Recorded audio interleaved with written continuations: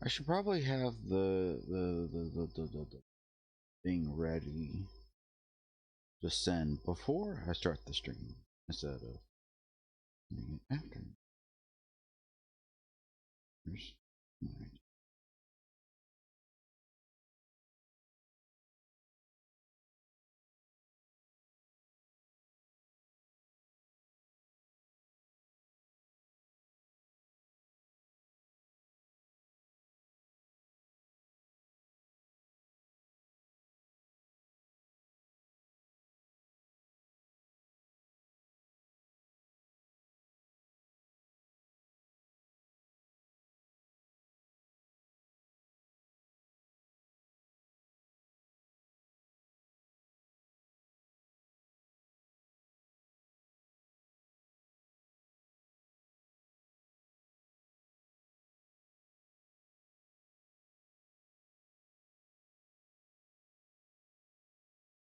Alright, let's wank the Allen.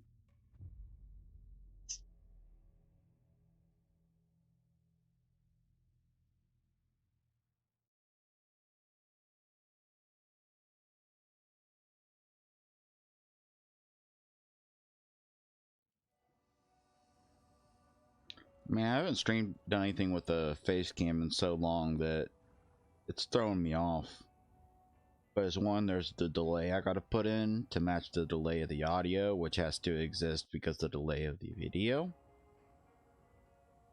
And then it's mirrored, which looks weird to me, even though I know that it's how it actually looks from someone looking from that angle.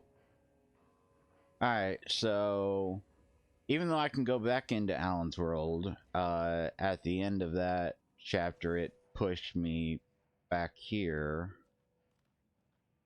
So I'm gonna assume the game wants me to come back here.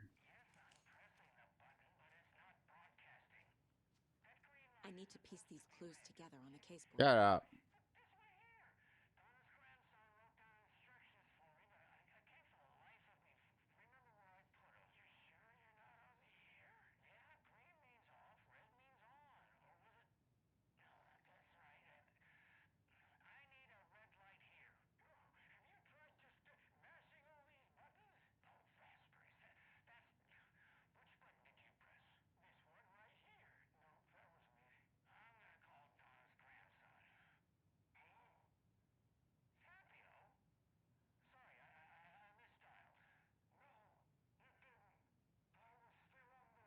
You know what the funny thing is? I can't even remember who Tapio was. That might have been a radio thing I missed.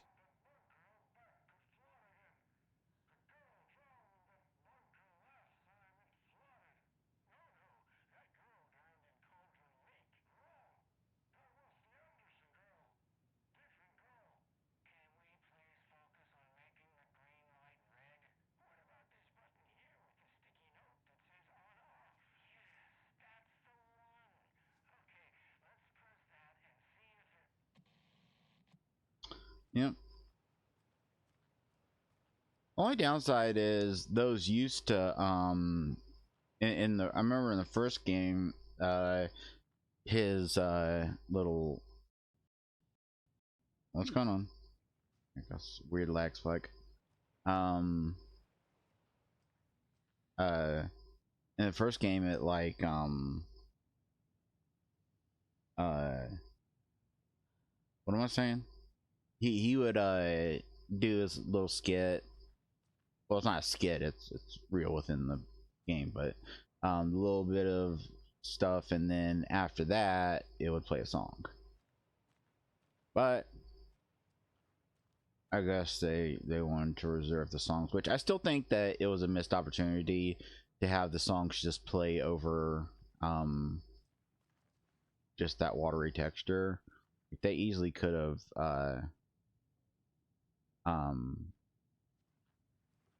made it fuck, what am I saying? Made it play over like important scenes from the chapter you just played, like that wouldn't be much better, but it'd give you something to look at, you know. And it'd especially be good if like you had stopped the game mid chapter. It doesn't budge. That's the only door that doesn't have a do not disturb sign on it, but I can't open. I wonder if I'm gonna get in there eventually. I like how she'll try to get into any fucking door she wants, doesn't care whose room it is, but she'll respect a do not disturb sign. Oh yeah, she'll respect that. Definitely. Now, I'm torn because part of me wants to do what I did with Alan and explore some places I've already been. Like maybe go back to Cauldron Lake, explore that a bit. But at the same time, I know. Yeah. At the same time, I know that there's gonna be stuff I can't get into. So I'm gonna continue the main story path at the very least until I get the bolt cutters, because I think the bolt cutter, like, there's actually a lot of things I can get into that I didn't realize I could get into because you jimmy the lock with the screwdriver, and I thought that was just for that one puzzle. I didn't realize it was to be used for other stuff. I'm sure that the game's going to answer it eventually, or maybe it won't, and it'll just leave it ambiguous. But I'm still trying to figure out if this takes place before or after the events of Control. Because I know Jesse said she was going to make some changes. Because, like the whole, like, not to spoil anything about Control, but the whole reason Jesse went to the place was to find out about her missing brother, and she, you know, she helped out and everything, but she had a lot of animosity towards the way they run things, where they like if someone's involved in an altered world event, they'll just take them away and to hell with their families. But at the same time, and she like definitely kind of implied that, like, with her running things, that's not going to be really the case. Like, she understands that, like, a lot of this stuff needs to be kept a secret, but you know, her, I mean, unless she has an attitude of, well, I got mine, so whatever. Like, she got her answers, so she doesn't really care about whether or not other people get put in the same situation as her. But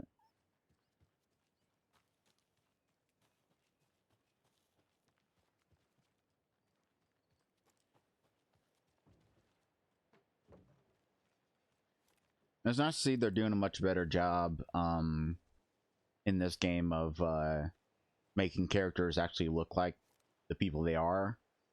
Like, I've seen, like, there's, like, I don't know who she is. I want to think I've seen her in something, but I feel like I keep having this, like, weird feeling that, like, I'm, like, I don't actually think this, but I got this, like, nagging thing in the back of my head that, like, I'm just seeing a black FBI chick and I'm just associating her with another random black FBI chick that I saw in a movie or something. But I really think that I've seen this actress in something. But they've done a much better job in this one, you know, with the technical leaps of making the characters really resemble their live action counterparts. Whereas in Control, they didn't do that as good. Jesse definitely, I mean, it's not like egregious, but like, she definitely has there's a little off about her compared to the face model. And I can't remember if it's a situation like Alan where the face model and the voice actress are different, or if they're the same. I can't remember. And I know there's some games that will change what a character looks like for political reasons, and it's like, yeah, I've given my opinion on that. I don't really care. Like, I've played through both Horizon games and I enjoyed them. At the same time, I do think it's really stupid to change a character, like actively, like openly brag that you've changed a character to make them less, you know, feminine, less traditionally sexy, when they're literally modeled after a real person. Because it makes me wonder, like, how that person feels to basically, you know, essentially be told your looks are unrealistic and we're gonna change it because you're too sexy. And it's like, at the same time, like, there's a lot of nuance to the discussion that I think a lot of people just ignore. Like, for instance, the guy Silence was based on his face is based on Lance Reddick, the late great. But at the same time, that's a little different because he actually did the voice. So having someone who did the voice and face capture and everything, having him look, you know, just like the real person is a little different from having a model, or I don't know if the person Aloy is based on is a model. I can't remember, but having the person whose face was like the base, just be that and not like be the actual um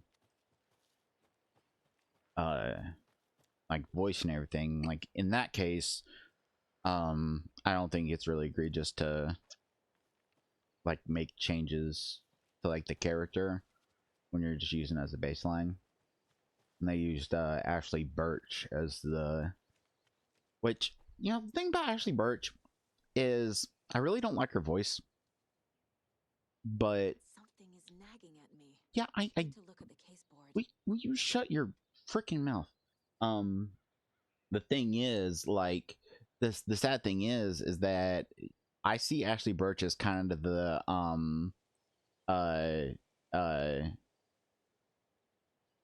uh female version of Nolan North, I think. Yeah, Nolan North, who does Nathan Drake, where he's actually a really talented voice actor, and he's done some like roles that make you think, holy shit, that was him. But then in like half the stuff he's been in, he just sounds the same. And he even admitted that a lot of times when he gets a role and talks to the people, they're like, oh, we don't want like anything crazy. We just want you to do the Nathan Drake voice. That's what we want. We want the Nathan. We want that dip.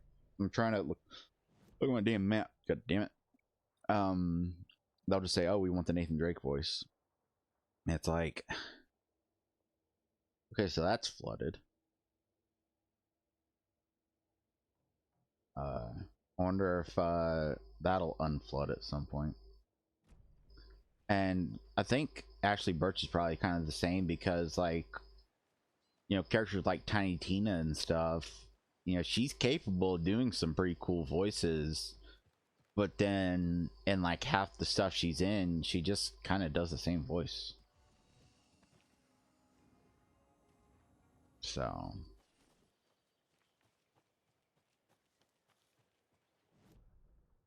actually, while I'm in the safe place, I'm going to do the board so that she stops bitching about it.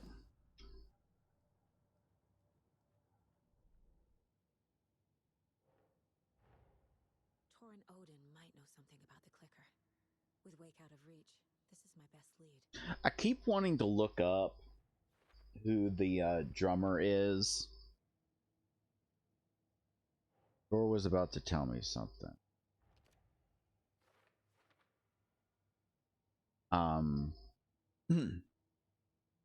uh keep on wanting to look up who the drummer is, because it could be the Poets of the Fall drummer. I've just never seen him with facial hair. I mean, it could be him. Maybe he drew the facial hair specifically to fit the role. And you know, I'm not sure. I wonder if they've always had the same drummer. Like, this is something weird about me, is that even if I'm a fan of something, I tend to not really like look into it. Like an actor or actress I'm a fan of, I don't really, you know, look into them or read anything about them. And bands that I like, I don't really read much like about them, just because I don't know why I've always been like that. For one, it just feels kind of nosy. Like, it feels like it's none of my business. Like, definitely like, you know, gossip and like paparazzi stuff and like TMZ and stuff. But even like interviews and stuff, it's like I just feel like it's none of my business, and I just like to let the music speak for itself. But I know in like some of the older Poets of Fall music videos, the drummer looks a lot different than the drummer they have now, and I don't know if he just looked different as he aged. Um, uh, but like the drummer really does not look like the only person that looks kind of like who they've got playing tour is the guy that plays keyboards for Poets.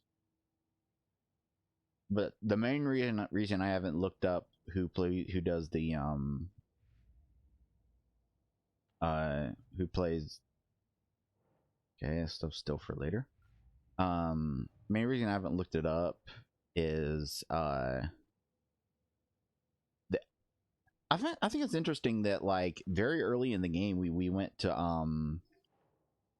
Bright Falls, but like there's like the stashes, and also I think if I go to the nursery rhymes, yeah, I haven't done any Bright Falls nursery rhymes either. I'm thinking like in the end Bright Falls is gonna be like, okay, I don't know why you're saying there's still stuff to do when everything I have is written as for later. And I hope there's not like a achievement that I'll miss, which if there is, it's fine. I can get it on the second playthrough. For like missing some evidence, because like the way this works is, especially with puzzles, there's been puzzles that like I figured out it all myself just by, you know, looking around, and then it turns out there was a whole case board about it.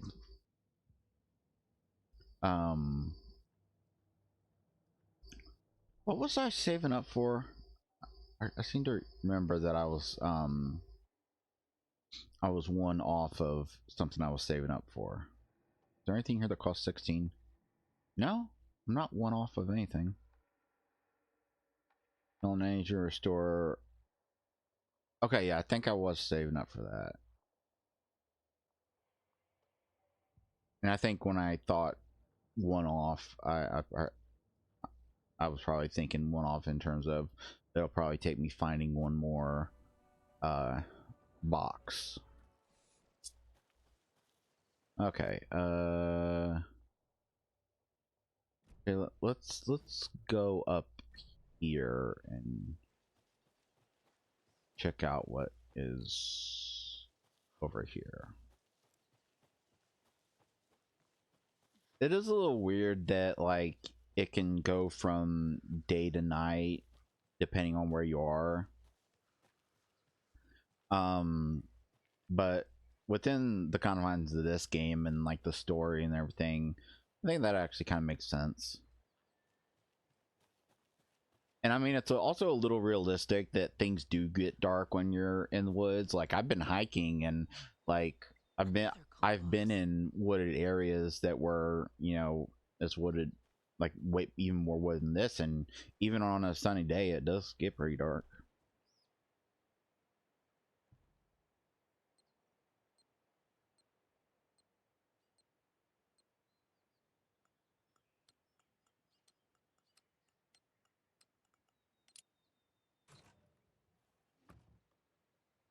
Man, you're hitting my limit. You are definitely hitting my limit. Okay, let me Let me run back to the stash.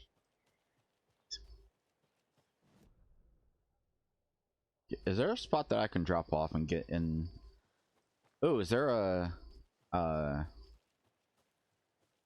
thingy? Yep. Yeah, okay, I will worry about that later because I wouldn't have inventory space for the charm anyway. Oh, David, it's like a million years late on this, but I remember you got a trophy and you were confused why you got it. It was because, and now that I know there's a trophy associated with it, I need to equip one so I can get it too. It's because there's a where's my shoebox? Where's my fucking? Are you gonna tell me there's no shoebox in this fucking save area? There it is. These you if you maybe I did use one because I could have sworn I had 3, but if you use one, meaning it breaks and I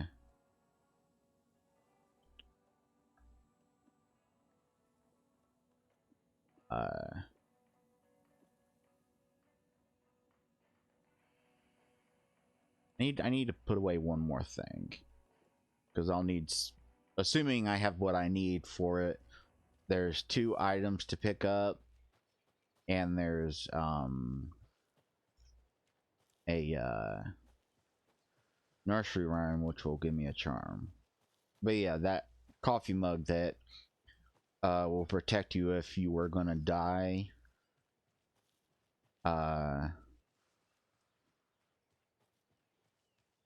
That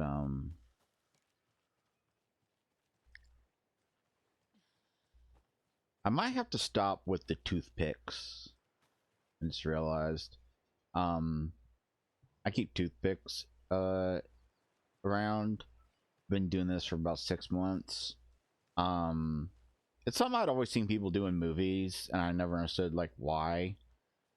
And I think it's meant to be kind of a holdover from like cowboy movies where people were like chewing on a piece of whatever the fuck you'd call it, piece of grass, reed, whatever. And it was like meant to look cool. And I think the toothpicks are kind of a holdover from that. But something someone suggested to me was that chewing on a toothpick helps with anxiety and ADHD. It's kind of like the same thing as like using like a fidget toy. So that's why I got a toothpick in my mouth. But usually when I do it and I'm gonna talk, I take it out of my mouth and I say what I gotta say, and then I boop. So I've not really gotten good at talking with it in there. So I might have to not do that when I'm streaming. Mother, may I go outside? May I run and play? I say to you, my daughter, dear, go outside and play, but only in the light of day and only round the trees so grown. Never near the lake, my child, and never may you drown. Okay, so the child's gonna go to the lake. That seems to make sense. It's exactly, child's gonna do exactly what well, you said light of day, but there's no light here. Sometimes there's light. Oh, maybe she played in the boat.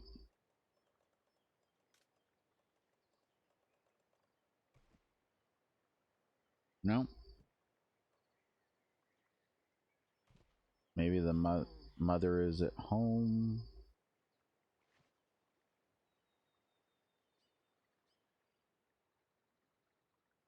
Go outside and play, but only in the light of day. And only around the trees. Okay. You can play around the trees then. Maybe the maiden That's not right. went out. Ugh.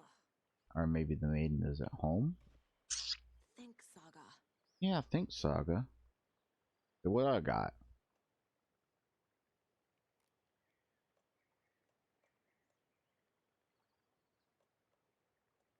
Where's the mother?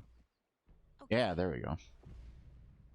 All right, so the kid actually did what it was fucking told. All right, where's the I can pick those up now. Where's the, there we go. Tell you one thing, that's a very good thing that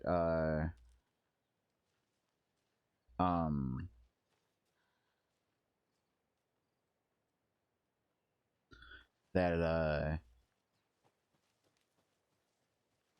playing that those inventory items for those puzzles don't take up space in your main inventory. If this was an old school Resident Evil game, it would. And that would be fucking annoying. Like I don't mind inventory puzzles. Like the main thing that always put me off about the Resident Evil games is, and I get that this is what a lot of people like about them, is having to decide how much, like when you got a puzzle that you're going to be working on, you have to, oh, toothpick fell out. You have to decide if oh, there it is. Lots of charms lying around here. Adds 1 charge to the flashlight. Fuck that. Oh god.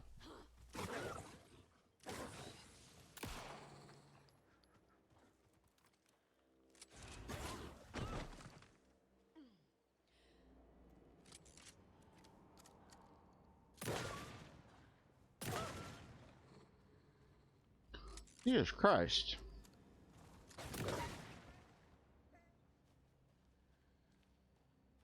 I hate that I gotta kill wolfies. I mean, it's at least it's not like doggies and shit you're killing, but still.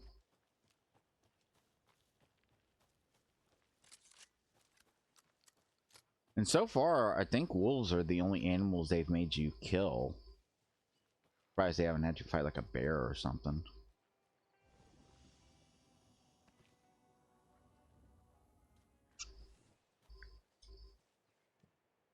Oh yeah, put the charm away because I don't need it. I mean, adding 1 charge to it, that is a good thing, because I think that means that like each battery will add 1 to it.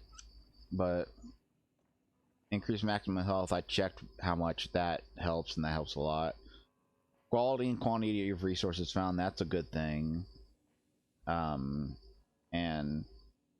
the safe haven thing, that's a good thing. I do kind of like, yeah,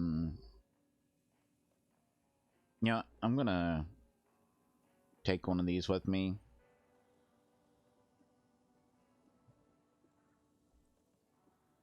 Just for, like, I'm not going to die on purpose, but I'm just going to take it with me just to get it used and get the trophy for it.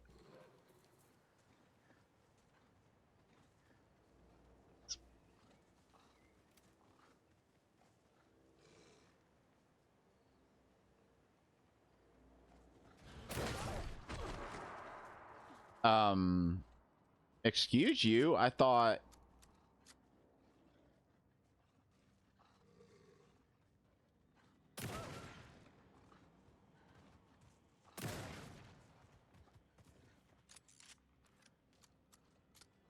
I honestly thought that would like knock you back.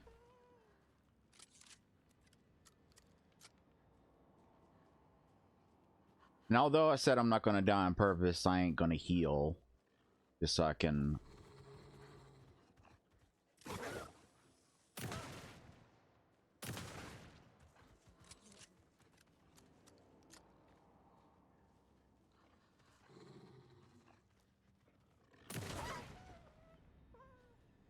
Yeah, maybe this is all in my head.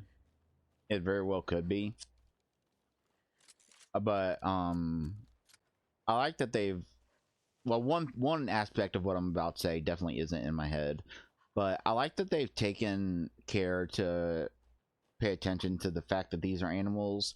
In one way that's obvious, like definitely isn't in my head, is that they don't drop anything. That reminds me of the that bit from the Bard's Tale, where you kill a wolf and the narrator talks about all the loot that dropped from it, and then the narrator starts talking about how unrealistic that is. Oh, there should be a lunchbox up here. More of those kids' lunchboxes. Just then I slammed into something that felt like a sturdy, well-built brick wall. I almost fell, but a strong arm grabbed me by the waist. I hardly knew what was happening. A voice reached through my confused, frightened haze like an outstretched hand, a gruff, manly voice.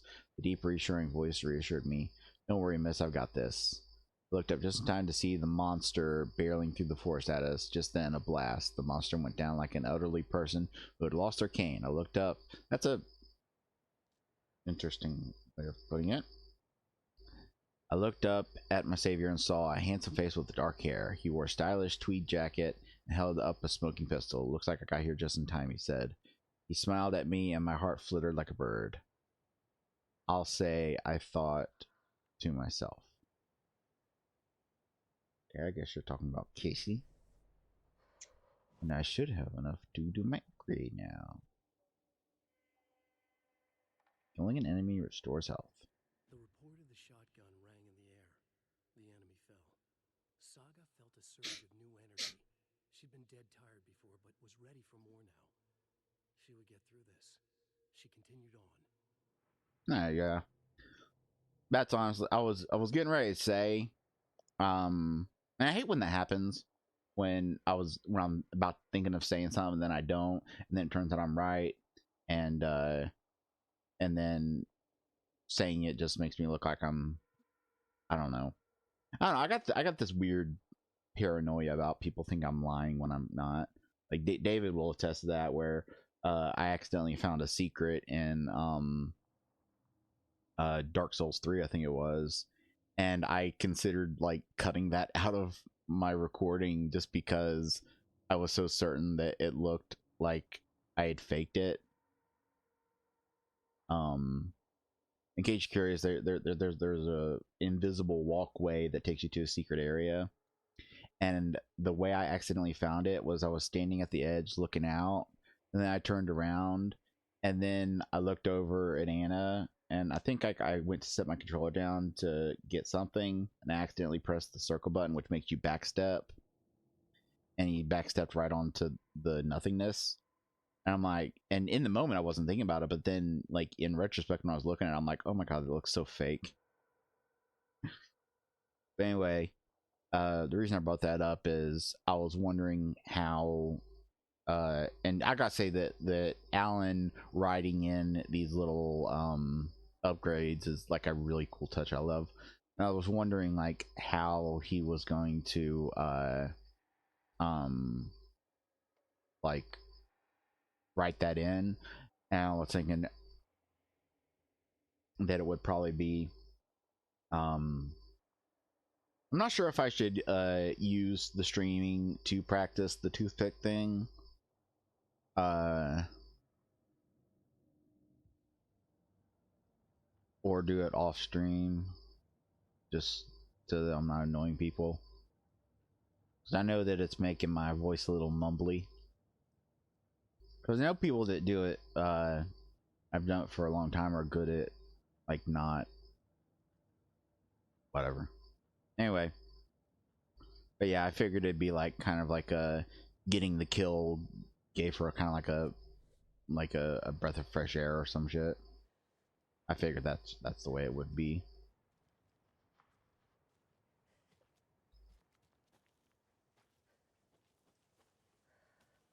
Anyway, where am I going?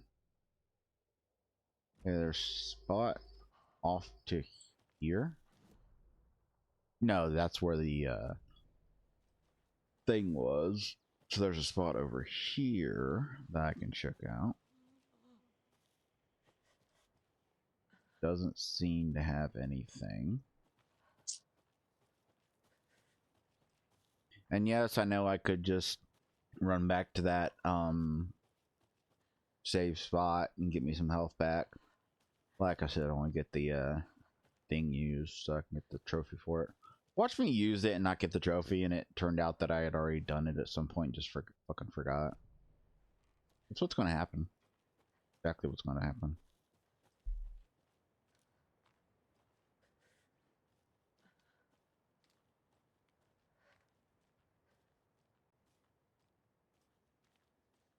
I need to move the... Well, I'm not going to do it now because I don't want a chance. I mean, I don't think it'll happen because the plug isn't loose the way the Yeti was from years of use. But I need to readjust where the microphone is because I think it's a little too close to my face. There's a bug on it. Fucking hell.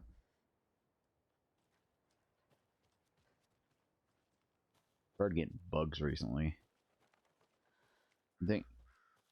Okay, I just got hardcore Resident Evil 7 flashbacks. Which, you know what sucks is Resident Evil 7 is on PS Plus, but I just saw earlier that it's on the leaving soon thing. Which, like, I know that stuff like that, just like with like Netflix or any subscription service, I get that like they sign for like certain amounts of time, and the only stuff that's gonna, you know, most likely like stay forever is like first party games. But it's still annoying that it works that way. And at least they give you some heads up, so if there was a game that you were wanting to play, you can play it. But at the same time, like how much I don't know how much warning they give you. And like there's some games that, like, you know, what if it was like something like Witcher 3 or something that you sign up for PS Plus because like, oh, it's got Witcher 3, I'm definitely gonna play that, and then it's like, oh, it's leaving soon. But I saw that was leaving soon, and that annoys me because I was gonna go for the plat on that. I got the plat on Village. Anyway, what I was saying is we're dealing with bugs recently. I know Logan and I never lived here, but I don't know enough about my family history to say they're not my relatives. Mom only ever said my grandfather was bad news. And the less I knew about him, the better. The thing that drives me crazy about bugs is that everyone just assumes the worst. Like, there's a lot of things that people assume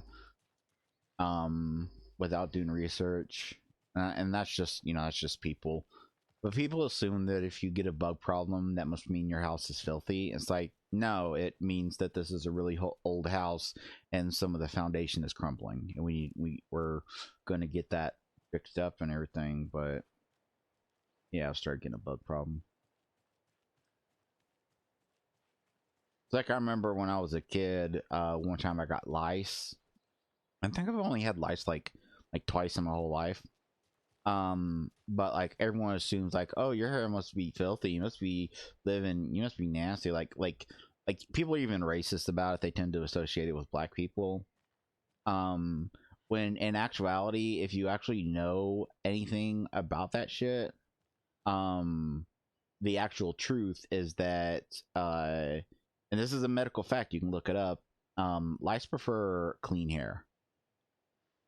Both in terms of like it being smooth and combed and everything, and also like not having like a bunch of, because they don't eat, like, you know, like a lot of people tend to think that like they're drawn to the, like, you know, junk in your hair from dirty hair, but no, they eat dead skin. They eat dead skin off your scalp. So they actually prefer clean hair. So, and yes, it is actually true that when it comes to bugs, they are drawn to like trash and stuff. But the misconception is that you only get them if your house was like filthy. It's like, no, that's not how it works. It's easier to get rid of them if your house is clean, which is why we're hoping that by doing some spackling and, or whatever you would call it, of me turn this little, using my laptop webcam. Oh yeah, I forgot to mention this is my first stream that I'm doing using a face cam, trying it out. Okay, that was cool. It's a little late for visitors, you know. I was just getting the... Oh, Saga? What's up? Hello, Rose. Thought I'd swing by, see the family. Not a bad time, is it? Oh, no. I was just, you know, tidying I'm so glad you're visiting again, Saga. But Odin and Tor can't see anyone today. I was just on the phone with Tor. He invited me over. Sorry. They had a little too much fun on our trip to Watery and need to rest. I need an excuse to get in and talk to them. That's too bad. Okay if I say hi to the other residents before I go? Sure. They always love visitors.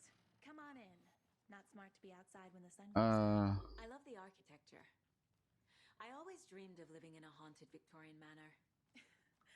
You say that like it's your first time here. And another lunchbox.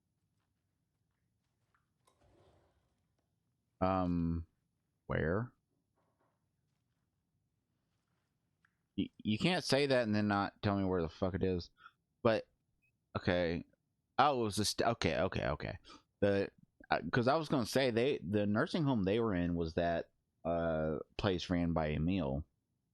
But this says it was established in 2014 by the Old Gods Foundation, originally built in 1965 by an unknown architect for the Finnish filmmaker Tom Sane. This manor is steeped in artistic history. I met Odin and Tor Anderson in 2012 in a strange trip that resulted in a strange new friendship. I was honored to manage their band as they made their comeback, touring the country and producing revolutionary new music. However, all good things must come to an end.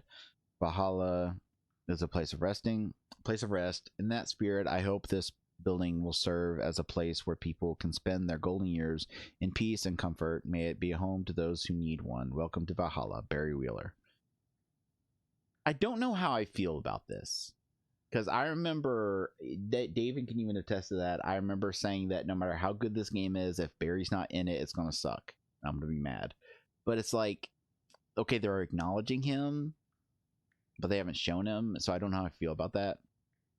And there could be many reasons that they haven't shown him. It could be that the voice actor isn't available and they didn't want to like just use a different voice actor, which is something that happens. It happens a lot in Japan, actually. There's this thing in Japan where voice actors are very revered, far more so than in America, to the point where if a voice actor dies, that a lot of times they'll actually just retire the character. That's why a lot of people found it weird that in Kingdom Hearts 3, I forget his name, but the little devil dude that helps Hercules, I honestly can't remember his name. Hercules was never one of my like high on my list of Disney movies I liked. I can't remember his name. But the Japanese voice actor for him died, and that's why he doesn't say anything in it. And people found that weird. And I know there's some people that'll say, well, they should have, you know, given him lines since the original voice actor, you know, isn't him. But it's like, it's a Japanese made game. Like, that turned out to be a huge disappointment. I mean, don't get me wrong, Kingdom Hearts 3 is a good game and everything. And ironically, I don't actually dislike it for you're strong, you're successful, you're confident. I don't dislike it for the reasons that a lot of people. I will do what I want, bitch. Ironically, a lot of the things that people dislike it for aren't the things that I dislike it for. Like, people like bitch about the storytelling. Wondering if you could help me. Longing internally will serve you pancakes. You are my muse all along, Rose. Naughty Alan. Rose, you fucking creepo. Bad boy of fiction. Social calendar. are famed for tempers, wakes in a completely different orbit, damaging property, giving photographers black eyes, avoiding lawsuits, writers, and you know, this characterization of Alan as being like abusive and angry and stuff, I can't remember if that was in the first game or if that's something new that they're like. I knew that like all I remember was that when he hit his writer's block, he started to develop a temper. That's all I remember them talking about. Be my light in the darkness. You know what? As the sad thing is that as much as like this may seem cringy, I know people like this. So, like, I don't know. And okay, I'm gonna say something that's probably gonna I would say get me flack, but not like anyone's watching this. Is it seems like this kind of obsessive fangirling is more accepted when it's a girl doing it. And I will acknowledge right off the bat that it's far more common for this kind of obsession to go to bad places and result in some unfortunate is kind of a shitty word to use, but some horrible actions when it's a guy. That's definitely more common. But it seems like this kind of like I literally know someone, I'm not going to call them out or anything, but I know someone who's like pretty much their entire personality is the, you know, various celebrities that they're like kind of obsessed with. And that's fine. Like, I'm not insulting that. I'm not saying that's a bad thing. You know, you can be into what you're into. But I feel like that's something that's considered a lot more like creepy and a lot more pathetic when it's a guy doing it. And I do think that's a little unfair. Just my opinion. Wake's crime novels have become the sensation of the nation. Join us as we flip through the pages of the man behind the books. Books Magazine. How has your life changed since your books became so popular? Alan, I have to do a lot more magazine interviews. Other than that, it's not so different. You're hilarious. I can see why you're a writer. So what do you do to get your creative juices flowing? Writing is a very solitary journey. When I'm working, I like to be alone in a room with my manuscript. There I can wrestle with the story, get inside the heads of my characters. Sounds exhausting, and yet you find plenty of energy to party, right? Word on the street, you've been out enjoying the New York nightlife. Any favorite spots? I prefer if we could focus on my writing. Definitely, although I'm sure our readers would love to know where they can find New York's hottest writer on Saturday night. Are you working on new books? Yes, on some level. I'm always working on the next story, right? Now I'm looking into something different, a departure from what people would expect. Hey, departure, I wonder if that was intentional. Something new. Be careful with that. People don't always like new. So what role does the beautiful Alice Wake play in your work? Is she your muse? Alice keeps me stable. She's an anchor, stopping the waves from carrying me too far out to sea. You know, when I write, like, I know this isn't really all that special since I'm not a published writer and I never will be. And I don't mean that as like a self-esteem thing. I don't see myself ever being in a position where I can afford to publish, because you can publish for free on Amazon, but like if you don't get like a, you know, a freelance editor to like, you know, help with your stuff, like the sad truth in the writing world is that you can have the most interesting story in existence, and if there's like too many like, you know, like spelling, grammar errors, stuff like that. Hello. Yeah. Jack is saying hi. That's one bonus of having the webcam on. You can say hi to Jack. I am wearing my Gorillaz shirt.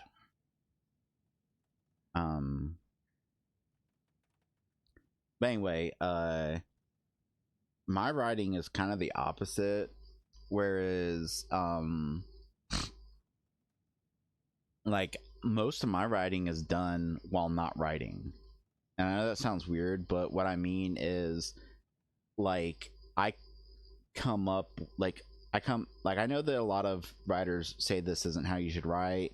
Like they'll say like one of the worst things you can do is only write when like inspiration strikes. You gotta view it as a job. You gotta actually sit down and put in the effort.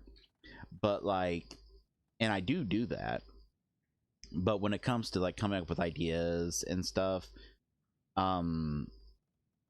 if I sit down specifically to write and I don't have any ideas, I will stare at the screen for hours, just and nothing will happen. It's when I'm doing other stuff that ideas hit me. So, and then when I'm actually writing, I honestly don't really like being alone in a room or anything. That doesn't really. I honestly really don't care where I am when I'm writing. I've done writing alone. I've done writing at the park. I've done writing at the library. Like, the only thing is like if someone like starts looking over my shoulder, I don't really like that. But that's less about like not wanting someone to see me writing and more just general privacy stuff. But wasn't Rose, didn't she work at the diner?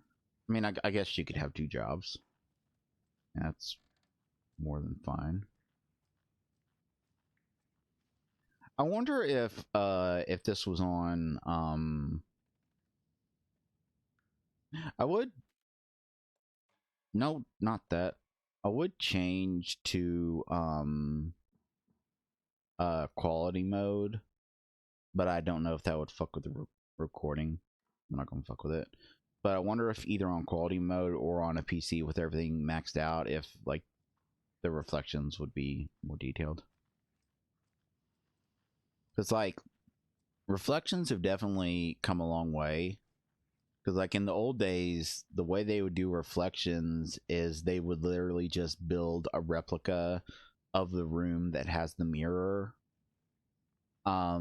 just reversed and put it on the other side of it, and then have an NPC of the player mimicking their actions in reverse, and that's how they would do mirrors back in the day. Nowadays they can, I mean, granted they could probably still do that because like with games like Portal and stuff, like, and Portal wasn't the first game to do that. I think one of the first game I think that did something like that was the original Prey. But like you can have viewpoints that show like you look into a spot and it shows a different part of the area, so they could still technically use that by combining the technology of the camera viewpoint. Like, I don't know if there's a name for that technology. It's used in three examples I can think of: is Portal, the original Prey, and most recently the new Ratchet and Clank that I played, which was really good. It was kind of lacking in terms of variety, as far as the what the fuck am I, in terms of like the places you go. But the places you go were a lot bigger than they used to be, and like I know that with the remake of the first game, there's a lot of things to not like about the remake, and there's a lot of reasons I don't like the remake, like how they completely fucked with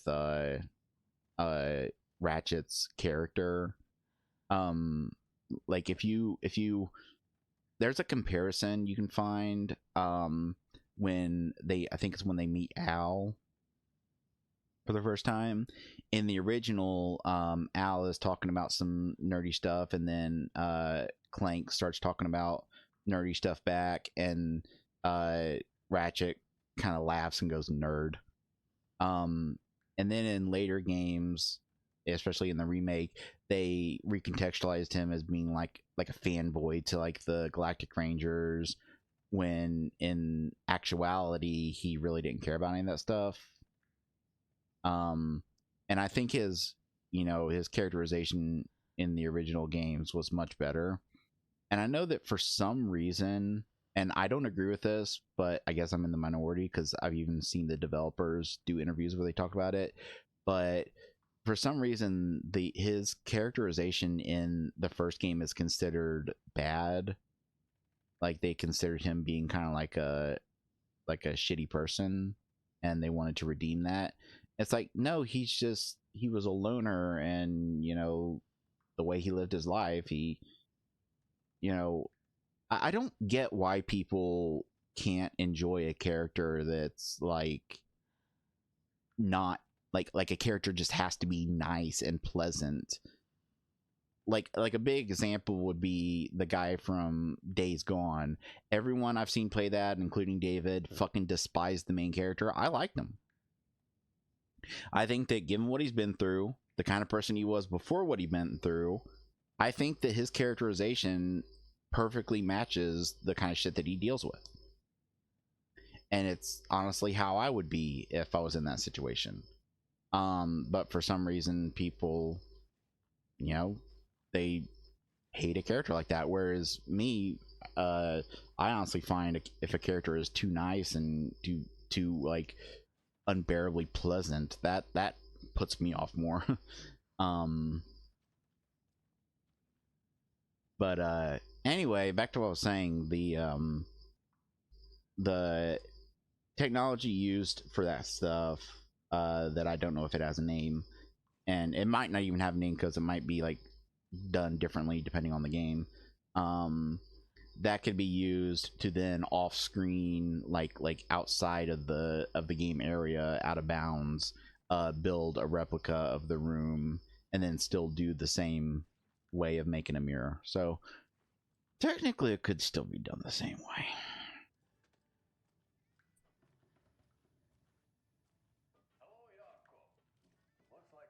Huh? Morning in paradise. I agree, Ilmo. A perfect morning for me to drink this coffee I'm holding. This is weird. This coffee is shit. It's weird knowing that they're cultists. Regular brand coffee? I did. My perfect morning is ruined. And all because of your shit coffee. If only we could have good coffee. Hey, what's that sound?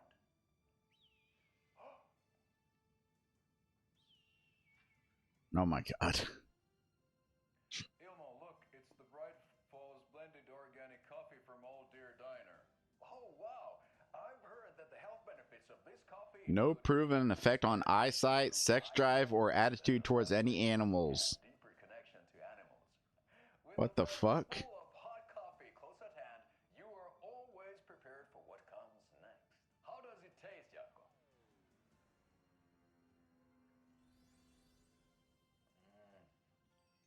I feel like $1 million.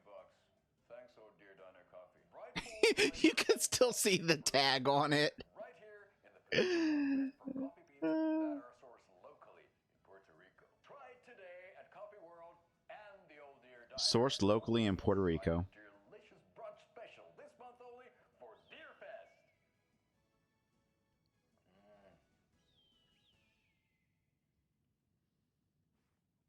Alright then. I'm still confused about like the cult thing. Like some of the people that turned out to be members of the cult, like the two bumbling detectives, like I could get that. Like that makes sense, but and then the last thing that Ilmo said was you don't understand. So it's like, what's going on? It is really like the mystery is really interesting because like it's making you wonder like how much there's different possible theories. One would be that the cult only exists because Alan wrote it into the story, or maybe Mr. Scratch wrote it into the story and decided to just write the people of Bright Falls into being part of the cult. It could be that the purposes of the cult aren't what we think they are. Like, I don't know if I'd go as far as say they're good guys, but it could be something beyond, what we're thinking they are. There's a lot of possibilities.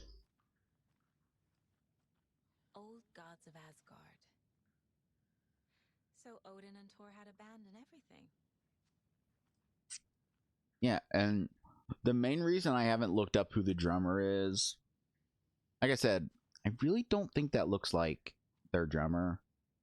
Although, like I said, every time I've seen him, like in music videos, he definitely doesn't look like dressed like that, and isn't making facial expressions like that. So that could be him. And I also think he wears glasses, so but that could just be like someone else. But the main reason I haven't looked it up is because that's Ollie, and that's another member of the band, both the real band and the Old Gods, but he wasn't in the first game that I can remember. I don't know if they ever mentioned having another member, and he isn't around now, so I'm guessing at some point they're going to acknowledge it and like explain what happened to him. So that's the reason I haven't looked up who the drummer is, because I don't want to chance accidentally getting spoiled on that. Here's some of I our was visitors, exploring. as I like to call them, our little Vikings. Look who swung by, everyone. Norman, clothes. Norman, we have a visitor. Where are your clothes? I'm headed back to the sauna with Artie. Just another day in Valhalla. I should really get back to work, Saga. But feel free to spend some time with Mandy May and Norman here. It's good for them to have company. Yeah. Tor and Odin are here somewhere. Need to find them. Do either of you know where I could find Tor and Odin? Odin is sleeping upstairs, but your grandpa's been acting crazy. He got electrocuted when he smashed the telephone. Don't make up stories. Tor went loopy and smacked himself in the head with that hammer he's always carrying around. Tor is hurt. Something's wrong with him. That's some fascinating knitwork, Mandy May. What's your inspiration? Oh, I don't know. It is what it wants to be. Taking a break from making those little ornaments for Rose. Do you knit? I dabbled when I was pregnant. Socks, mittens, the usual stuff. Oh, how about knitting me some underwear? One more crude remark from you, Norman, and I'll put this needle in your ear. If she goes crazy and actually does that, that'll be the greatest moment I've ever seen. But I wonder if she's meant to be the one who knits all the stuff that I find near the lunchboxes. And she says that she knits the little things for Rose, so maybe Rose is the one leaving the lunchboxes around. And that would actually make sense, because it's got little bits in the manuscript and stuff, and she's the one who was obsessed with Alan, so... Was Tor hurt badly? He never let go of that hammer when he got electrocuted. It looked like a bolt of lightning hit him. Wham! Zap! Thank goodness Blum took the hammer away from him. It's not Tor's hammer, no matter what he keeps saying. Blum has his moments, even if he is a Russian. Mandy May, you can't say stuff like that. No, apparently you can. I don't want to get political, but it is apparently perfectly okay to shit talk someone if they're Russian, given what's going on in the world, which really bothers me a lot. I'm not gonna go on a big rant about this, but it does bother me a lot that it's considered okay to be a douche to someone based on just what country they're from, even if they've never even been to that country, just what their ethnicity is. But, and all right, dropping some frames. I respect the art, Norman. But I'll pause this. And I don't want to, like, I know this is the kind of thing that would get people, you know, getting their torches and pitchforks, but I find it very interesting that it's perfectly okay to act that way towards people of Russian descent. But like back when like 9/11 happened, if you acted shitty towards someone that was Middle Eastern, people would get on you for it. What correct, rightfully so. Don't get me wrong. Definitely 100% rightfully so. But because Russians are white, it's like okay to, you know, be horrible to someone because of something that's happening. Like the way, like, I don't know if they're still doing it, but I read that Twitch was like refusing to pay streamers that were Russian, and it's like, really? And they said like it was to, like, you know, hurt the economy and of Russia, and, like, you know, a way of standing up. It's like, you know, I get that you want to, you know, find a way to stand up against it, but, you know, fucking with the livelihood of people that are just trying to get by, who maybe even have to depend on this to be able to feed their fucking families, just so you can make a bullshit political statement, it really shows how vile the people doing that shit are. Just my opinion. Just my opinion. I don't think it's okay to, regardless of their ethnicity, I don't think it's okay to mistreat anyone because of anything going on, like, in the real world. I'd rather stick this knitting needle in my ear. Find it again. Kyllä, kyllä. Mutta once after being told no. Why rest when you are born to work? Eikö niin? And you know Mr. Blum doesn't like it when you take his work clothes. Why don't you go pick a song from the jukebox? Yes, box Holy Ray. Just thinking about it makes my dance foot waggle. Kyllä, näin on. Now this is interesting, because in Control, you know, characters talked about Ahti. They acknowledged his existence. Oh hell yeah. Oh hell yeah. Oh hell yes. Oh hell yes.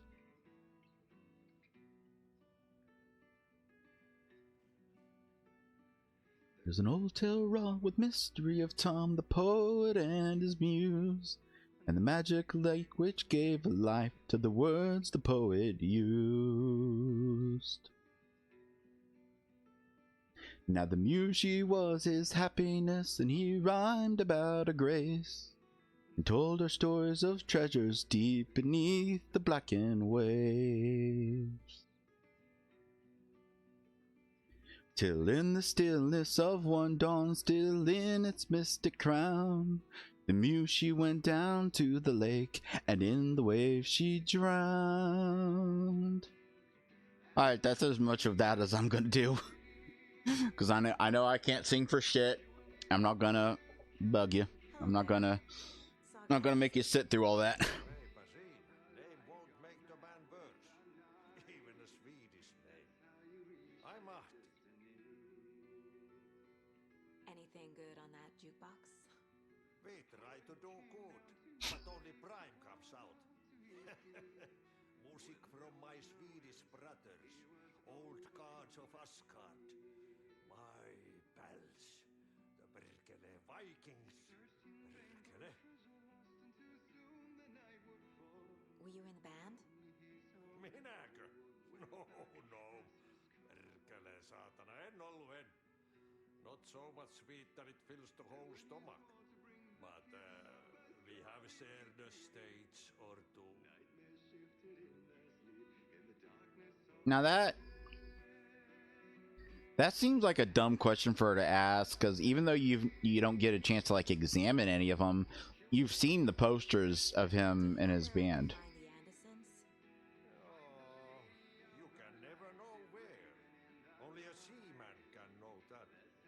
But even the seaman can't know everything. Fair enough. Thanks anyway.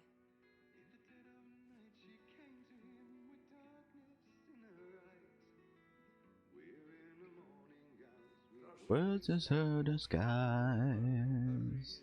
He took her in without a word, for he saw his grave mistake, and vowed them both to silence deep beneath the lake.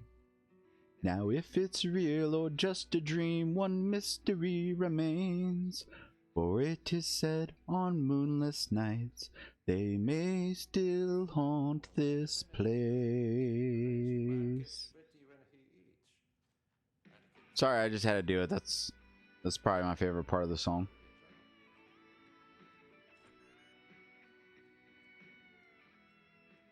One thing I love about the Old Gods is that they have some songs that basically just sound like they'd be poet songs, and then songs where they lean more into the like heavy metal angle.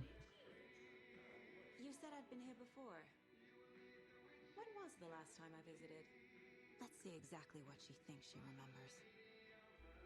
Oh, it's been years. We were all so sad when you left. After the accident. Oh, fuck this. My daughter didn't drown. You're remembering wrong. She's at home watching Night Springs with her father. Mm-hmm. It's useless. I need to stop the story. I mean, that was a while back. Unless it's a really long marathon, I don't think she's still watching it. Mandy Man Norman said Tor is hurt. Why didn't you mention that earlier? Oh, you mean the little bump on his noggin? It's nothing. The residents like to exaggerate. Uh-huh. I need to check Tor's room. Is it going to replay the song or? The song revives the soul. Can I pick a song? I want to hear the happy song. I heard a little bit of it, but I want to hear it again. Probably my favorite song that they did for these games, just because it's so, it's just so fun and Sorry, Saga. That area's for goofy.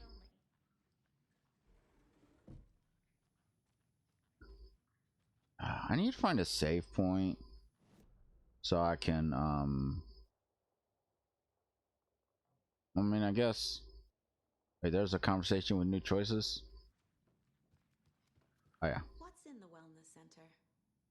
Oh, that's where we provide our health services to the residents. We have a rehab facility, dining area, and beds for special round-the-clock care. To stay young, stay limber. Alright. Let's see what we can do. Is there any profiling I can do? I'm honestly surprised it's not letting me profile Rose.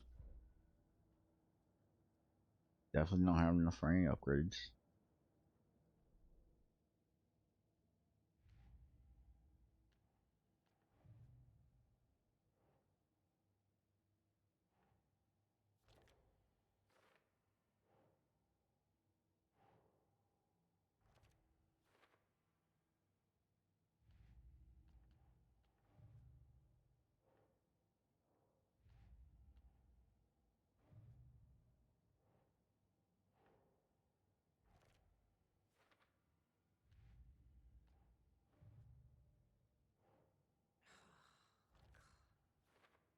Why are you making those noises when I'm not failing anything?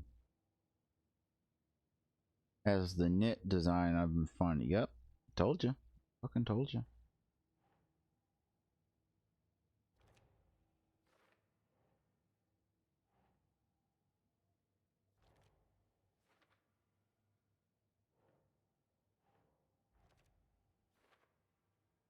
I would say it's weird that I didn't find any in the main Bright Falls town, but one, obviously most of like the early time spent in Bright Falls was like uh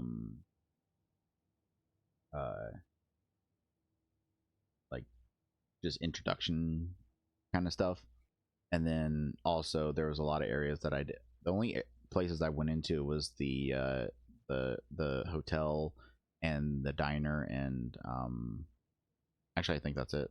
Oh, and the police station. And even then there were some rooms in those places that I didn't explore yet.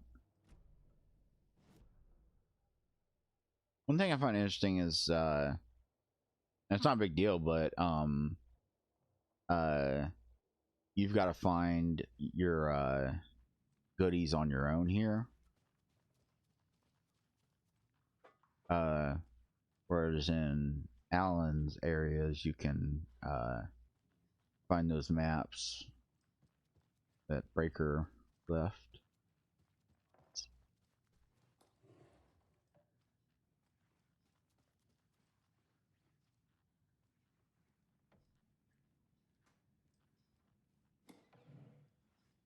On greener pastures now.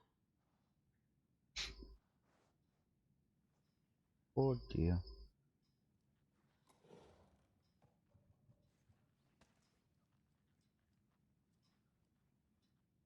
I want a mug plushie. Rock around the rocking chair. Okay. Okay, this is a safe. Oh, thank God. Alright, let's put. I guess we'll just put you away until I end up using the mug.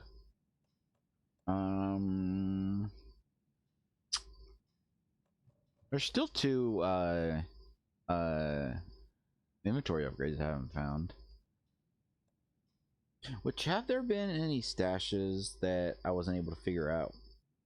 Like, I know there was a few that had locks on it, but I don't think I can jimmy those the way I can, because there was one that I found in the trailer park that I had to find the key to. But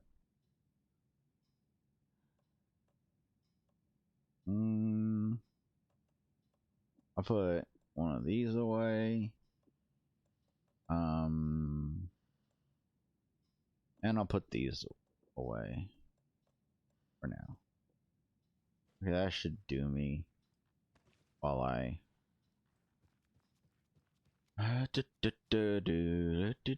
gonna run downstairs, and main reason I want to clean sweep all the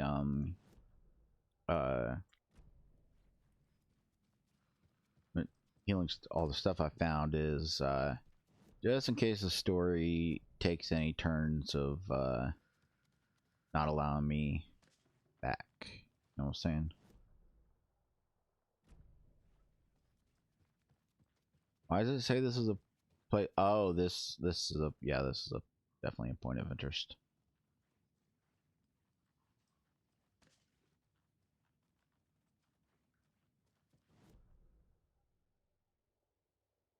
All right, that was it for down here.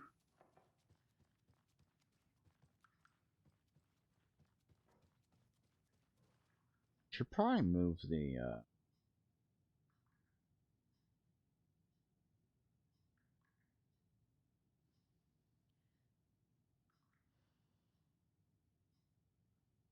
there we go.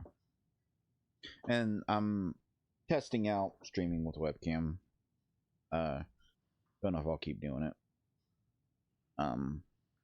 But if I do decide to continue it, I will invest in a decent one, not just the built-in webcam on my laptop.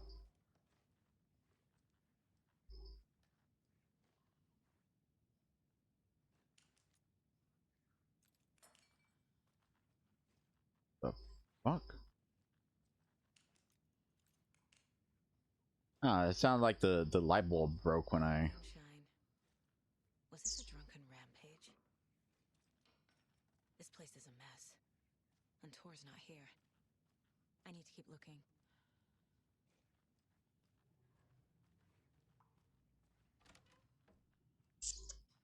Excuse me, miss, but you don't see me barging into your room while you're performing mental and physical strengthening exercises. That's fine. I'm just gonna steal these. Thought not. Sorry. Don't mind me. And now I have to start over. Oh, why would you have to? Can I ask you any questions? Okay, I'll just take your healing pad that you probably needed. Tomorrow will be eggs, toast, grapefruit, orange juice, tea. Odin's in bad Oh, shape. you're the one. He was drunk and watery. Lunch at 11. Or You is this something more serious? you are the one that called the thing the radio host. I remember that. As well. Service stops at 12:30. That woman in the painting looks like Mom. Was I born here? Or is this more of the story?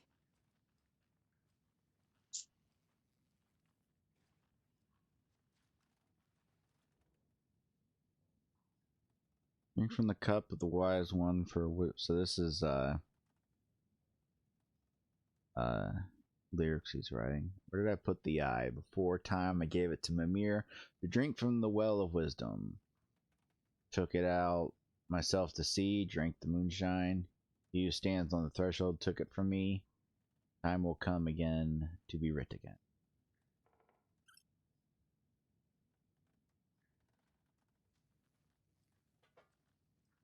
Can you hear me, Odin?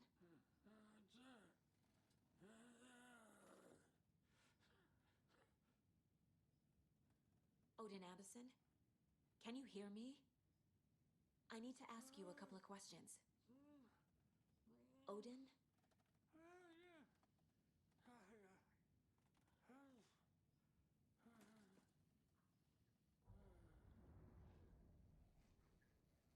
He's in no shape to talk. So I'll use my quote profiling. Odin's in rough shape. What happened to him? These are our twilight years. There's darkness in the water. I do think it's funny that as he's gotten older, So do you. Marco is starting to look more what the fuck. I've never felt this way before. You're all grown up, Saga, dearest. And you're back just in time. The forces of darkness are eating away at us. We're too old and weak. You have the power in you, like all Andersons. What was that? He wasn't a projection. Odin was really here. We were connected. Are they really my family? Is that why this is happening? I found a photograph of you with the cultists. How are you involved? We're too old for this brand of crazy, but we'll drink with anyone who's offering. The cult's been on our asses to join for years, but we already have our band, and those damn fools don't know what they're dealing with. No wonder they want a pair of legends. Tor and Odin are not part of the cult. The cult thinks there's something special about Tor and Odin. There is. I'm starting to see it too. You know, I had originally thought that the like them knowing about like all the stuff they wrote about in The Poet and the Muse, a song that I was horrifyingly singing along to earlier, was just them like local legends and them knowing about it just because it's like a local legend. But maybe they know more because, you know, I wonder if someone like did like one of those like things where you can, those programs where you can age up a person, one of the real ones, not the ones that just apply like an old person filter over you. I remember those were pretty popular back in the day. I can't remember how long ago it was. I can't remember if it was MySpace times or early Facebook times, but there was a time when people were like, everyone was posting like what they would like look like as an old person. And like I realized that like it wasn't actually doing any aging up, it wasn't actually doing any like editing, it was just placing a filter over you. So I just took a picture, I can't remember what it was, but I think I took a picture of like a cat, my cat or something, and put it into it, and it placed the filter over it. I've never connected to someone like this in my mind place before. How is this happening? I was glad to answer your call. Vikings are born travelers. You are a seer. You can see the truth. But your grandpa will want to tell you more himself wouldn't want to steal his thunder. Tor is in danger. You can save him. Is my mind place more than just a mental technique? Sometimes my mind place even baffles me. Honey, I don't Is the reason? I don't mean to be an asshole. Is there something more than intuition behind it? Oh, come on. Give it time. Tor is in trouble. Once I help him, he can maybe tell me more. Look, I'm sorry, I don't mean to be a dick, but I was joking about this way back in the beginning of the game, that like the profiling, like I was joking that the whole Mind Palace thing is something used in fiction that I really don't think is a real thing that anyone can actually do. Like yeah, I can imagine like yes, you could like close your eyes and like imagine yourself like in a place, and but I really honestly do not think that like mentally trying to visualize all of your stuff in like drawers and shit would help. I honestly think like that would take more work than it'd be worth, and it would make things more complicated. But like the way that her profiling is able to like figure out things that she had no way of knowing.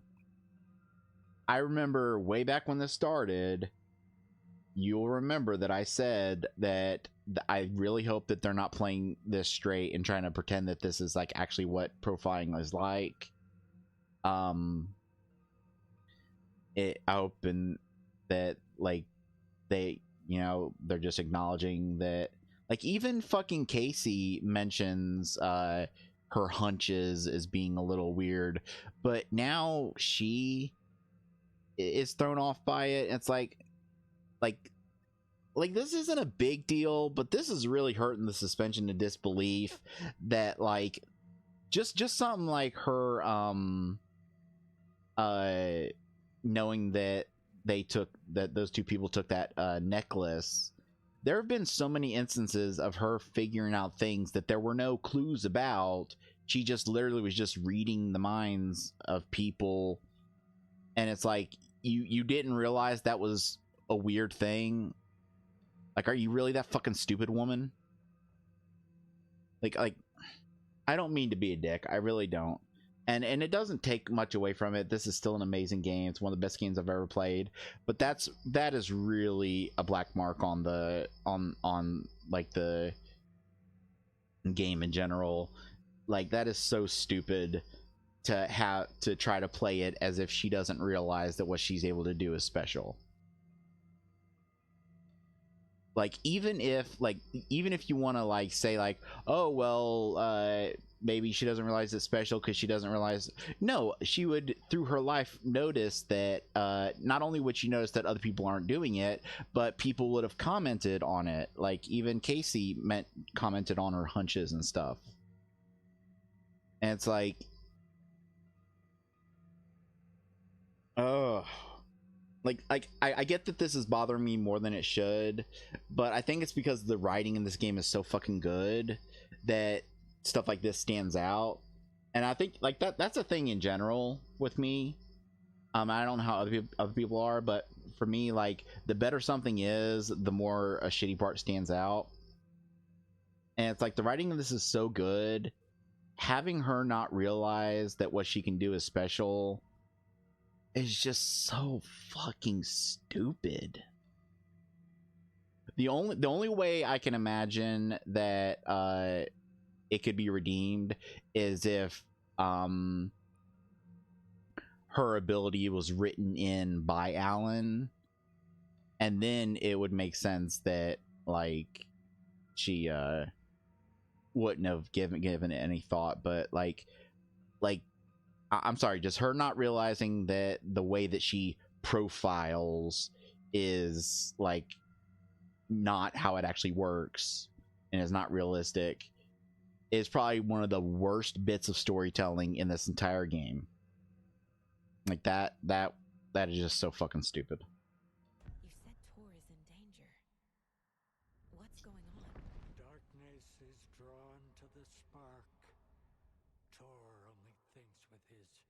hammer, never his head. The Prince of fucking Darkness is making a comeback. Tor's marked by darkness. I can feel it. Is he in his room? It wants to take him, and then take me. Beware of Cynthia Weaver. Bad things happen in the wellness center. Don't let her drag him under, Saga. Does Prince of Darkness refer to Scratch? Is Tor becoming taken? I need to find him before it's too late. Stop this before more people get hurt. I found Wake's clicker. What can you tell me about it? Cut off from Tom's lamp. It washed to the shore. Good work getting the light switch. The light switch is like an amp. You can play rock and roll without it, but you won't blow anyone away. Art, like Tom's writing, can change the world. But the light switch will crank that change to 11. The clicker has the power to change the story. To save Logan. This confirms what Wake said. I can't let Scratch get his hands on the clicker. By Okay. Tom's writing, Odin must mean Wake. Now this is interesting. Because like I said, it's pretty, like, maybe I'm wrong, there is a chance I could be wrong, but it's pretty clear that through the way they told the story that the lamp that Wake is carrying around is the one that the clicker was cut off from, but his mom gave him that. And like I would just figured that it was there was a lamp that she cut it off from, but maybe his mom knew Tom. Hell, maybe Tom was his father or something. Maybe that'll be the twist, because Ati referred to him as Tom, and they do look the same. They use the same actor. Just Tom looks different because he's clean shaven. But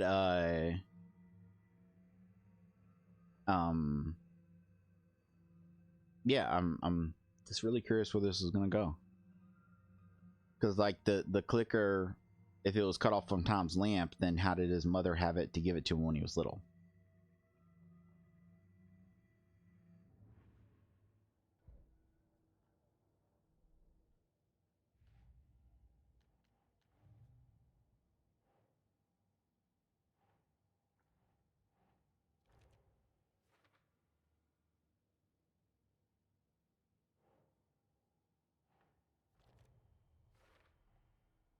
The clicker makes Wake's writing change reality. Can I trust him with that much power?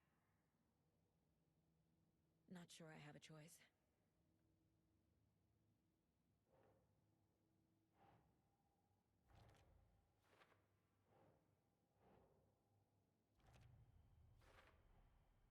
Tor is not okay.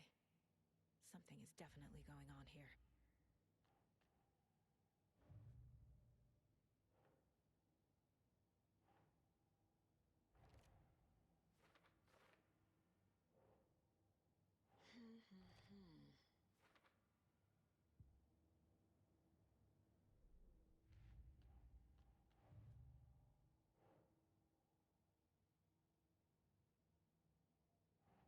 Okay, that would be at cult members. Yeah, is this one?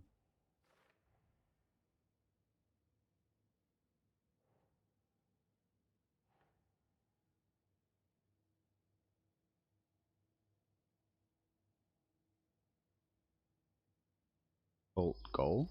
Yeah.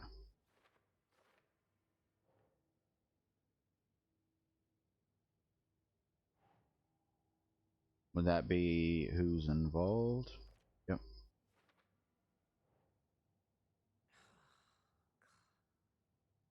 Dude, why do you do that even when I'm not fucking up?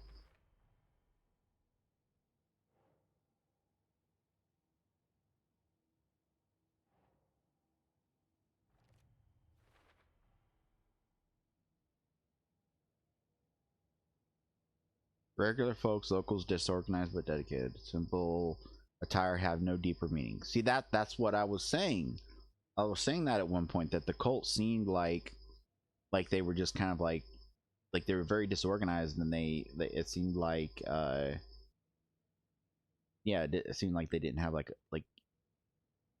I want to say that it seems like they didn't have a leader, but obviously their leader would be Mr. Scratch, but maybe like he influenced them but isn't like around like actually being very hands-on with the like what they're doing. So like maybe like even the deer masks weren't like his idea. They just, you know, went with it because of the whole Deer Fest thing. 100%.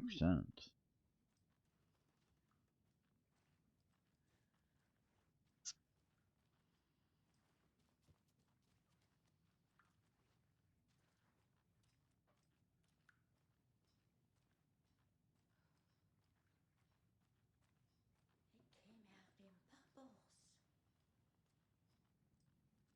Was I in here? Yeah. That's a safe.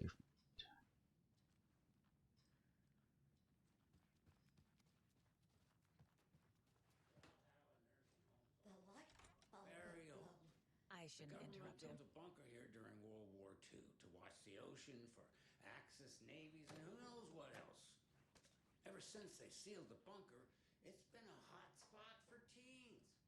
The Ocean View Motel and Spa, they call it, ironically, I believe. They go there to enjoy their beer and their vapes and electronic cigarettes. Ridiculous. The future is... All right.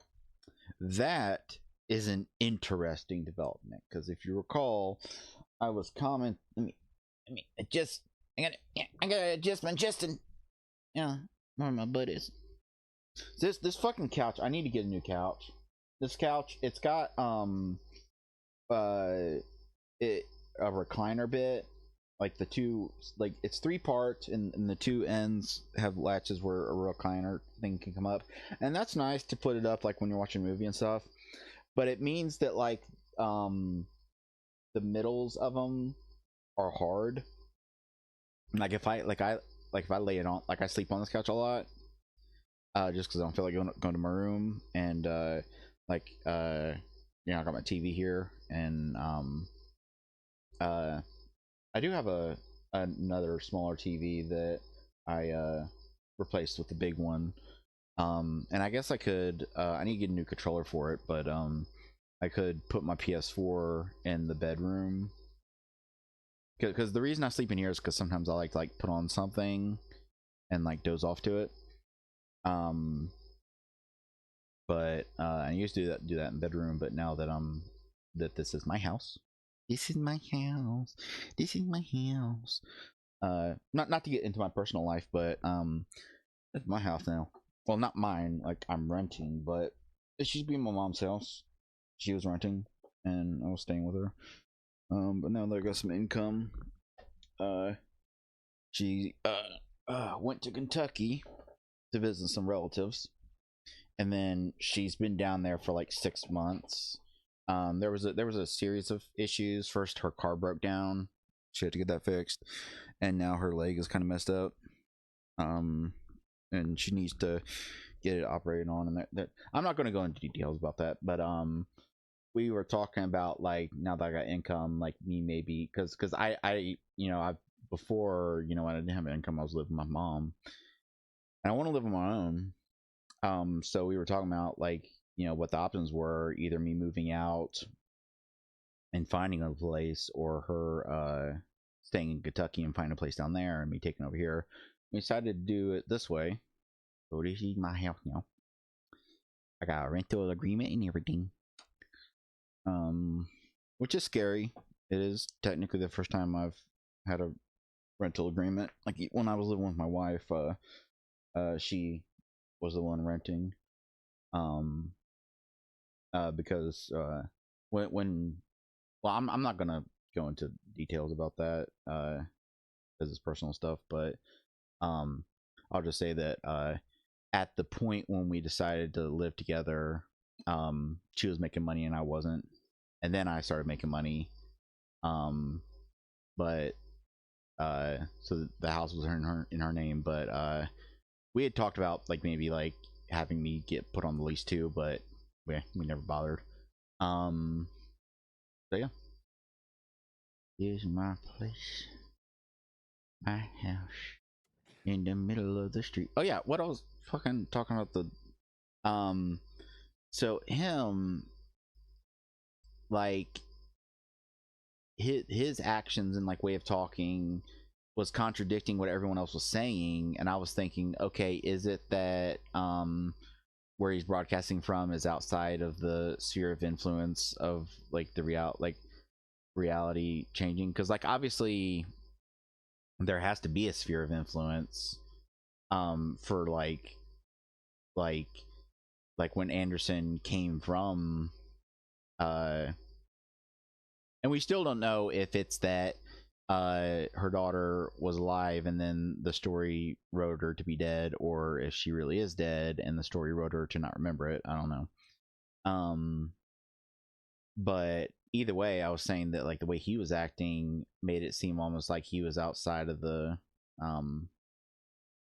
but it could be as simple as him just going senile, because he is like forgetful, like just like his last recording was him not even being able to figure out what buttons to press. But I really think there might be more to it than that. So, the teens would drink there, do other stuff that isn't appropriate content for you listeners at home, but the bunker has a tendency to flood, especially during the Got a nice mic. In the 90s, a group of teens went down there one Saturday night and got a little drunker than usual. The teens noticed one girl, Nora Hesberg, was missing. Oh yeah, now that I got the webcam on, I can show you how I got my mic set up. When Nora's folks didn't find her in her bed the next morning, they called the police. This here is the mount that it came with, and this is a bunch of duct tape. And that's where the tripod legs are. And then I got it connected to this arm. And I'm not going to turn the thing that far, but the clamp, like you see how the clamp on his table there, I got my clamp on the window. So the police have tried to lock it up, but you know young people, they're persistent. Now, as for myself, an impartial journalist, I have lived here at the Valhalla Nursing Home for 5 years, and in that time I have never heard Nora's singing. Just the humming of a certain neighbor of mine who has an inexplicable love for Finnish tango. Talking about Ahti? Now what's weird is I was starting to mention this and then I got distracted by Z Poets. And I don't know if I completed that thought where I was saying that like I like how like some of the songs they do sound like they could just be poet songs, and then some of them like go full heavy metal and like it really shows like the range they have. I will say Herald of Darkness leaned more towards the poet side, but you heard the happy song, and if a certain ginger cunt ever plays Control, you'll hear the song Take Control that they did for that. They actually did 2 songs, but one is as the old gods, the other is as poets. But you do hear the other song in the game. There's a spot where you can find it, and the music video for it is all about Control.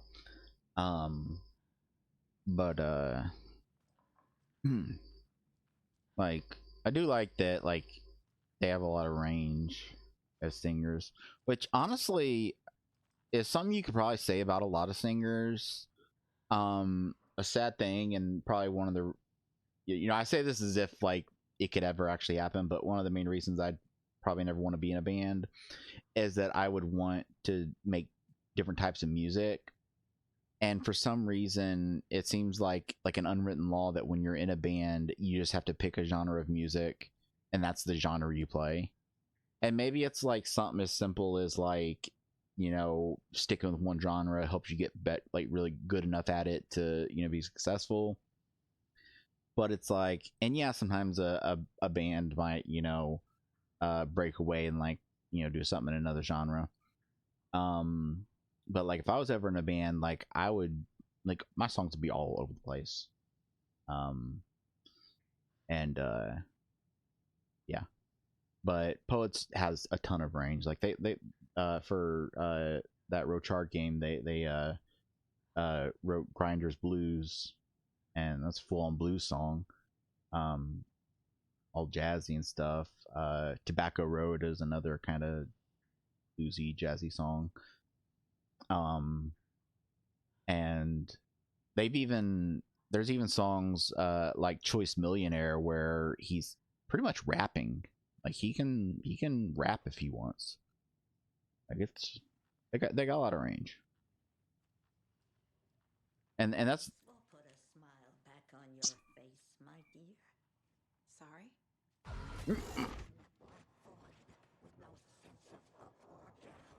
She's one of them. There must be an overlap here somewhere. what will put a smile on my face?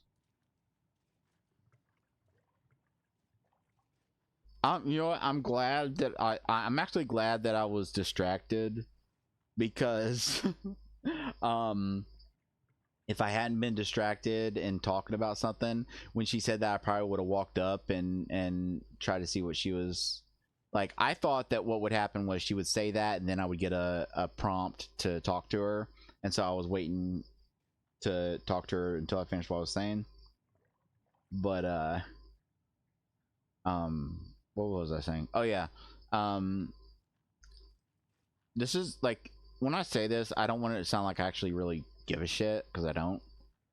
But because like, I would start the sentence with "I worry that," but I really don't really worry, because like I said, I don't really care.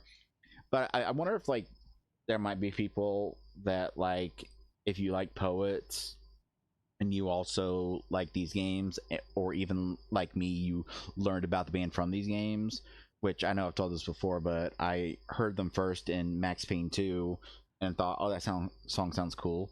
But that was at a time when I was young. I didn't have internet at home, and I was like, I'll look it up when I get a chance, because I was too stupid to think I could just look at the fucking credits. I never paid attention to credits. And I didn't realize that like music and stuff used in a song would be in the credits. And then by the time I would have had a chance to look it up, it slipped my mind. So it wasn't until Alan Wake 1 came out that I heard them and got really into them. And like I said, I don't want to say I worry, because like I said, I don't really care either way. But I wonder if like there's probably people that, like, if you like Poets and you like these games, they might think like you only like them because, like, oh, they do songs for the video game. That's so cool. It's so cool. They're gamers like us. Blah blah blah. Like, I don't even know if they're gamers. Like I said, when I like someone, even like a band or whatever, I really don't pay much attention to them as people. Like, I don't look up stuff about them, and maybe that means I'm not a true fan. But like I just like to I like bands and writers and actors and stuff, and I just like their work, and like I'm not really interested in them as people, because whether they turn out to be awesome people or whether they turn out to be shitty people, like it doesn't, like, I like the work. I like the art. I separate the art from the artist. But yeah. Anyway.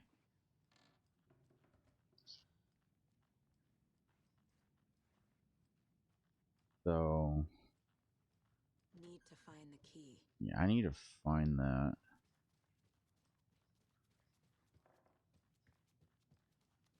It's clear that I'm gonna. Oh yeah, another thing I was talking about is it's interesting that Ati is like here, but like he's in control, and there were points where I mentioned him to some of the characters, and they basically are like, oh, he's a little weird, but you know, he's helpful. And I wonder like what his deal is. Like, this does seem to take place like after Control, um and like maybe like shortly after the events he retired, but that I don't really think would make sense because one, in control, I don't want to spoil anything, but like he does know about, you know, the old gods and everything. And so like maybe like he's like like special in a way where like he can like, because he does seem to be able to be anywhere he wants. So maybe like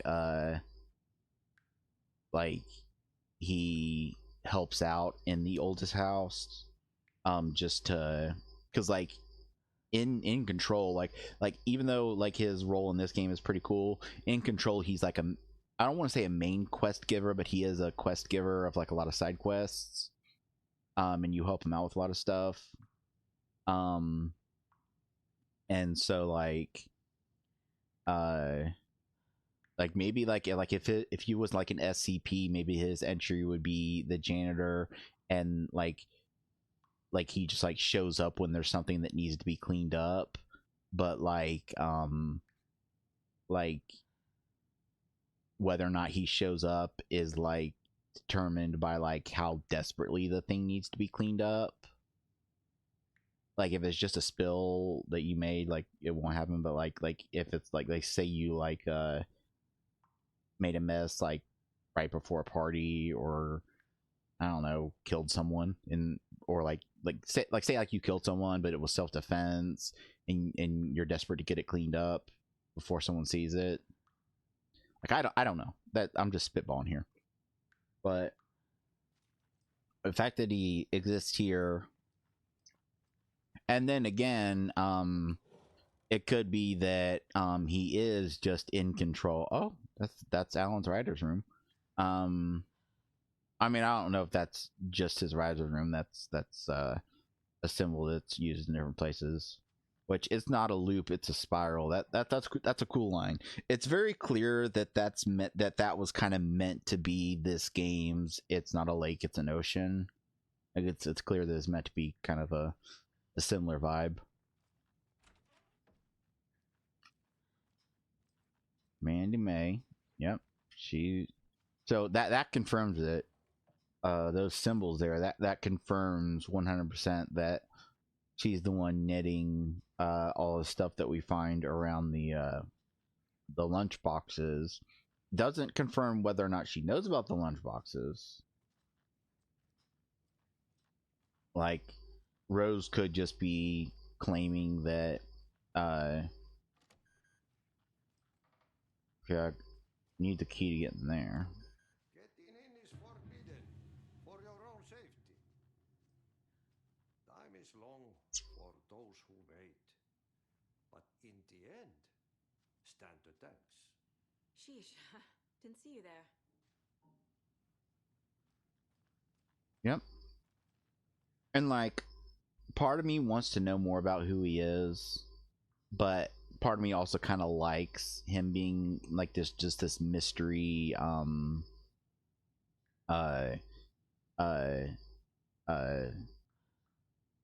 what's the fucking wild card? I knew there was a term that I was trying to remember.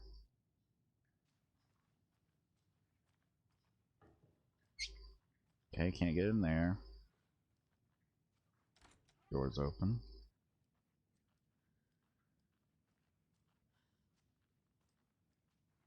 But can't get in there either. This is confusing because I feel like I've been in every room there is to be in. Cynthia, that's who fucking Cynthia Weaver, that's the Lady of the Light. Or no, was Cynthia no fuck, was Cynthia Weaver the Lady of the Light in the first game, or was she Tom Zane's wife? I can't remember which one she was. Because she wasn't a bad person in the first game, but she had gone crazy. find the Lady of the Light gone mad with the night. So maybe by this point she's kind of lost it. Tor's in the wellness center, isn't he? No, he's... Well, yes, but you really shouldn't go in there right now. I'm gonna need you to unlock the door. This is FBI business. It's just... There's some things that,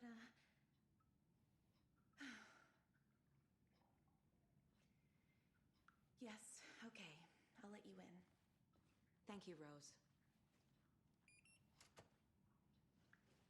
Can I get one of those key cards, please? What was... Okay, I don't like that symbol. And Aunty's back down here. When is Blum gonna do something about these leaky roofs? No, I'm just wanting to say that I don't really like that the pop-up for my mind place of the wellness center. For puddles. You can hurt yourself in the dark. Right. Thanks. That lady is a walking red flag. Yep. I mean, in the first game, she was just a little obsessed with Alan. That just seemed to be the extent of it. It would be... I will say that it would be kind of cool if at some point she turned evil and you had to fight her. And like, they're not doing it as much in this game as they did it in the first game, but it does make sense since a lot of the people you're fighting in this game are cultists. But one of my favorite things, and I talked about this before, about the first game was the way they would just like yell out random phrases that was stuff that person would say but doesn't make sense in the context. Because like I've watched a lot of people play through the first game. And the only person I've really watched play through this is David, and I watched Critical play through the first bit of it, but then he got COVID and played the rest off stream, which is fine. But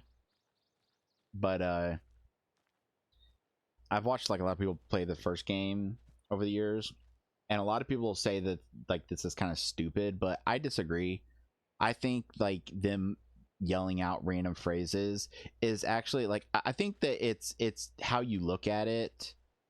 And if you look at it from the point of view of that it's the darkness like kind of scratching at their mind, trying like to like puppeteering them and trying to make them seem human but not really understanding how to do it, so just like making them say stuff.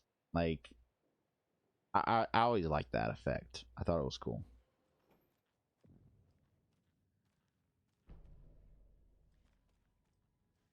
But I got a map for the wellness center. Wait, hold on. There's a basement. I don't remember finding a door to a basement. I mean, there were some doors that I couldn't unlock, but so the wellness center is its own place, huh? I thought I was on. I honestly thought I was almost done with this game. That's why I titled the last stream and this stream, "Let's finish this game." Dark. Empty. Be ready, Saga.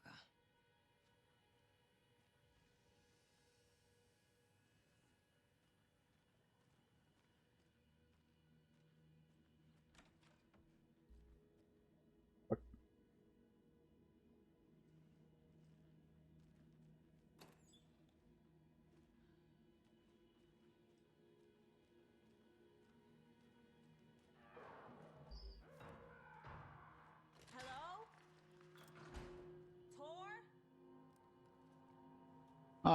Tor? Don't make me have to kill Tor.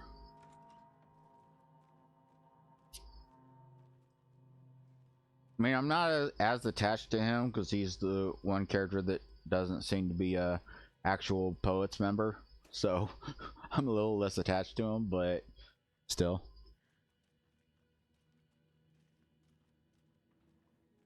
I mean, like I said, he could be. He could be the drum, but I'm picturing in my head the face of the drummer, and it really does not look like him, even like with facial hair. The closest it looks like is the keyboard player, and even then it doesn't really look like him.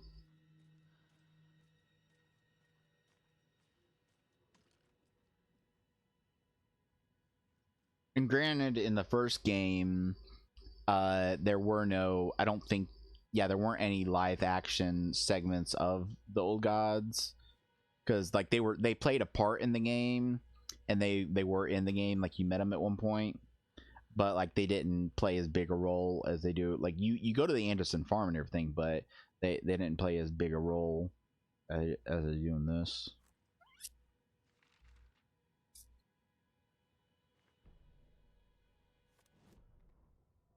Tor Anderson had lightning in his veins. This was rock and roll, baby. That Weaver girl had cast a spell on him. Tor would do anything she'd ask. Tor deserved this. Tor wanted this. She wanted the song. A gift. He had to get it for her. Afterwards, it was too late. Tor swung his hammer in frustration. The spark was gone. Black liquid clogged his mind. A bad trip. Tor fought it. He was strong. He'd never be taken. But the darkness could still drown him. Tor needed to warn someone. It was all happening again. Tom was back. Coming back. Tom would need help too if he was going to make it. But the brothers were too old to stop at this time. Tor had called someone. Someone who could help. The name escaped him. Drowned beneath dark water. Marry me.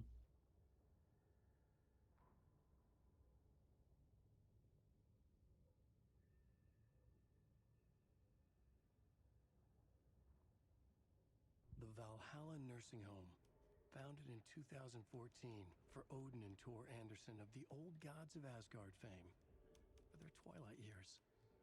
Built after the return comeback tour, flip-flopped to be their farewell tour, cut short, canceled.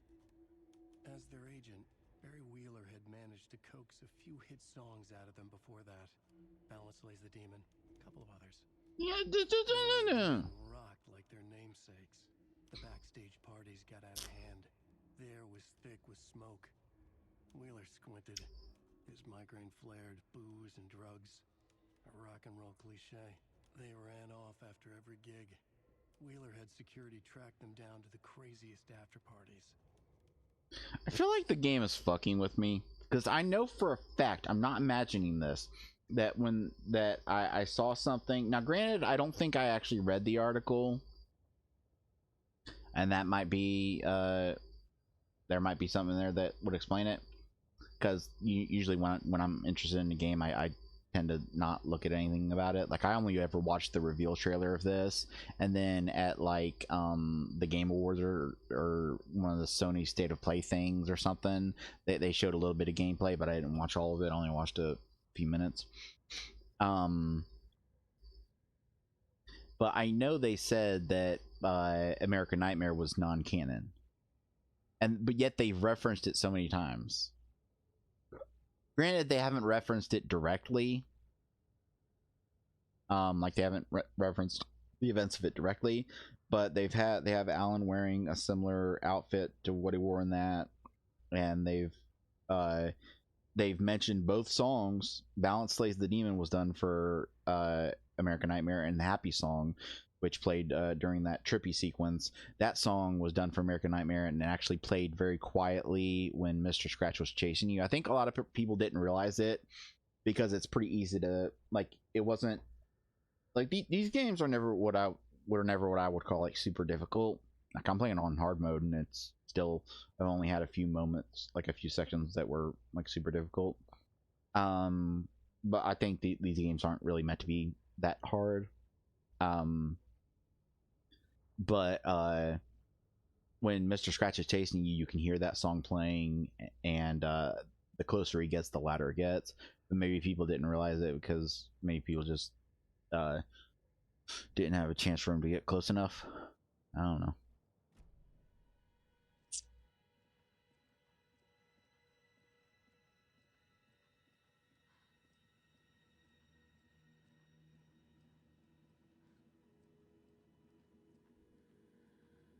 But again, I don't know why they would make it non-canon.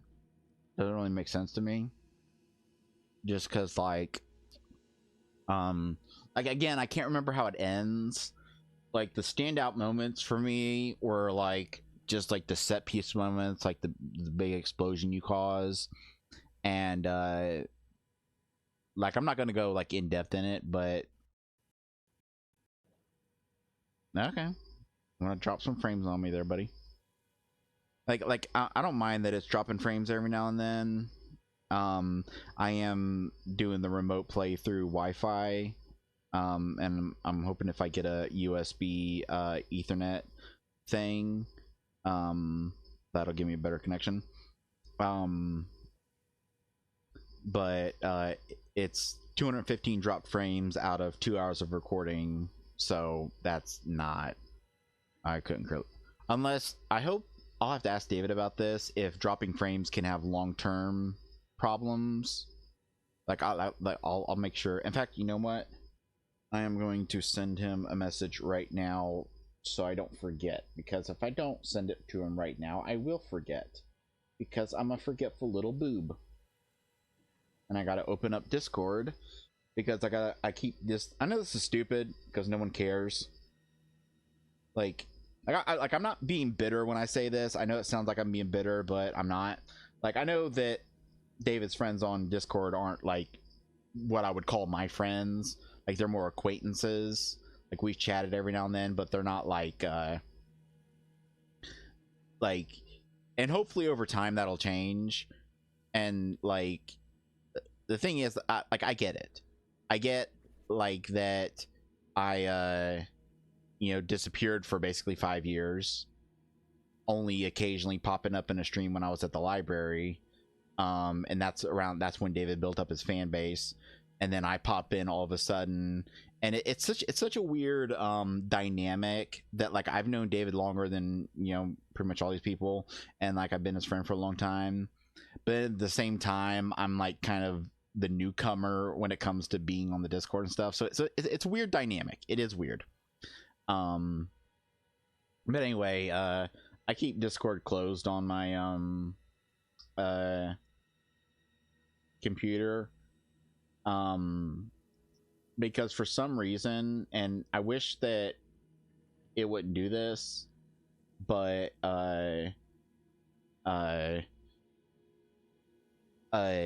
if I'm playing something on my PlayStation and then I have like an idle game going, like I like idle games. It's like, a lot of people think they're stupid, but like, I can't stand the ones that like want all of your time and like try to like slow down progress to like try to get money out of you. Like, mostly like the mobile ones are like that, but like NGU numbers going up. If you've never played NGU Idle, it's one of the best idle games ever. It's funny. It's got, the gameplay mechanics are great. It's really good.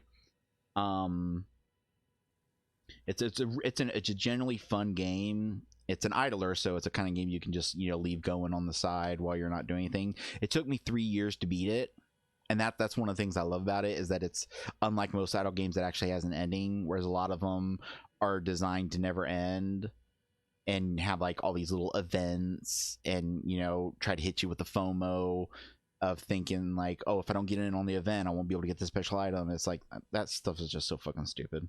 Like, NGU did have events, but they were cyclical, where what I mean by that is, like, every Christmas it would have the same Christmas event where you could like get certain things, and like there were events for certain parts of the year where you could get bonuses during those parts, but like, it wasn't something you'd miss out on. Like I remember when I started, I think when I first started, there was an event going on. I can't remember which holiday event it was, but like, I was like right at the tail end of it, so I wasn't able to really do anything about it. But then the next year, the event rolled around again, and I was able to. But anyway, for some reason, if I have an idle game going on my laptop and I have Discord open on my laptop, no matter what I do, I can't get Discord to show that I'm playing something on my PS5. I've even tried disconnecting Steam from Discord completely, like going into my options and completely disconnecting my Steam profile, and it still will show like in my profile that what I'm playing. And like I said, it doesn't really matter because I know no one really gives a shit what I'm playing. But anyway, let me send this message to David. Hey.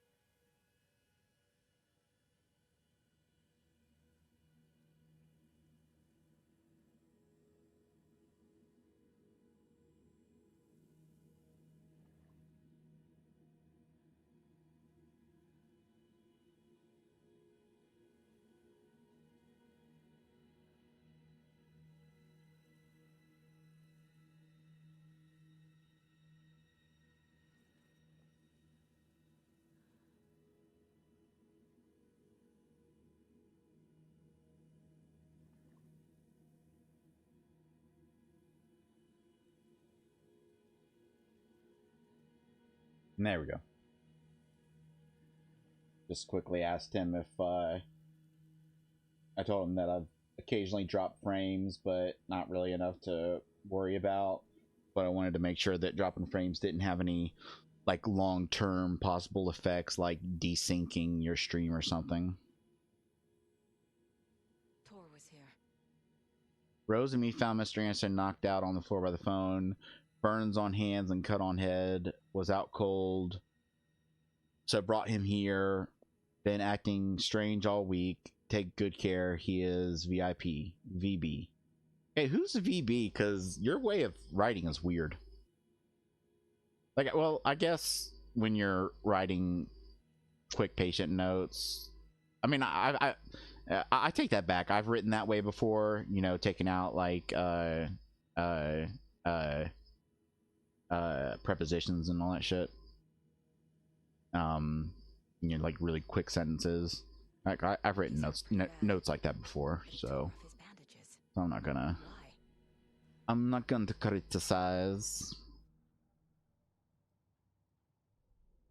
You know what I'm wondering, and I think sometime like when I'm in New Game Plus or something, I might. Odin said Tor needs help, but from what?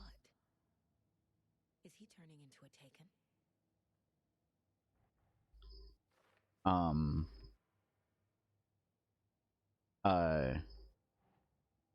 What was I gonna say? Fuck. My brain completely shat itself. My brain did a full brain shit. I did a brain shit, everybody. I need to change my diapers because I did a brain shit.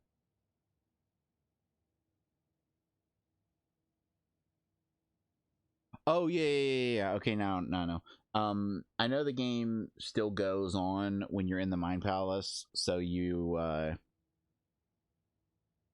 need to, which I'm just gonna call it a Mind Palace, because like if you're gonna rip off a cliche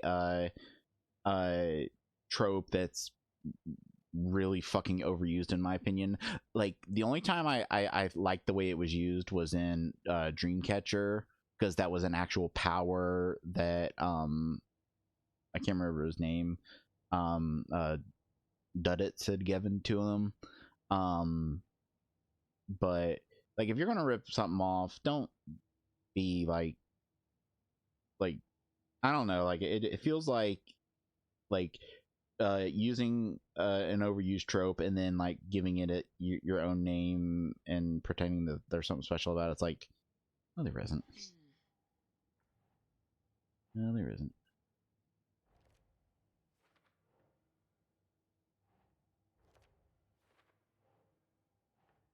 Think, Saga.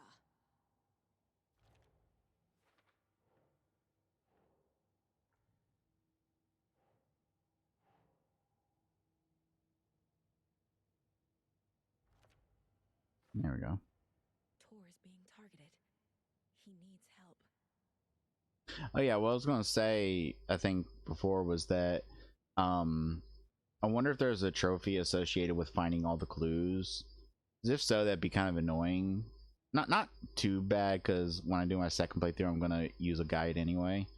But like the way like you can finish up cases without finding every single little clue, and there's been times that I've finished entire puzzles that ended up having board stuff before I even found the board stuff, or before I even checked and saw that there was board stuff.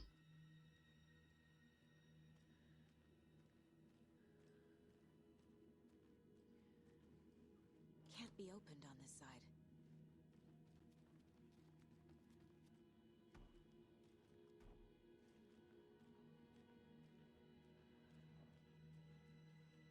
Let me check something real quick. Okay. Yeah. Tor, wait! It's me! Fuck.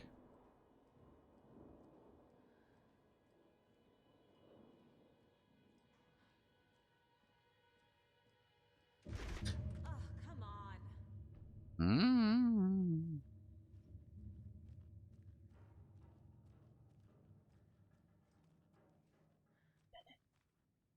Don't fuck with me. Don't fuck with me.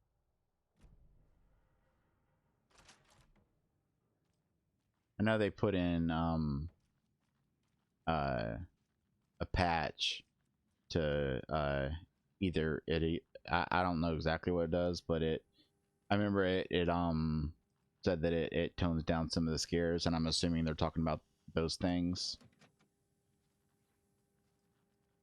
But you know, I will say, like, it is a little saddening that like I've kind of become somewhat desensitized to that kind of stuff,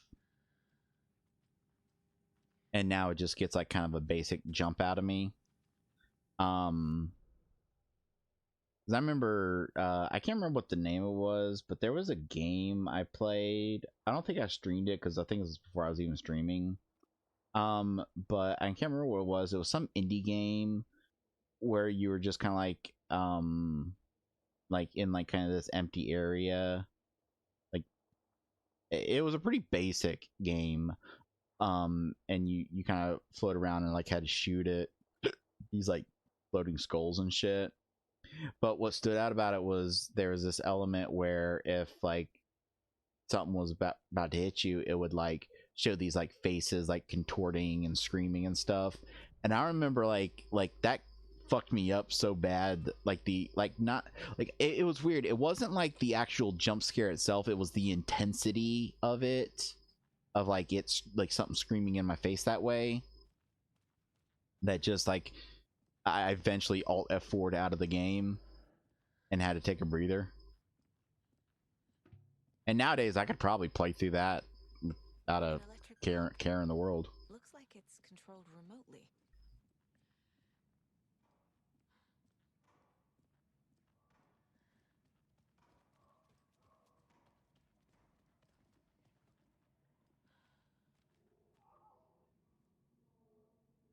There's a...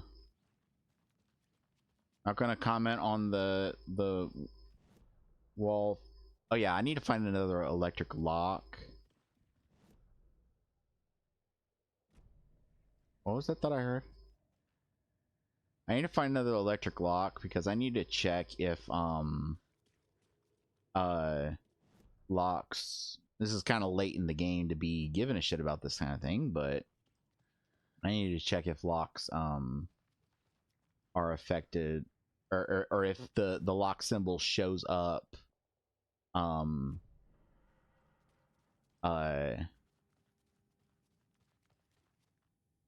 if you haven't like actually clicked on it. Because I know in some games, like I think like Resident Evil games and stuff, whether or not a door is locked, it won't show up on your map until you've actually investigated it. Which for most games isn't really a problem, since you can't usually tell if something's locked until you investigate it, and is even in this game isn't really that big a deal for them. This door for the most. Okay. For the most part. But A security computer.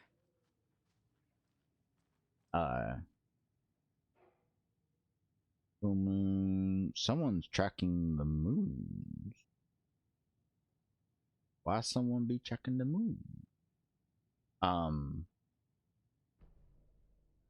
But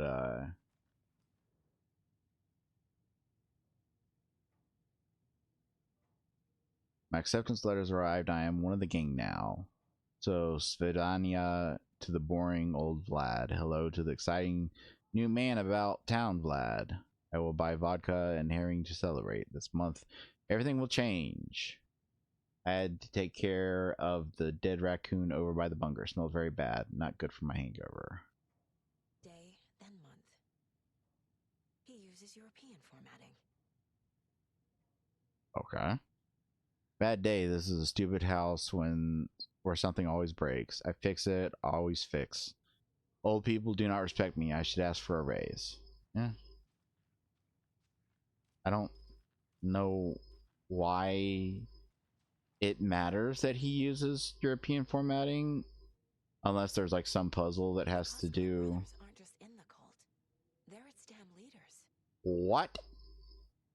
You have been accepted into most prestigious ranks of our most hallowed organization. As such, you will join our noble cause and be privy to our most guarded secrets. Ceremony will take place on the day after the next new moon, as it is tradition. Cult of the Tree welcomes you, Yako and Ilamo. Now, this isn't a big deal. You know, it's fine. You know, little things like this in a game isn't a big deal. But technically, this doesn't really confirm that they're leaders. They could literally just be, you know, secretaries, or, you know, like, hell, fuck. I've received correspondence and stuff that, like, the signature was like a nurse or a secretary or something. So, just saying. Needs a password. And a warrant, technically. But hey, desperate times.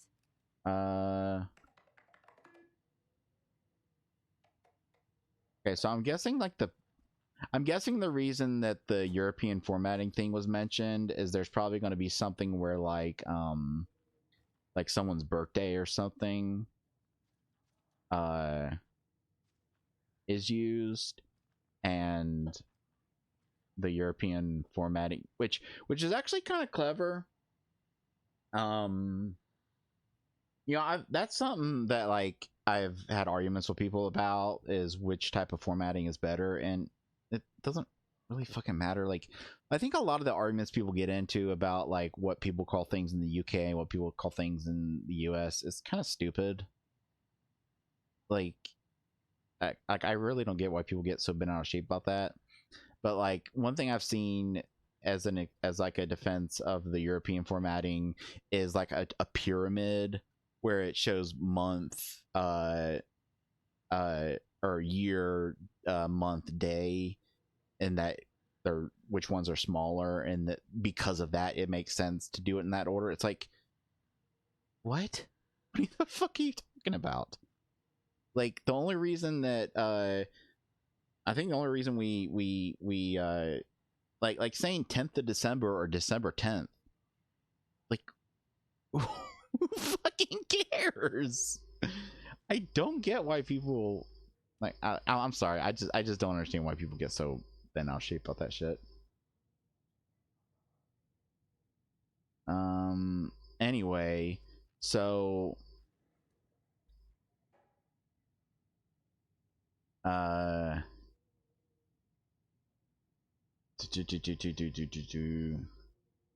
it says that ceremony will take place the day after the next new moon, as is tradition, which is fine, but how do I know? Oh, no. Okay, that's holidays. How do I know, like, what day it is, though? See how like it's like showing new moons on each day? Like what I'm maybe at some point in the game it mentioned what month it is. Does anything anywhere mention Deerfest? Because I know that's coming soon.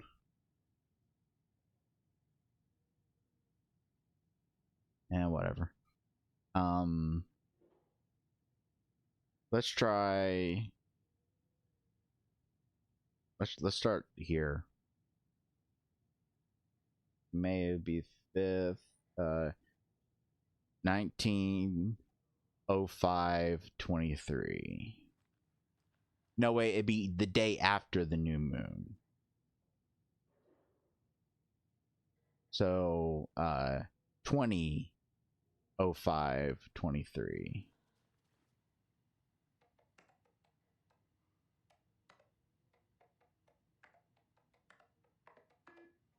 No.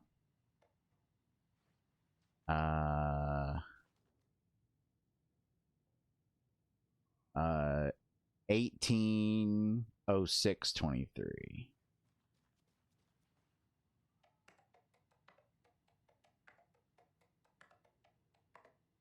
Fuck. That's not what I meant to. What am I doing? Oh, it's square to go back. I kept trying to select that and it wouldn't fucking. 1806-20. There's like a weird delay. Like after you hit in a button, like sometimes there's like a weird delay in being able to hit the next one. The new moon there would be okay. 1807-23.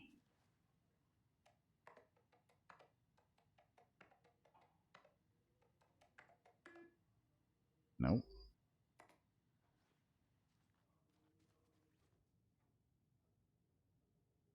Uh, 1708-23.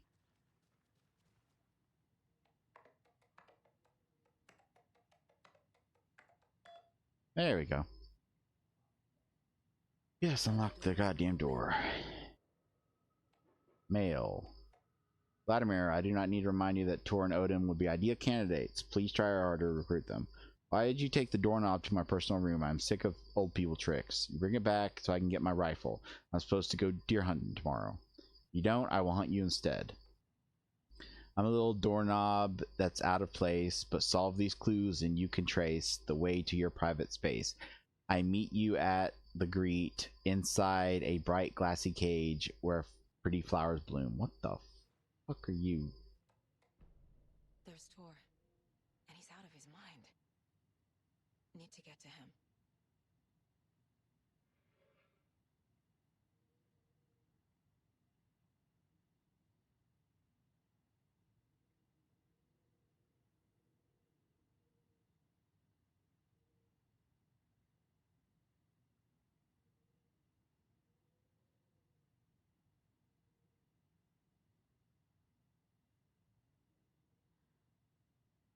No, okay.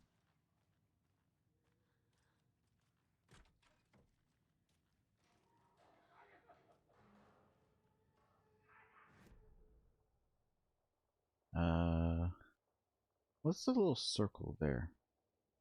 Oh, that's just the computer that I just got done fucking.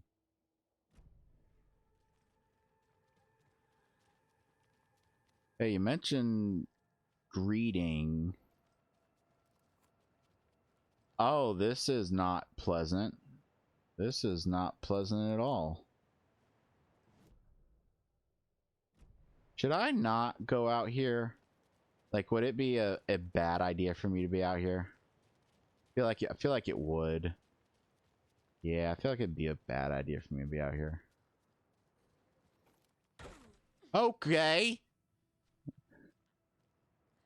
That scared me more than the jump scares, because I was running like this way, and I was actually getting ready to turn, I was getting ready to stop and turn and try to open that, but it like I guess I was running and I was close enough to it that it just locked me into the fucking animation.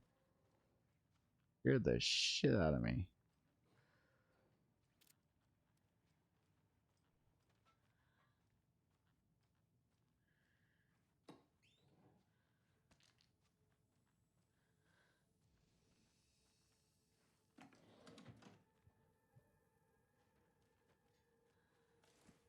Hey, got the doorknob.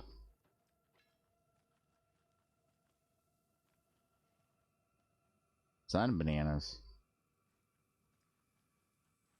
Wait. What was the puzzle?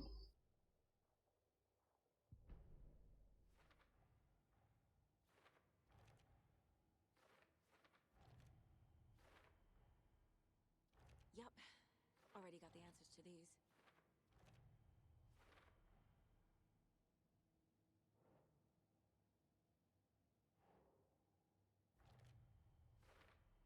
I do find it I guess like in a way it is kind of satisfying because like I mean I don't mind there being case board stuff for some of the more complex puzzles, like that's fine. And I like that. Like one thing that would have been a very shitty design, and this is annoying because it's one of those things, and I've always had this problem, and I know that people have this problem too sometimes, where like you know you've seen something before, but off the top of your head you can't think of examples. But one really shitty design would be if like I if I couldn't actually input, like I can't actually do the puzzle until I did this. And I know there's been games I've played before where there's like some, not something like this, but there was something like where you had to like click on certain things or like, you know, activate certain things to do a puzzle. And even if you had it figured out, you still had to go through the motions. I know I've played, I know this that I've played a game, at least one game at some point where it was like that and it frustrated me.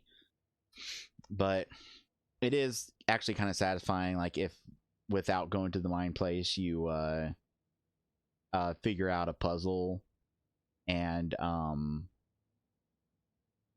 uh uh um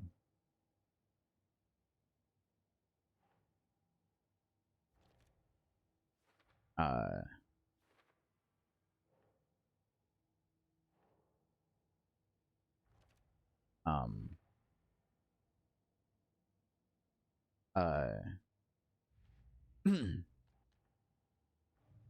I don't know what my mind is. Whatever. Anyway. Yeah, well, that's what I was saying is it is kind of nice when you uh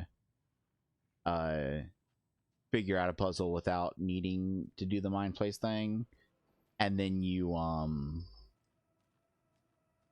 go into it and get to see like all the stuff get automatically put up on the board. There's something kind of satisfying about that.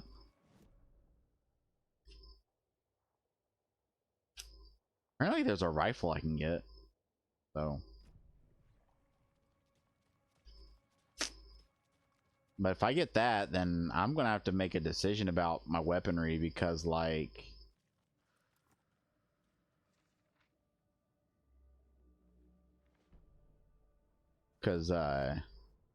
like I do not have enough room for all the weapons I got.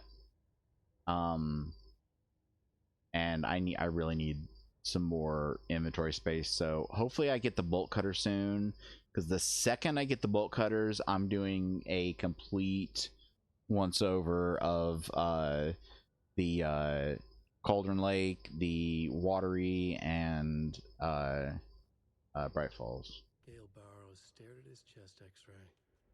It was in his left lung. It felt like a black hole, an opening to darkness. He felt like he was drowning. He coughed and coughed and coughed.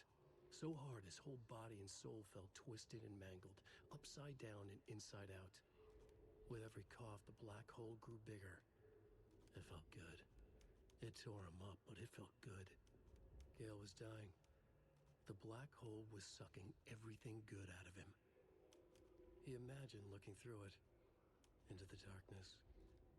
The black hole grinned. Gale couldn't escape its gravity. He worshipped it. Gale sacrificed to it. In blood. Okay. I gotta use the bathroom. That's something good about streaming through OBS. And I'm glad I'm able to stream through OBS. I'm really glad that my laptop is able to handle it, because my last laptop couldn't. Which is interesting, because the last laptop I had cost the same amount, but it was a combination of being 5 years ago. I bought that one at the store rather than online, so I wasn't able to get a deal.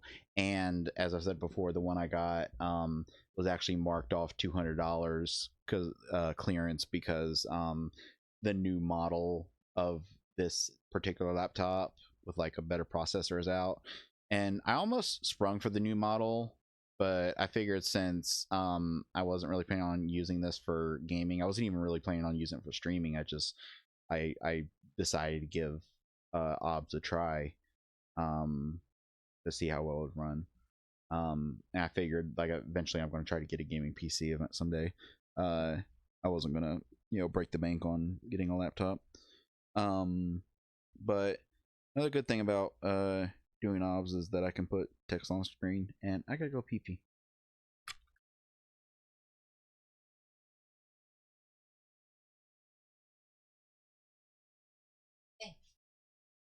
Oh, I have just shown my ass to the screen, and I'm wearing pants, but they.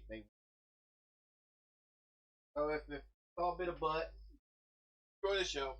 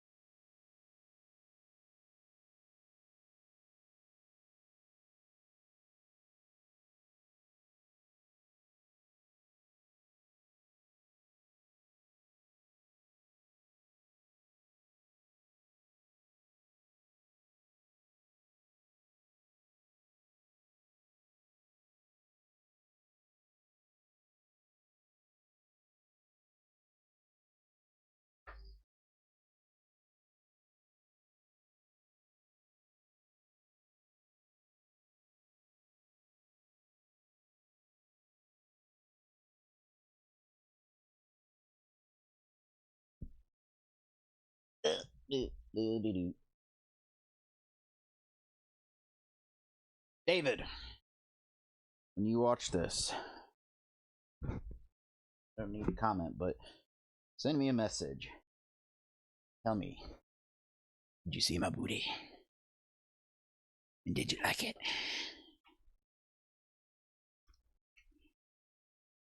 Should I start that OnlyFans? Me and you should start one together. Make a killing. Anyway.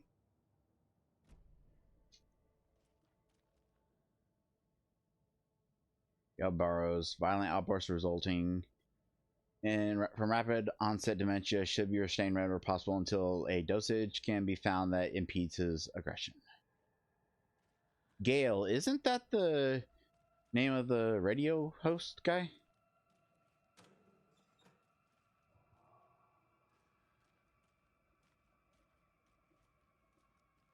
Man, I like that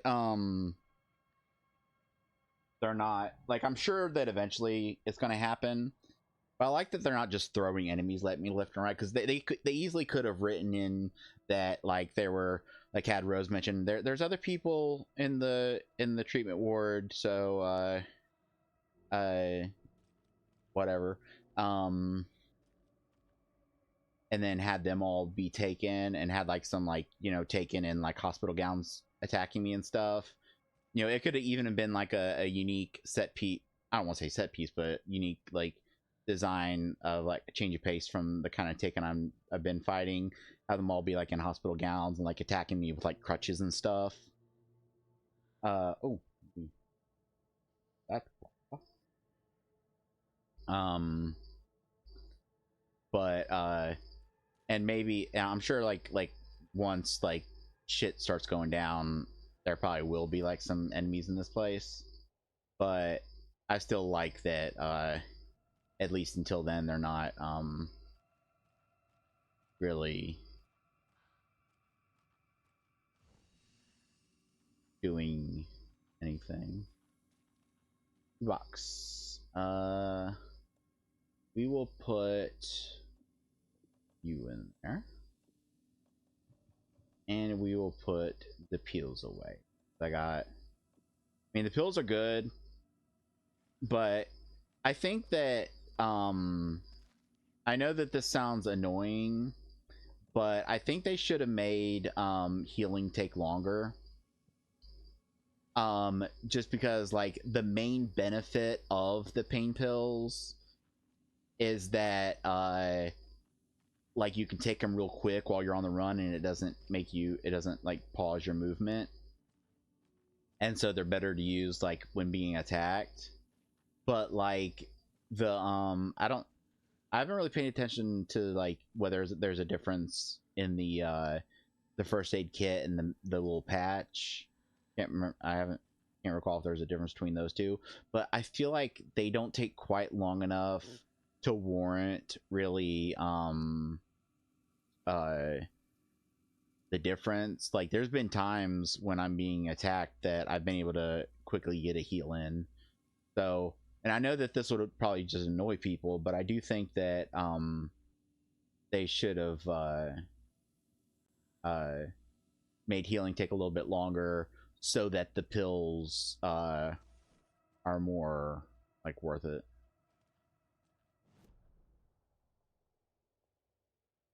Okay, I need to go this way. Although I'm not sure. Ah, fuck.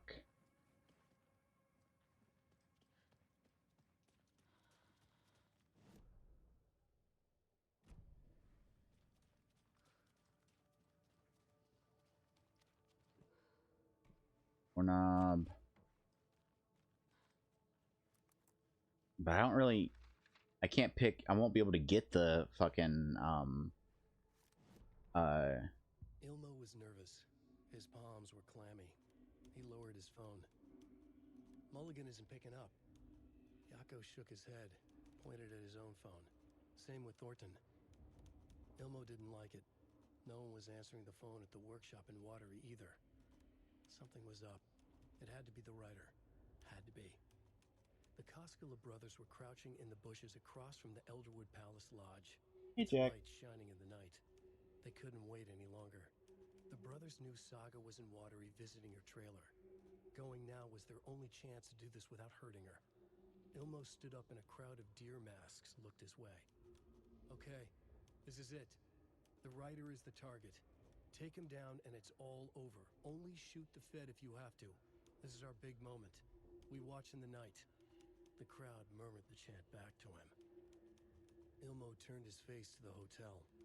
He could see Saga's partner in the window. Ilmo slapped his brother on the shoulder. The brothers donned their masks. The cult of the tree was ready. I should have been reading these like from the beginning. At first I didn't want to, because I didn't want to like, you know, waste people's time, but they definitely add more to it than in the original game. Ow, you, Jesus Christ, ow, that fucking hurt. I really wish that declawing wasn't the horrifying, evil, vile, anyone who does it should be murdered thing that it is. Because when cats do that little making biscuits thing they do, oh, it fucking hurts. Oh, it fucking hurts. Usually I just put like a blanket over me or something to catch it, but sometimes I don't notice that he's getting ready to do it. And yes, I I wasn't exaggerating. I stand by exactly what I said. Anyone who declaws their animal, their cat, deserves to die. Like, if you did it and you didn't realize what it was and you found out at a later date, okay. But, like, if you know what it is and you still do it, you deserve. I really don't care. Like, if you don't think the punishment fits the crime, you literally deserve to die. If you don't know, declawing isn't like just taking the claws off. It's literally the equivalent of cutting your finger off right here at the first like little bend. That's what declawing is. That's literally what it is. They're all so soft and sad. I know. I guess the fish doesn't deserve a pet. Just the deer. No pet for the fish. Fuck fish. Alright, inventory full. Jesus Christ. There's gotta be like some and hopefully when I eventually get the goddamn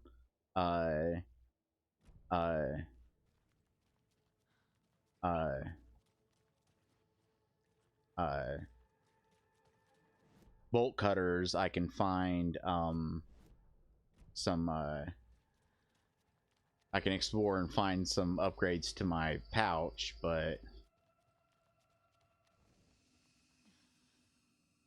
all right, let's where's my shoebox? Where's my shoebox? Okay, we'll put you away and we'll put you away. I can't imagine it taking up more than 4 fucking slots.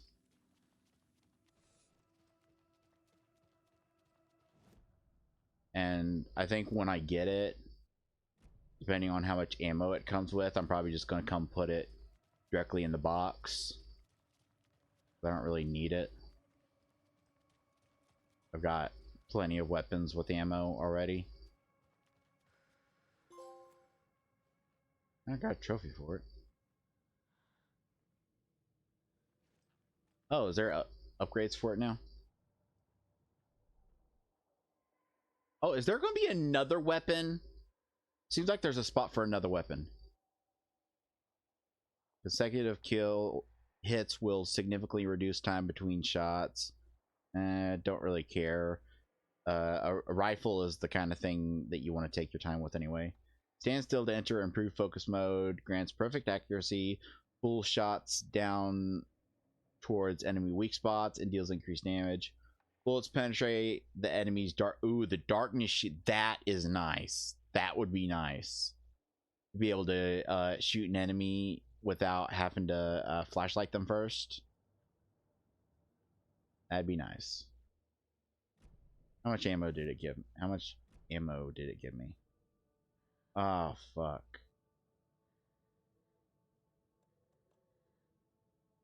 When did I get rifle ammo? Oh, I remember I found that in a box and I it's been there. I've just thought it was there for a while. Well, now I'm torn because I do have a lot of ammo for it. You know what? I'm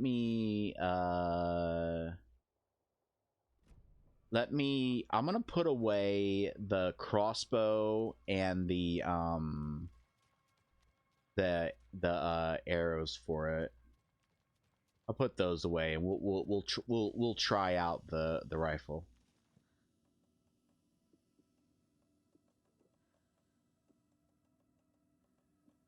Because at least I mean, I don't know how strong the crossbow is compared to other stuff, but having the arrows take up stacks of 4 like that is kind of annoying. Now that I've got room, I will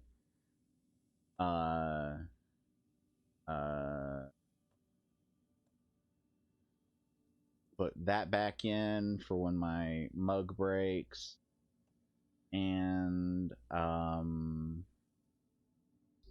take a stack of those just in case. And since they only take up 1 spot, I'll take the pain pills back. There we go. All right then. Do a manual save.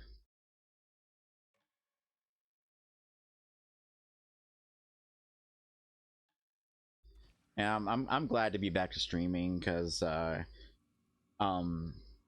the like I like since just I'm mainly I gotta get out of the headspace of talking as if I'm just talking to David, because like I know he's the only one that's going to be watching this, but I still need to get out of that headspace if I ever want to, like, you know, build up a fan base, you know, build up anyone. Now I'm hoping to find my niche. I do like I don't mind if I never, you know, get any fans other than David watching my stuff, because like at the end of the day I'm playing games I would have been playing anyway. And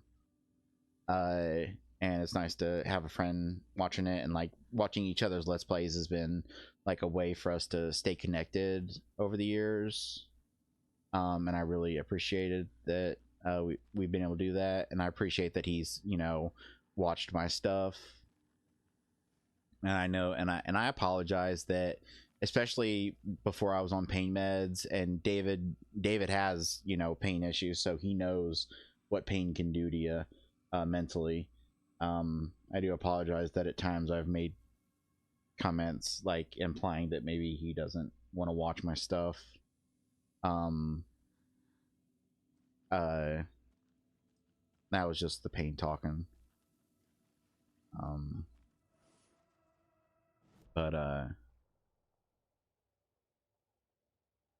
I do need to stop like thinking in terms of that. But like what I was gonna say, why is there a random lock just... Oh, that's outside. Okay, that's outside, goes to the... Okay. Still don't know how to get to that because I haven't gotten the thingy yet. Wait, why is the...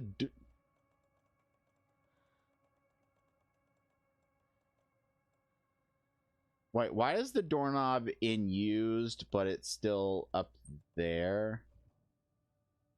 Maybe there's another door that I'll end up using it on. But anyway, what I was gonna say was there's been 3 different times that I've had internet. There was a brief time when I was dating that psychopath. And I did try a little streaming, but I mostly did recording because it was what I was used to. And then I had internet a while back for about a year, but at that time I was going through a lot of other stuff, and I did let's plays, but I didn't really fuck with streaming any. I did a little bit of streaming, but not much.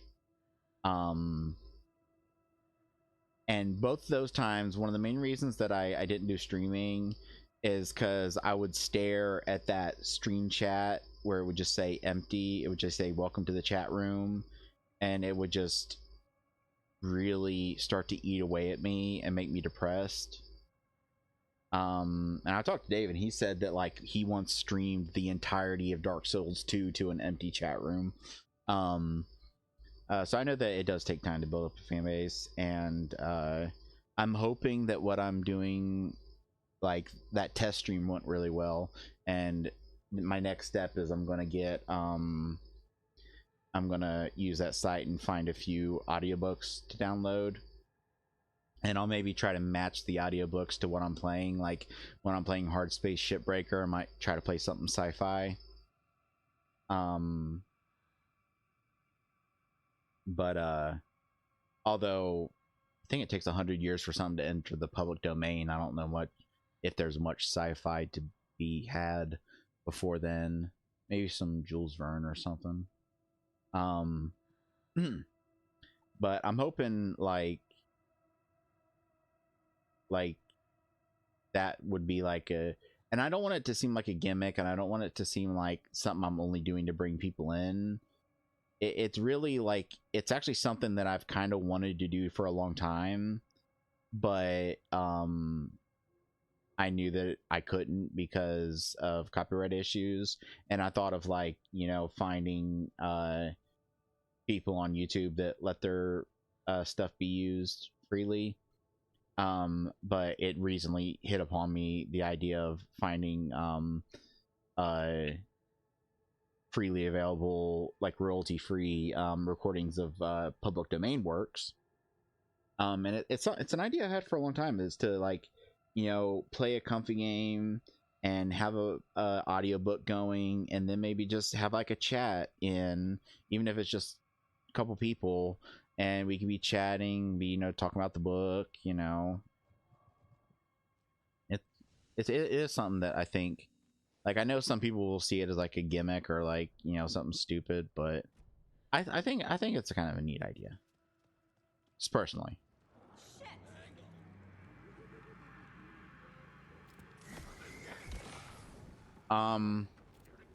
What are we seeing here exactly?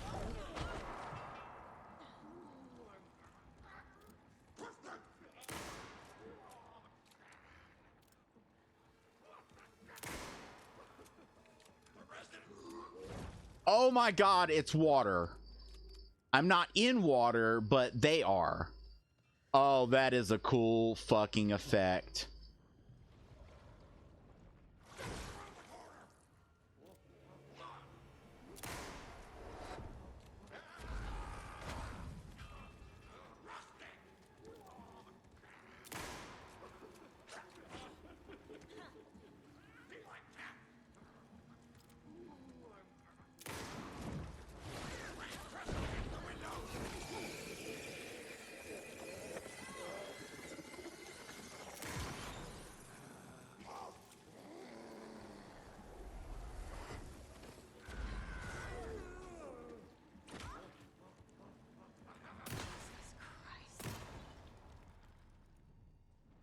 Holy shit. Okay, I'm not gonna lie. That might be one of the coolest designs for an enemy I've ever fucking seen in my life. Like there's some like crazy shit in like Silent Hill games and stuff. And like lore wise, a lot of the enemies in Silent Hill are cool because of what they represent and everything. But like, just from like purely a design standpoint, an enemy that's popping up out of water that isn't there, and the lower, I kept shooting at the upper half, but I wonder if anything would have even happened if I shot at the lower half, since that would technically just be a reflection. I mean, theoretically that's where his legs would be, but like, that is like I've fought enemies in water before. You know, that's like, there was, you know, sections in Resident Evil Village, and you know, that's creepy. Water's always been, I even talked earlier about, you know, water being a scary thing for in horror games, but that, holy shit. Like, I don't, like, maybe I don't know if other people are going to have this same reaction. I don't know if David will have the same reaction when I watch him, but I'm sorry, that is just such a cool fucking design.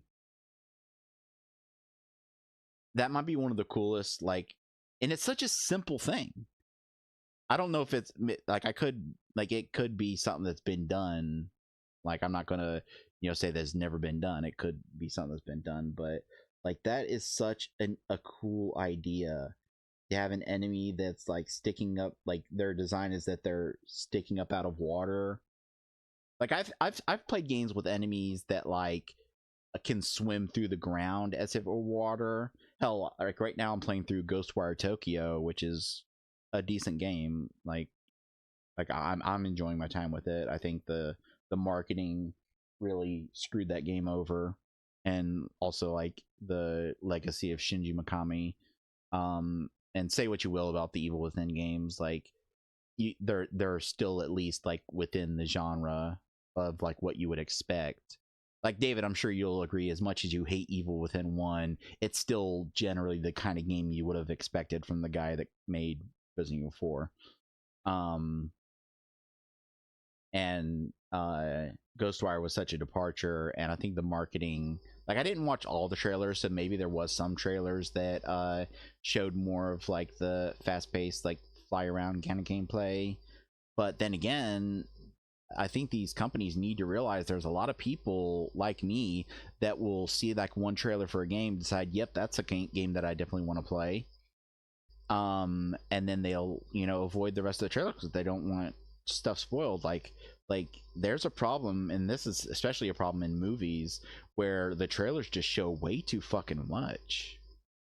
And obviously the trailer's job is to sell the product, so but they show some of like the best moments in the movie, and then you go see the movie and it's like, oh, all the good moments were in the trailer. Yeah. Which, granted, trailers aren't even like some of the longer trailers, like you could say that like if all the good parts were in the trailer and that makes up such a small amount of it, then that's not a good movie. But like you gotta keep in mind that a movie has like a lot of like has to have moments of like exposition and atmosphere and yada yada yada. But yeah, the initial reveal trailer for Ghostwire made it out to be a completely different game for what it was. And maybe it was. I mean, Shinji is definitely no stranger to games being one thing and then becoming another. Same thing with Hideki.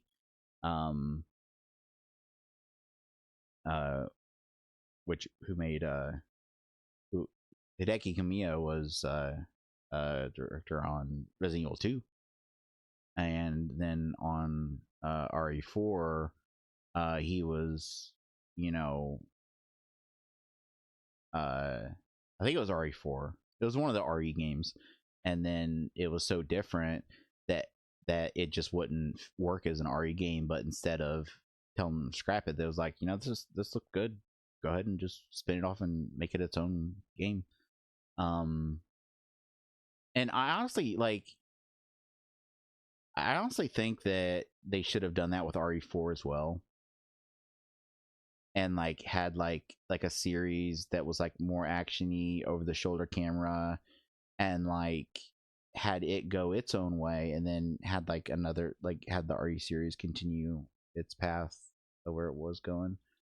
Although, like, as much as I know people like David like it, a lot of the gameplay designs, like the fixed camera and stuff, it was kind of dated.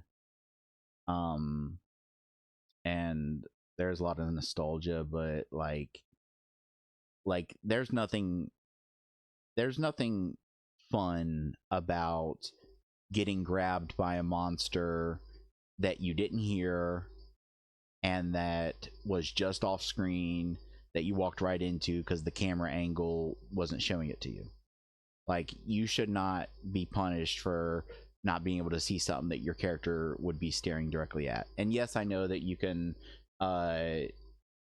hold up your gun to find out if an enemy is nearby, but I shouldn't have to hold up my gun every single time I turn a fucking corner just to find out if there's an enemy nearby. Anyway, 100 tangents. That's what we do here. We go off on tangents that branch off into tangents that branch off into tangents that branch off into tangents. It's not a loop, it's a spiral. That quote is actually, I'm gonna have to sue Remedy because that quote was actually about me and my commentary style. But like I've seen games that had enemies that would swim through the ground, both in terms of like land shark kind of like enemies, like where they were actually burrowing, like you could see like stuff like flying up as they burrowed through, and then also enemies like there's an enemy in Ghostwire that's like a fish woman that swims around and like there's a watery effect and then she pops up and you can shoot her. But like this is something I don't think I've ever seen done before, and like it would have been so easy to make it so that when he shows up, it like whenever that enemy shows up, suddenly whatever room you're in becomes flooded. Like there's like a flash, and like then suddenly it's flooding, and like your movement speed is slowed down. And hell, maybe there was even a point in development where it was like that, and that would actually be a cool like anecdote, like if like it was like that but people found that it was too frustrating to be slowed down and have to fight that, and so they tried increasing the speed, and then they was like, well, you being able to move that fast in water doesn't really make any sense. And then maybe they removed the maybe like some random person removed the water effect, like the actual texture of the water that you're in, and then just left the enemy as is and thought, oh, this looks really cool. You know, like stuff like that does happen. Like there's, you know, enemies that are designed from the drawing board to be a certain way, and then there's times that things come about just by happenstance that like a good example would be the classic anecdote of Grand Theft Auto, the cops being so like persistent and like, you know, ramming into you and all that stuff was a glitch. Like their aggression was set too high and it was a glitch.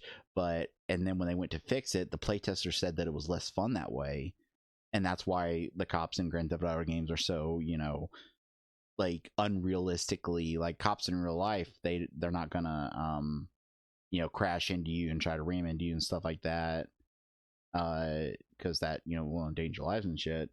But it's fun in the games. I'm trying to think if there's any other examples I can think of.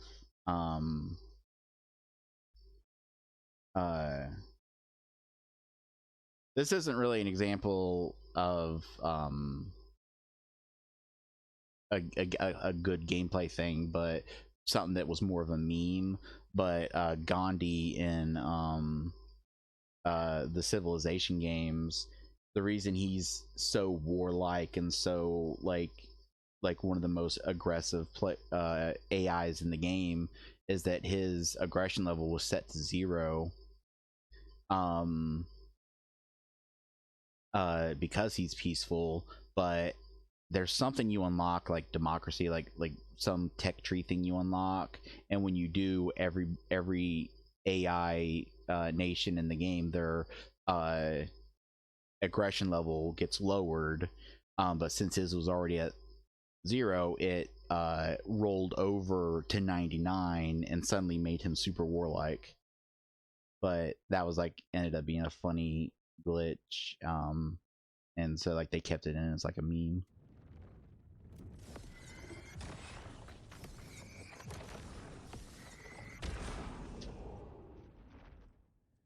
But yeah, maybe I'm overreacting. Like maybe when I watch David play this, he's gonna be like, okay, moving on.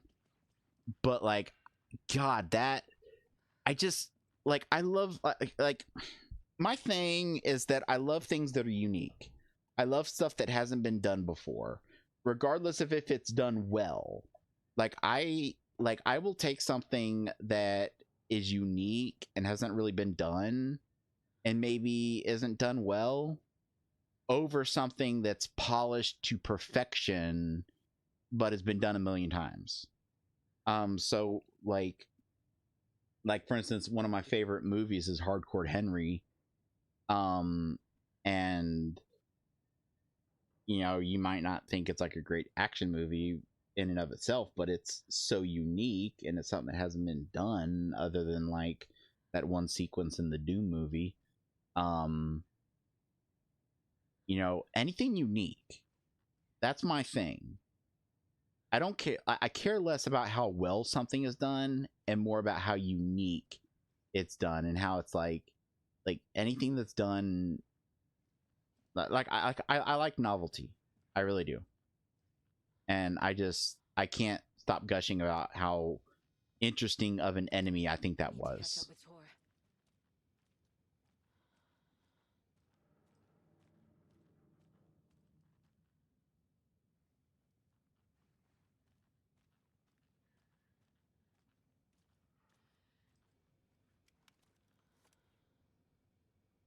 Oh yeah. I need to put you over there. Okay, it's good. That's good. That's good game design. That if you don't have what's in the quick slot, it just skips over it to it. And there's another case where I can't think of examples.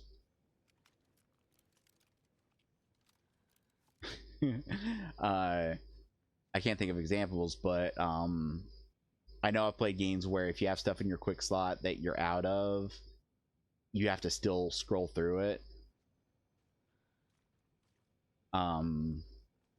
Like I think I can't remember if the second one fixed it, but I know the first Horizon game had that issue where if you had stuff down in your quick slot, and it was like a trap or something that you didn't have any of, it still took up spots. So you had to like scroll through like 100 fucking items trying to, and you could take things out of that quick slot, but it was kind of convoluted. Like it wasn't hard to do it, but I don't think the tutorial ever told you how to do it. I remember that. Mittens, homemade, a notebook full of daily meal plans, a nice fountain pen, an antique hair clip, very pretty. Address inquiries to your friend Rose. Found a box of ammo for a hunting rifle in the cafeteria, Rose. I think you left some behind again. You really should be more careful. Take a tip from Vlad, a fellow weapon enthusiast. Always lock it up. Come collect it from me whenever you can. I brought that tea you said you liked. You can make a cup. I can make you a cup if you want. I think whoever Vlad was liked Rose. For sale, coffee cup mascot costume. Alright.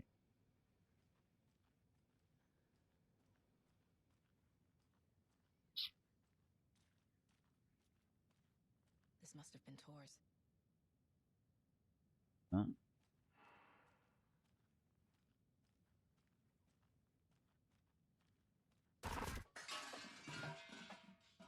Alright, motherfucker.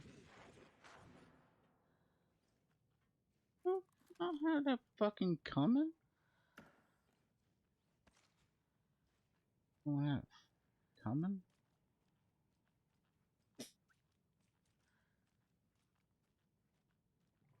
What, cause you wouldn't join your little fucking club? Okay, what's okay, this is a one-off little room.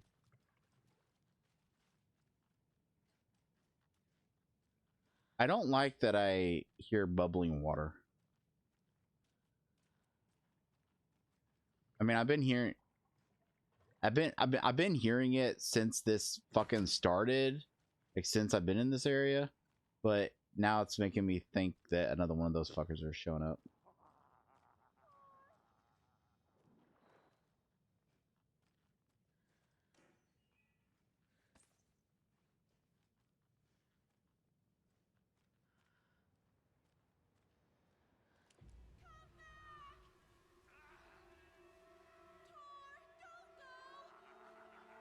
Tor Anderson, you come out of here this minute.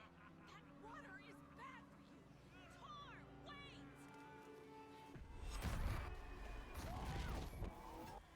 Cynthia Weaver, I know it's you. This kind of behavior is not okay. Let him go, Tor!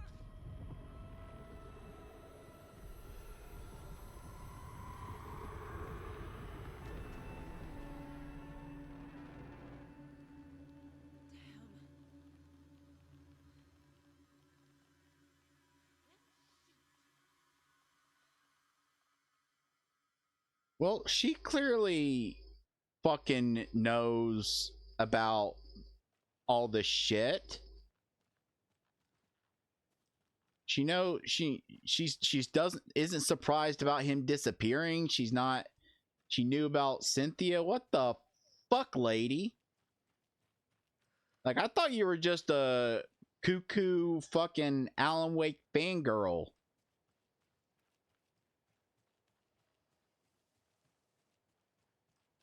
Oh, this is how you get to the basement.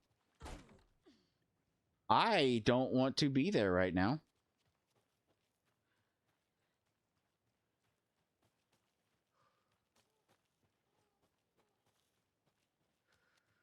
What was that? Where did Tor go? What on earth do you mean, Saga? Tor is resting in the wellness center. Remember? Bitch, don't make me smack you. We both saw him go into the pond. Okay.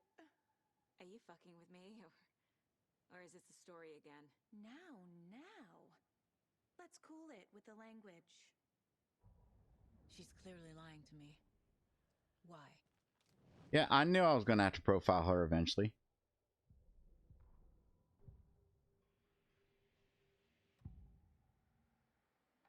Rose watched Tor go into the pond. Why is she lying to me? The secret mission for Alan's #1 fan. The hero will say Wake has returned. We're all characters in his story. Gee whiz. I'm not his fucking character. But I can use that phrase to make Rose stop lying to me. Wake has returned. Ah. You know what I'm thinking? Maybe since maybe Scratch used the fact that she's an obsessive fangirl like against her. Like she obviously maybe wouldn't know that it's Mr. Scratch, and so maybe he would have went to her in the guise of Alan Wake and, you know, flirted with her and, you know, maybe even fucked her or something. I don't know. I mean, I wouldn't blame him. Cynthia took Tor. What happened to her? When the darkness touches your head, your bookshelf gets shuffled. I put her lamp in the shoebox. What do you call a lamp lady without her lamp? Is Rose talking about Cynthia or herself? Or both? Okay, so Cynthia was the Lady of the Light. And she wasn't evil in the first game. So I guess she's been taken over as well.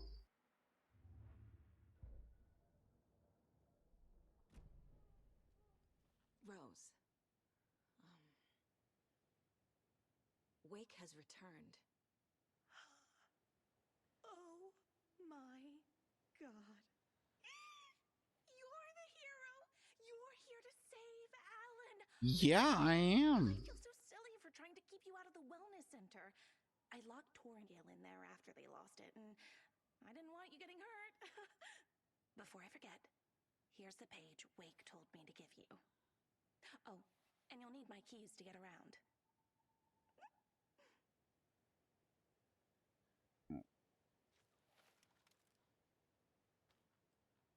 Saga jabbed the selector on the jukebox, the missing record in its place. Saga couldn't have found it without Odin's help. A light bloomed in through the garden window. The horror story beat me to Tor. I have to rescue him. I wonder. The key to this overlap is an old Gods of Asgard record. Odin will know more.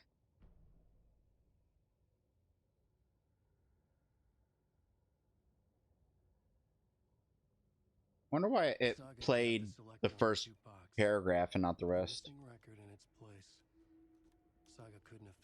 I want to think that in the first game, when you pick these up, it played them automatically. Expecting the shadows to come alive. The needle crackled on the vinyl. The song swelled. Odin had said it was written for her and her mother. Her grandfather's apology. The lamentation of an old man. His heart was broken, sinking into darkness. Odin had said that the song would be a way to know Tor, a way to find him. A light bloomed in through the garden window. That's where Tor had vanished into the pond. Saga knew what she had to do. I gotta hop into the pond is what I gotta do. I gotta hippity hop to the barbershop. Or not.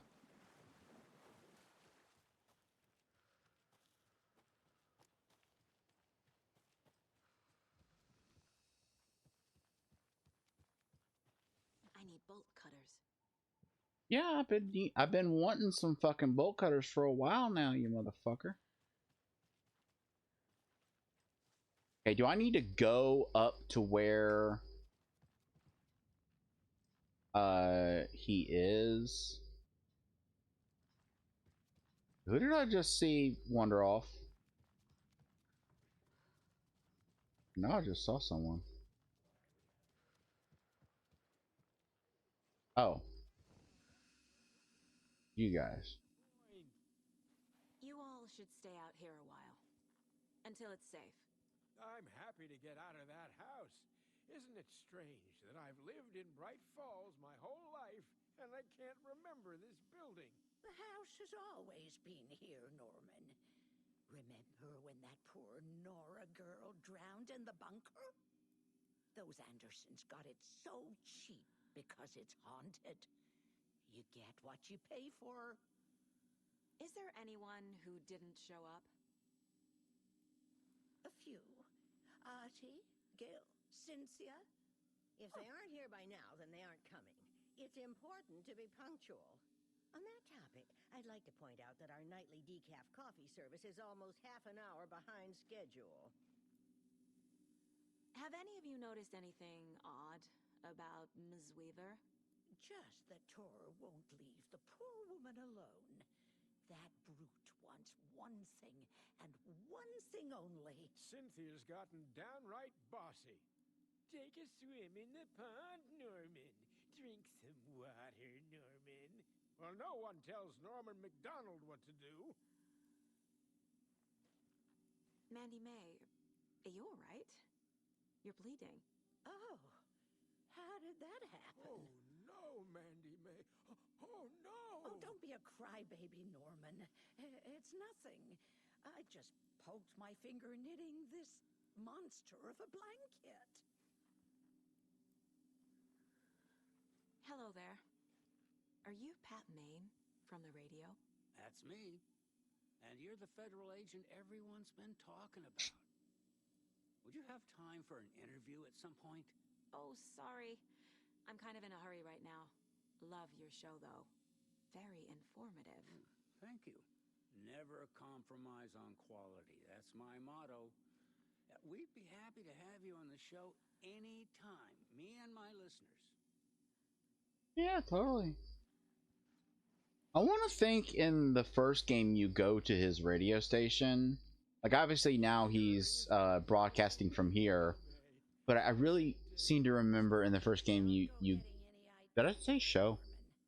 My brain isn't working. In the first game, I think you go to his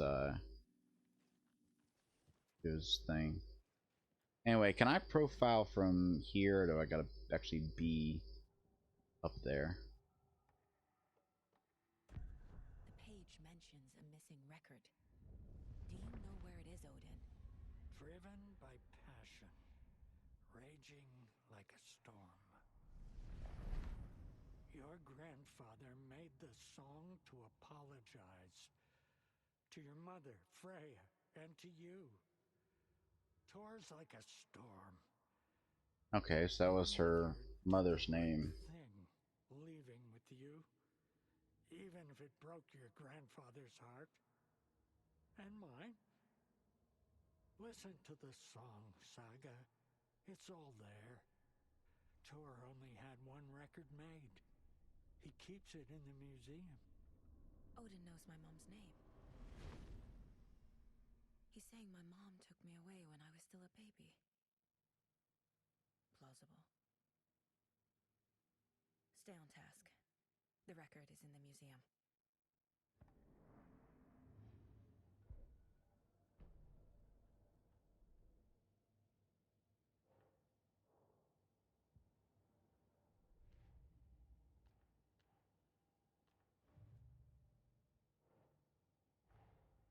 Tor disappeared into the pond. It's another overlap. Has to be. How do I get inside?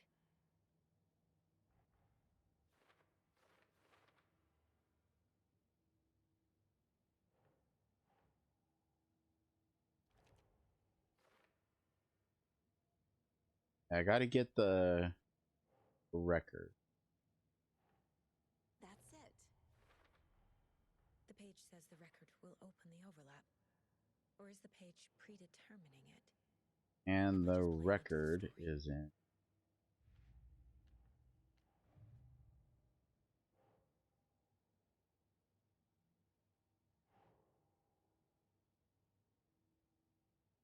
Oh, Really, that's not a part of your wife? Your wife, your life. What the fuck is my brain doing right now? makes sense.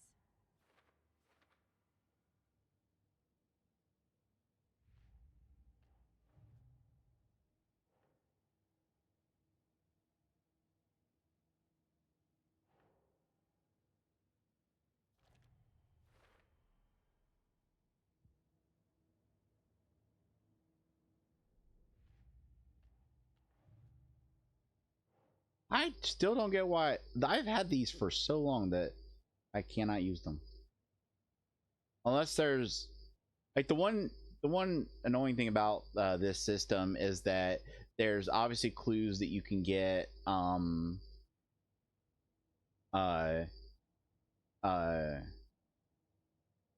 at one point, like at some point, like when talking to people, and if you miss your chance to talk to them, then you'll never get that clue. And so some things can be solved even with clues missing. And I'm just really hoping there's not like a trophy attached to making sure you get every single fucking clue. Which is, like I said, isn't a big deal. I can do it while following a guide from my Game Plus playthrough. Okay, so I need to get... I should go talk to Rose. Wait, she gave me her key fob, didn't she? Yeah, that'll open all the electronically locked doors. Okay. There doesn't seem to be any on the first floor. So, were there any in here? No, I don't. Can we please? Can we? I want to see if there were any electronically locked doors in the fuck whatever. Whatever.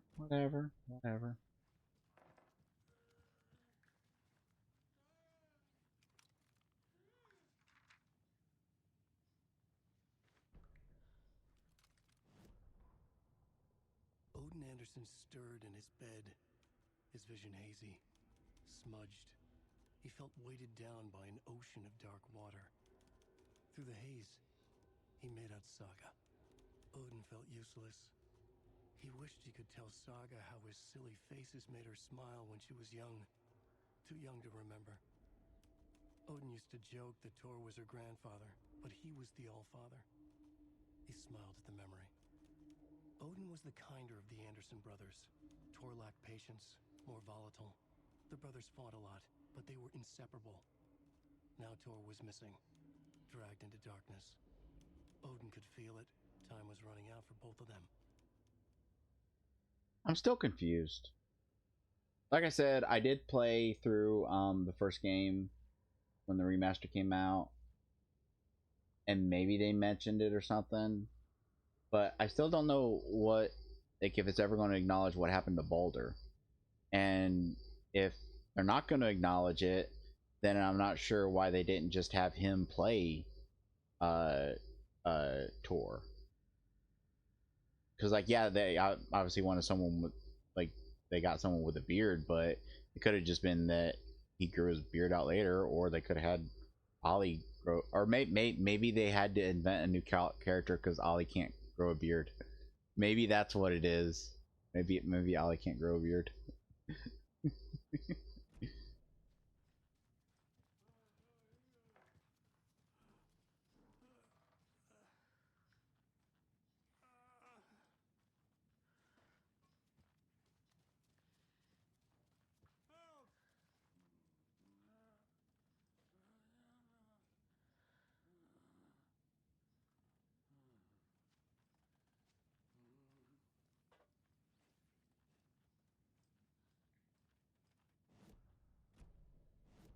What doors can I not get?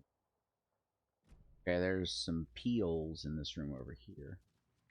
Have I ever been into this? Oh yeah, that's the room that she was exercising in.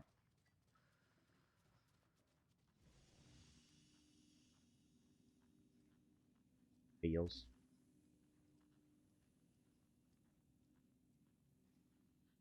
I still haven't been able to get damaged, like die in a battle.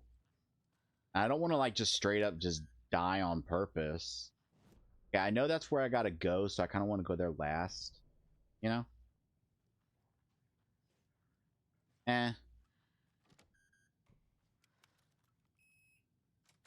Sure that I'll still have a chance to check the rest of this shit.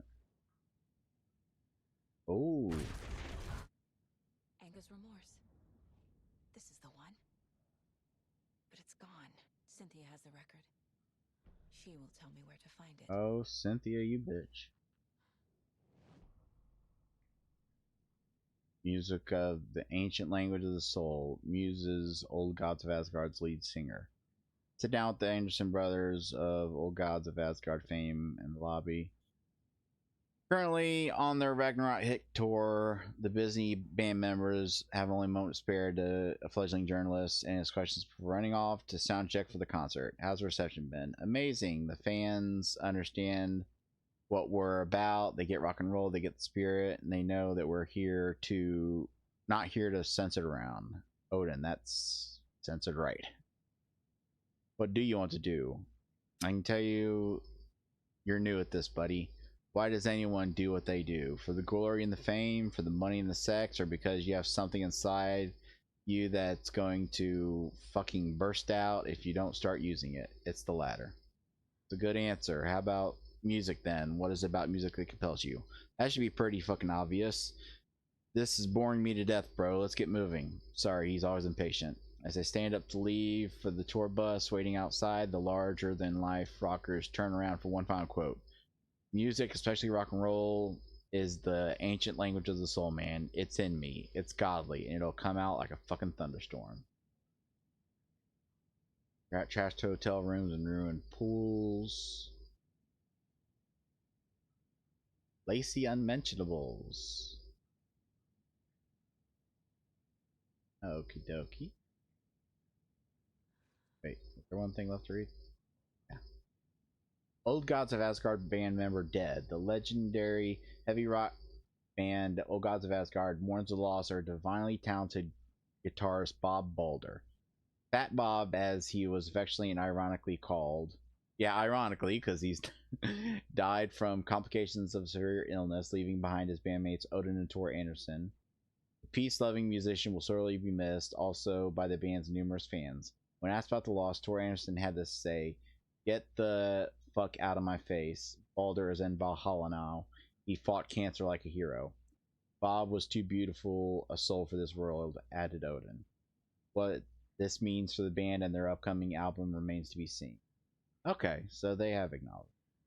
That's what I was wondering this whole time. If they, it would be weird to not acknowledge it. I want those posters. Can I just say I need those? I need to go on Displate and see if they have those.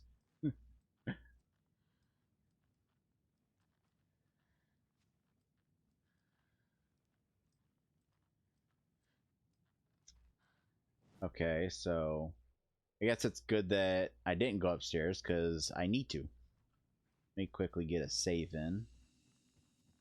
Boop.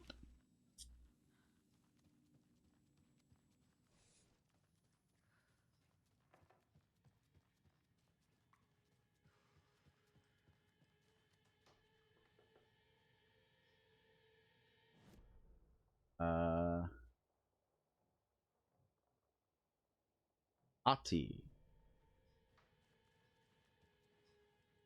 Do you know anything about the cult of the tree? Yes, yes. He who reaches for a spruce tree will stumble into a juniper. Bloom was one of them. He has kicked empty. I wouldn't want to be in his shoes, but I like his shoes. I found an empty record sleeve. Do you know where the record inside went? Oh, the matter is not my business.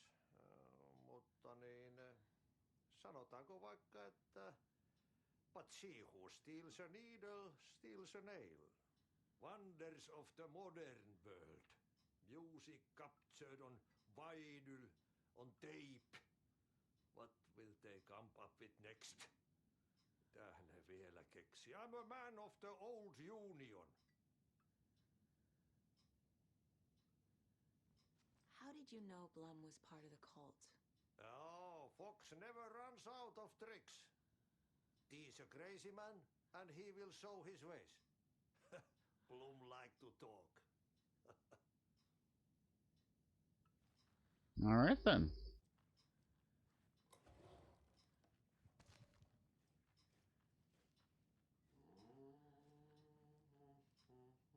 Why do you gotta?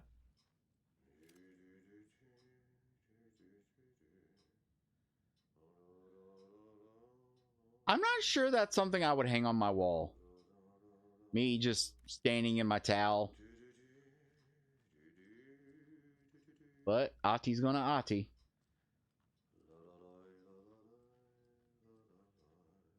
Finland.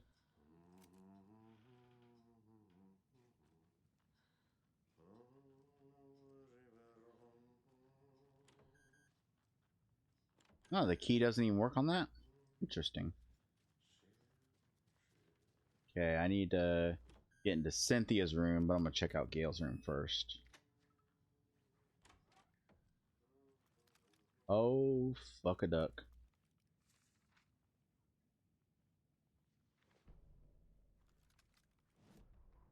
Wheeler set up a foundation with the sales of their greatest hits album. He used the cash to build a nursing facility. The old men deserved it. An old manor in Bright Falls. Wheeler hired a contractor to have it refitted as an old folks' care home. At this point, Wheeler felt good about himself. He had a heart of gold. No need to feel guilty. Wheeler left the work to the contractor and returned to New York City. He had done his part. It was time to turn over a new leaf. The contractors figured out Wheeler was gone for good. They took the money and ran. When the fall rains came, the leaks started appearing. Oh. That's too bad. I mean, I think that's an interesting and I think that's a very realistic. Like, obviously, the whole point of this is that you're not sure what is reality and what is becoming reality because of the story. But I really do think that it probably is realistic that after the events of the first game, considering how into the music Wheeler was, that he would, you know, maybe talk them into, you know, doing some more music. He's like, No use crying in the dark place. What has been has gone. But trouble doesn't look like this.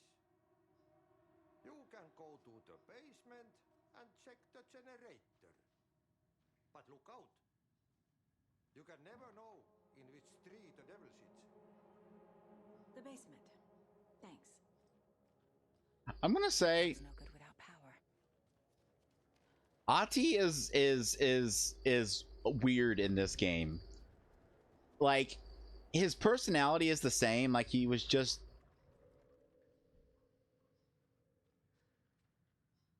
fucking.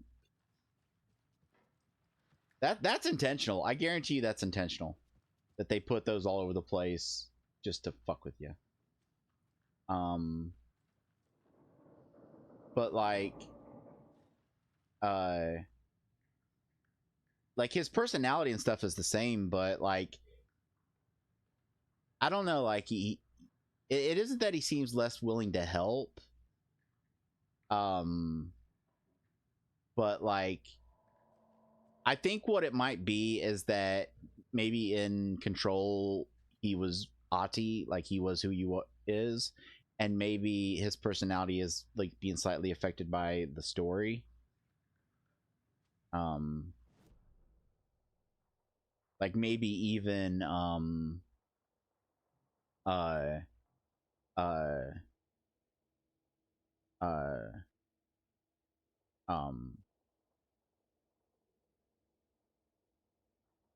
what was I gonna say? Like maybe even like his existence here, because I can't remember if he was in the DLC. It's been like a few years since I played Control, and I'm gonna play it again, or go for the plat, because I played that before I started plat hunting. Which I think that, given that I've only been doing trophy hunting for, let's say, maybe about a year, I've been doing it, and in that time I've went from no, I don't want to see just the trophies for this game. I want to see my whatever. I think I have like 50 plats, and I only had like 3 when I started. and that was the God of War on the original PS3, the original Demon Souls, and I think I had another plat that I had just gotten by coincidence because I played the game enough to get it, but I wasn't actually actively hunting for it. Trophy hunting is fun. Like, I wish I'd gotten into it sooner. And like, one tip I'd give you if you're gonna do trophy hunting is go whenever you're gonna start a game, go on Google, type in the name of the game, and type in the word trophy guide.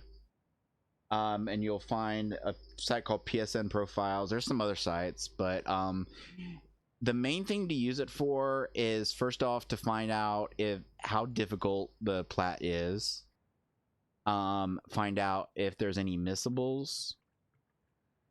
And usually if there's like only like, if it says there's like 1 or 2 missables, I'll click them and see what I got to do to get them. And that website's usually pretty good about like spoiler warnings and stuff. And like for instance, there might be like a missable where it says, oh, to do this you have to, and then it'll have like a spoiler or something. And sometimes they get around it by saying like, oh, after you get off the boat, and that's not really a spoiler. Like yeah, it's kind of a spoiler, but like, and this is, I'm not like referring to any game in particular here, but like, you'd be like, okay, so I'm gonna be on a boat at some point. After you get off the boat, make sure you don't talk to the person in front of you until you go explore the blah blah blah. Like they'll find ways to like help you with missables like that. If there's like a fuck ton of missables, like I just recently started playing the Forgotten City, and like almost every trophy in that game is missable because it's a pretty open-ended game. I was like, okay, I'm just gonna fucking play the game. And then if I enjoyed it enough, which I have been enjoying it, it's a pretty fun game. Then if I enjoyed it enough, I'll do multiple playthroughs with like guides and stuff. And another thing you want to look for is whether any trophies require multiplayer, and it'll be up to you whether that will affect your desire to get the plat or not. For me, if a trophy requires multiplayer, that instantly kills my desire to get the plat, because I don't really care about multiplayer. Like if I had someone in my life who would like, you know, want to play games with me a bunch, I would like to make some more gaming buddies, but you know, if I had someone that like was open for going for like a plat that needed a lot of multiplayer, but like there's some games where like the plat require, like especially if it's like competitive multiplayer and you gotta like do like ranked shit, you know, there's gonna be games that you need to just say, okay, I'm not going for the plat on this one, fuck it. And then the only other thing is you know, check if there's a trophy for it'll also tell you like how many playthroughs it's going to require, because sometimes you need to like make different choices or whatever. And then sometimes there's like a difficulty that won't be unlocked until you beat the game, and then you got to beat the game on that difficulty. But like, check for difficulty related trophies, you know. But as long as like you do that, and like you make sure you don't overextend yourself and try for plats on games that like there's definitely been a few games where I really enjoyed the game, but by the time I was done with the plat, I fucking hated it. And luckily I'm kind of mentally mature enough to not let that like affect my overall opinion of the game. But going for a plat can definitely draw out some of the more annoying aspects of a game. Like there can be like mini games that like on a casual playthrough you wouldn't really care about, but like then it turns out like to get the plat you gotta like get like gold on all the mini games or something, and then you realize how bullshit they are, just stuff like that. And you definitely got to be willing to let go. That's a big thing. You got to be willing to say, you know what, the plat on this is annoying the fuck out of me. I'm going in here real quick just to check if there was any. Okay, there wasn't any locked doors. You got to be willing to like don't do the sunk cost fallacy thing and be like, well, I've already put so much time into this game, because keep in mind the time you put into the game was time you were enjoying the game. Like definitely don't like if you want to, if you're like into trophy hunting enough that you're willing to do this, fine, whatever. Shit, I came out the wrong end. I gotta come out the other end to get the derp. Oh, this door's open now. And Rose is gone. That's great.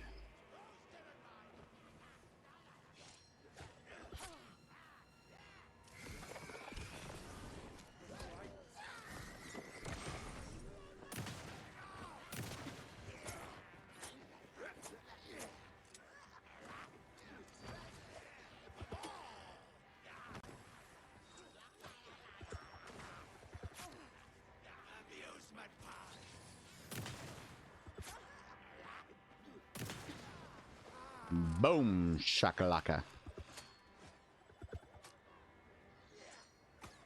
Nope. Ow.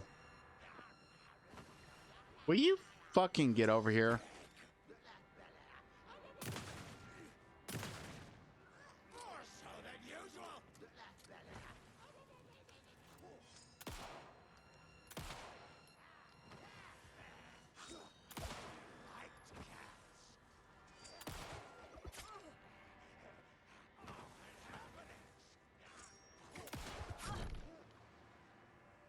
There we go. I keep getting really low on health and then stepping into some light, so then I get my health back.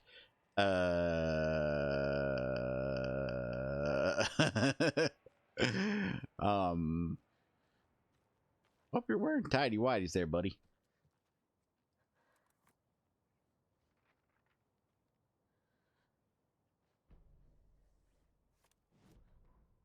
It's 1988, a face-off between deities on the rim of Cauldron Lake, high above its dark waters. Thunder roared, the old gods facing something even more powerful, something harder to define even. Or, changing the perspective, raving lunatics all, caught up in the frenzy of a shared delusion. The old gods, the corsairs of the Sea of Night, and the Dark One who yearned to stand in between, who had always stood in between, who would soon stand in between. We help you, you stay away from our family, Tor Anderson snarled over the thunder. Yes, until you all come to me, came the answer. That's never gonna happen, shouted Odin. I will take this as collateral, shall you remember our deal, said the Dark One. Blood arched from Odin's face as he fell to his knees. Lightning hit the dark figure on the cliff, and with that, he was gone. Tor rushed to his brother. Are you alright, bro? Effectively blind in that moment, the eye patch covering his left eye, his hand over the now empty socket of his right, blood oozing out of it. Odin cursed. The bastard took the wrong eye.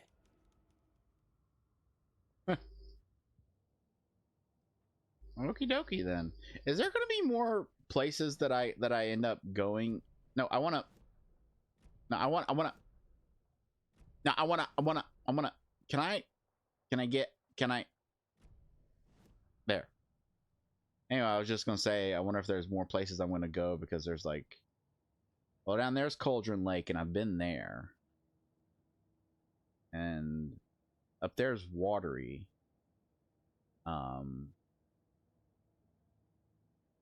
So I wonder if there's not gonna be any other place. Anyway,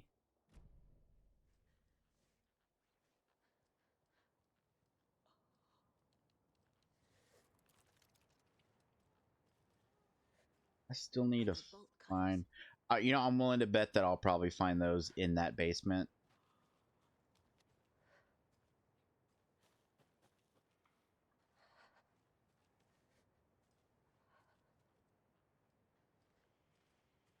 Then hopefully we'll be at a point where... Ooh, that's knocked over. I wonder if Rose is okay.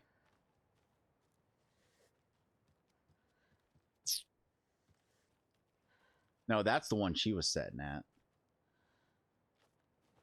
There... Anything else over here?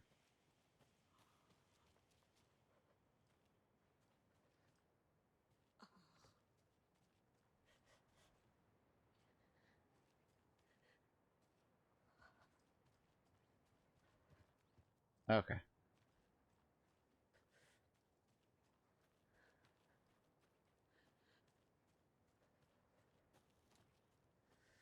Another good thing about streaming through OBS is I can put a fucking noise gate on it, so I can have my fucking heater on.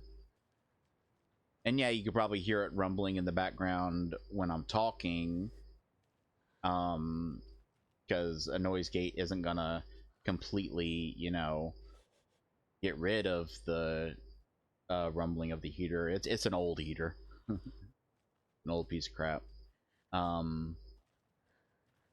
But at least you don't hear it constantly, even when I'm not talking. Yeah, keep making your noises.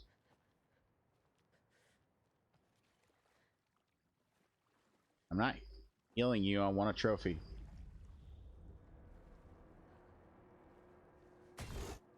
Shit. I need to get the Okay.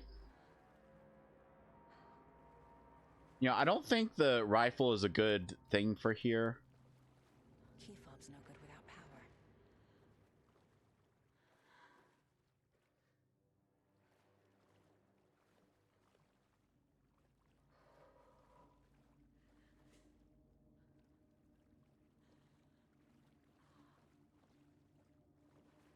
I can't get through this.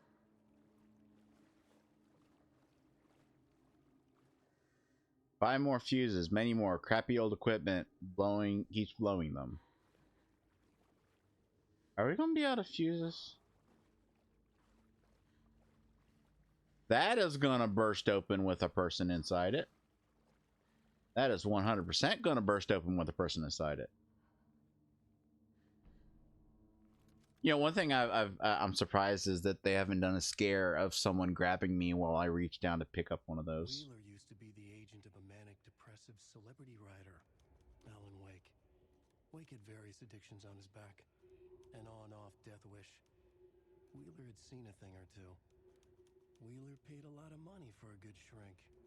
Got himself convinced that all the nightmares he'd seen leading up to Wake drowning himself were just his imagination. PTSD. Now we had pills to keep the shadows from his sleep. But the Andersons were something else. The nightmares were starting to creep in again. Or maybe it was the drugs in the air. Wheeler hoped it was the drugs. The Andersons were so old. Vampires. After every gig and the party that followed, took them weeks to bounce back. And they never did completely. Each time Wheeler expected them to croak.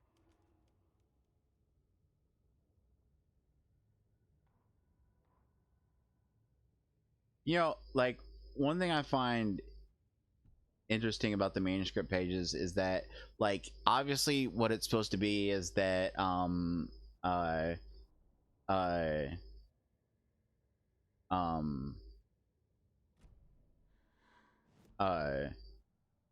Scratch wrote the manuscript, and then Alan found it, and he's editing it. Like, it's a horror story, so he has to stay within the confines of the genre. Like, he wouldn't be like, if his changes are too erratic and too like nonsensical, then it won't take shape. Um, but I wonder if there's actually meant to be anything behind those, or if they just wrote up like. It would probably be pretty stupid. Like, it would probably be a waste of time since you can't really see close enough to see that. I'm guessing like you can see that there's type behind it, but I'm betting that it's just gibberish. I'm betting they wrote out the script the way they wrote them out, and then had like a graphic designer make them look like this, so that it makes it look like they were edited.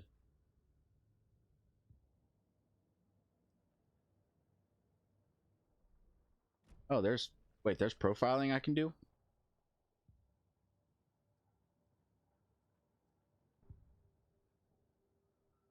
Oh, I can profile Cynthia. That sounds great. Anga's remorse is missing. Who took it? Our shame becomes the pale horse. Oh, Tor, bro. Tor's love for you is in that song. That's why Cynthia wants it, to ruin him. She made Tor lust after her. We fought one scratching hag years ago. Now he's fallen for another, and we might lose him for good. One less Anderson. That isn't going to happen. Cynthia has torn the overlap. Anga's remorse is the key to get there. I need to make Cynthia reveal its location.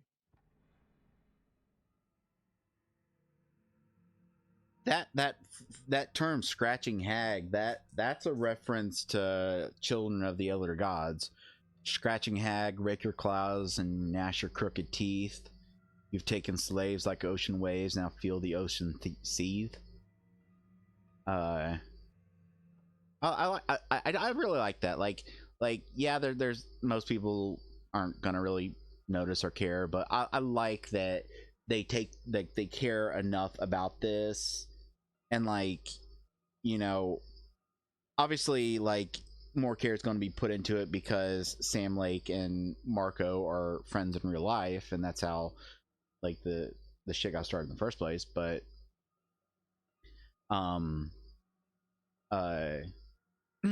like that like there's so many references that like go over the heads of most people that aren't like as into the music and into the, you know, but and it doesn't bother me. Like there's there's been a lot of times while watching David that like some big reference is made and he doesn't bat an eyelash, and it's like, it's cool. He's not like, he likes poets. He's said that he's listened to them before and he likes them, but he's not like a uber fan like I am.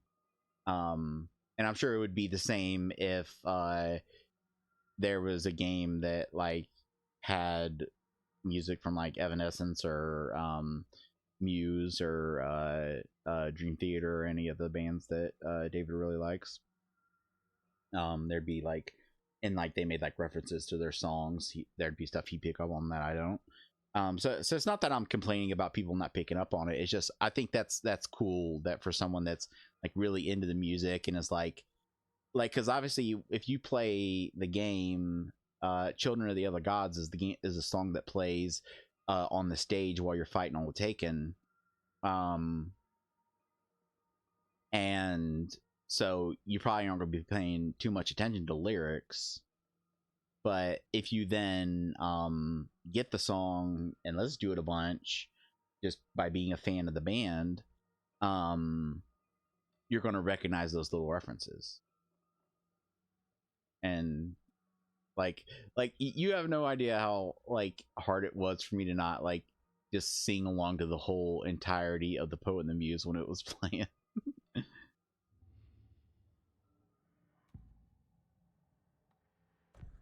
Cynthia targeted Tor specifically. Why him? Deal with the nasty Anderson fellow. His heart was broken. Cancelled. Leaks started appearing. It was too late.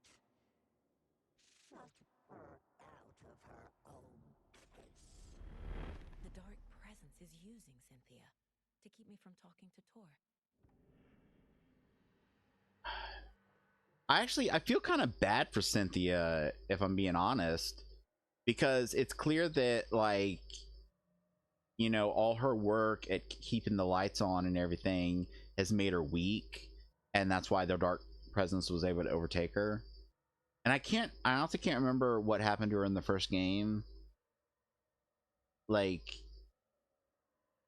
part of me does wish that like I had like rewatched, because I did stream it, rewatched my playthrough, or at least like found like a like no commentary let's play on YouTube or something, and quickly went through it. And I was almost going to before playing this, but I was just I was so anxious to, you know, get into it.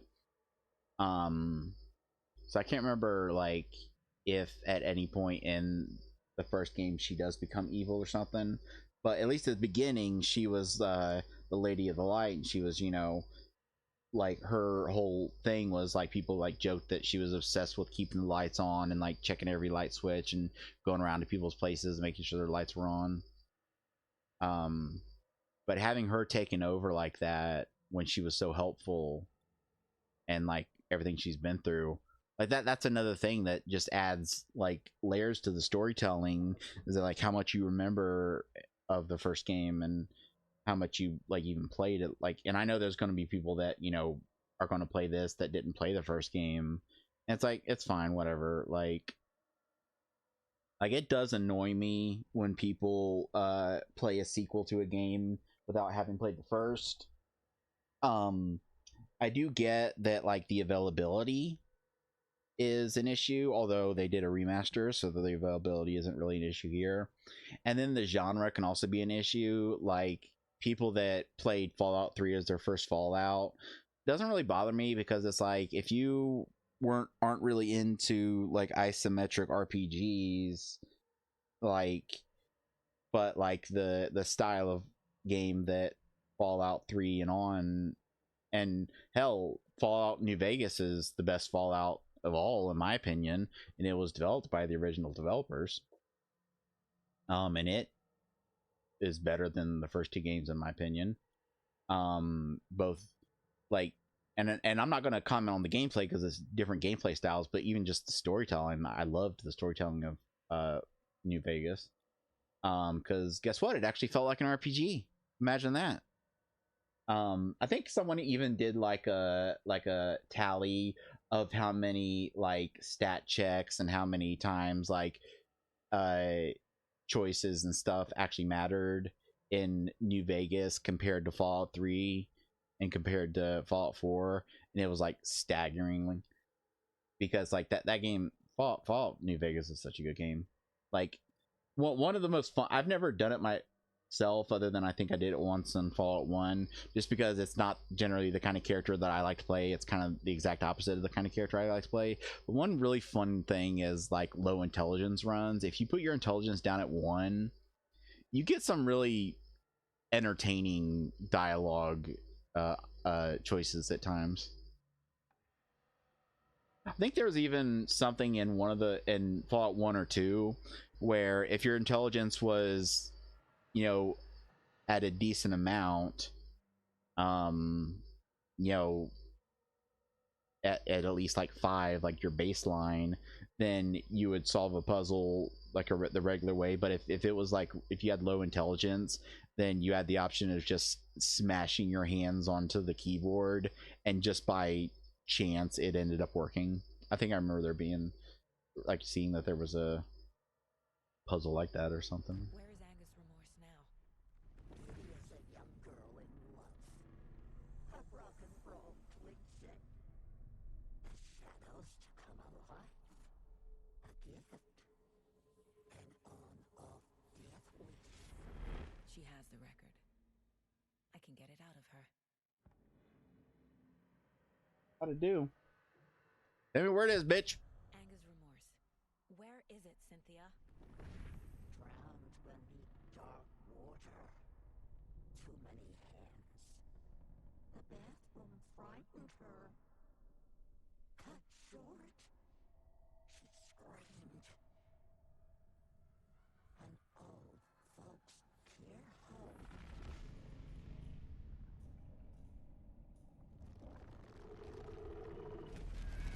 Oh shit, The that Angus Remorse was record is in Cynthia's room.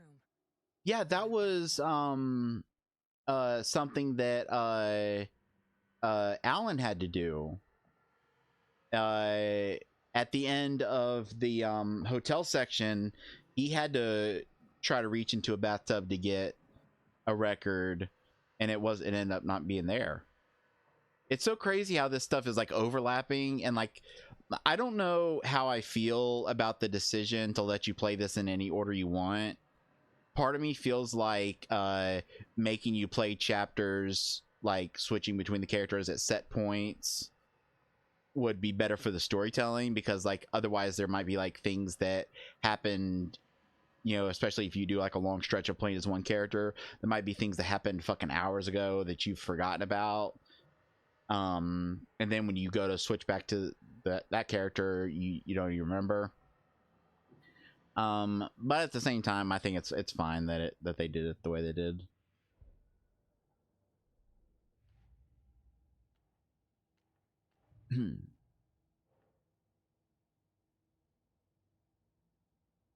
Or would have done anything she said. So Tor had a crush on Cynthia. Seduced Tor to keep him away from me. Oh, dropping frames.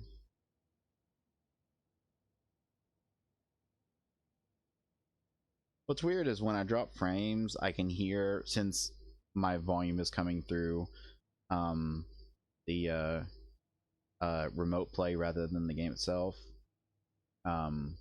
which there isn't any delay. There's like the delay is there really isn't much of any delay since I'm on the home network rather than playing over the internet. Like I'm looking at the the render down there on my laptop, and the delay, like there actually there isn't a delay, because the delay I'm seeing is the 50 or 500 millisecond delay that I had to put in to match it up with my voice and camera and everything.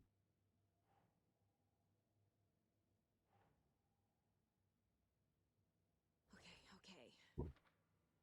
I wonder if Bathtub,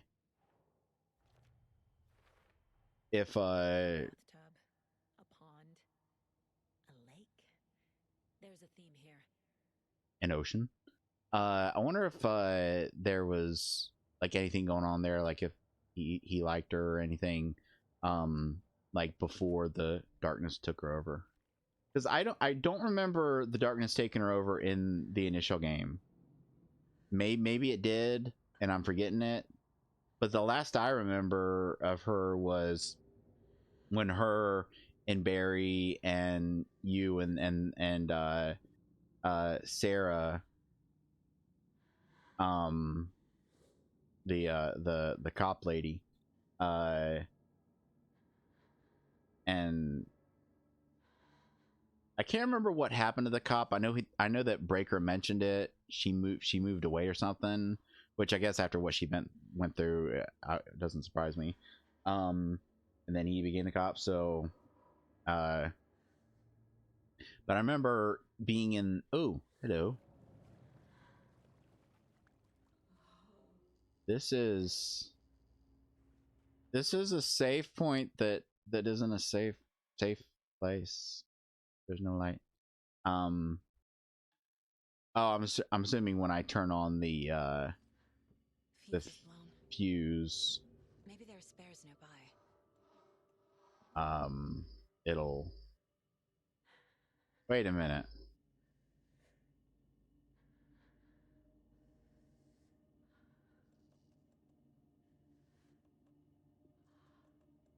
So my thing did break and I didn't get the trophy.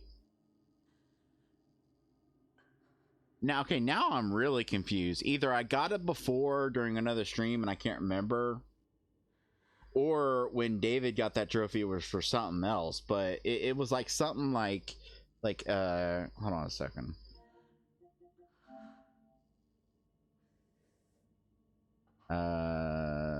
Sort by I was wanting to find just the one that I've gotten. You all trophies. Give me all these damn trophies.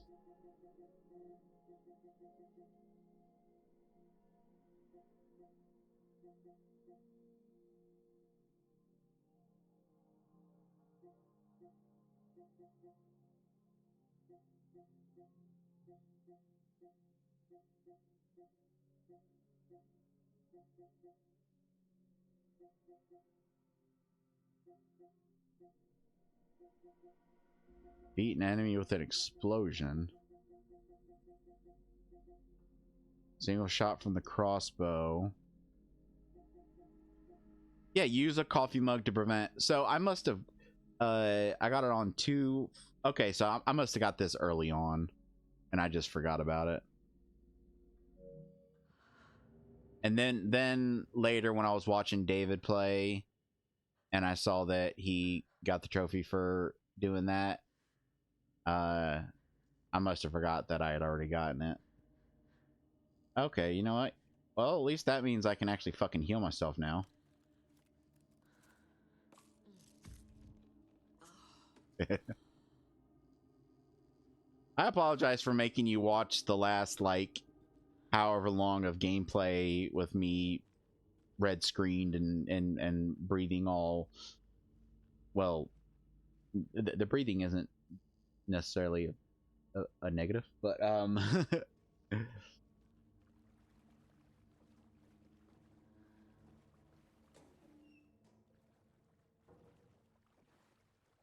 be opened on this side. the fuck is that? Oh, there's gonna be some bad shit in this level. I just know it. I'm not gonna like how things go.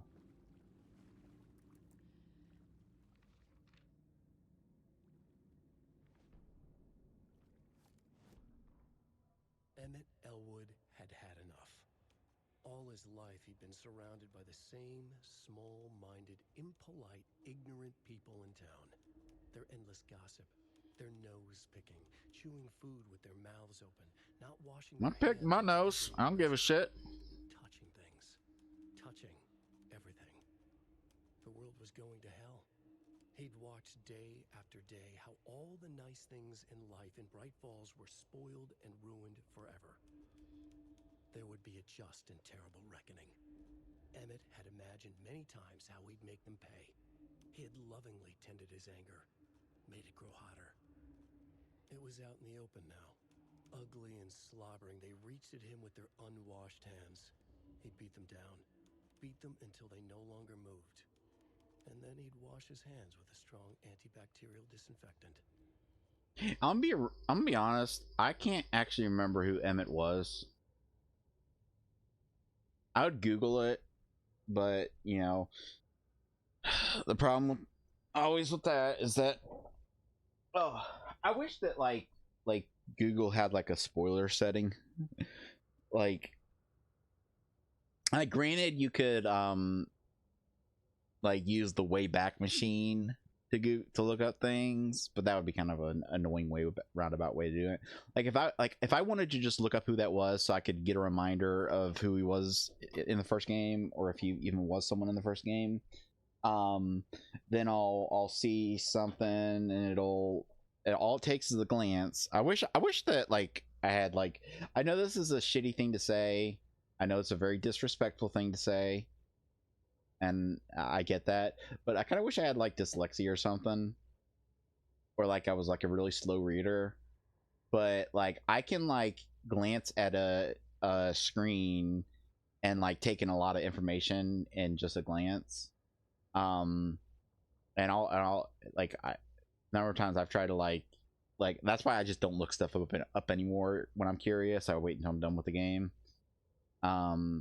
Even if it's something like this where I'm trying to like figure out, oh, who was that in the last game, because you'll look something up and then just the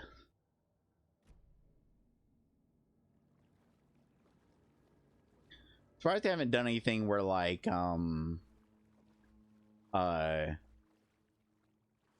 you go into your mind place, and then when you come out of it, there's something there. That would be like a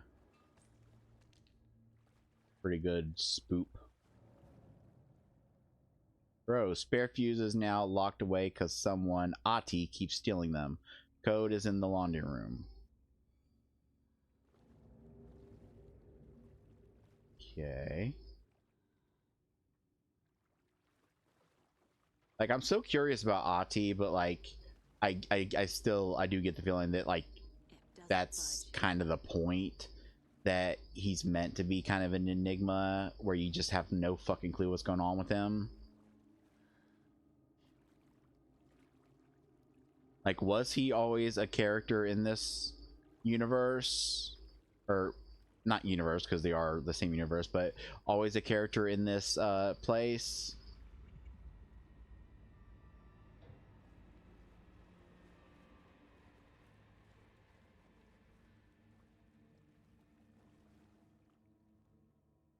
House of Zane, renowned filmmaker, establishes art commune in Bright Falls. Thomas Zane and his partner Barbara Yeager have recently established an artist commune here in Bright Falls. Mr. Zane has purchased the old manor house outside town, and the couple has already settled in his home country and internationally as well. Mr. Zane is well-known and respected auteur filmmaker, a rising star already compared to the likes of Stanley Kubrick and Ingmar Bergman.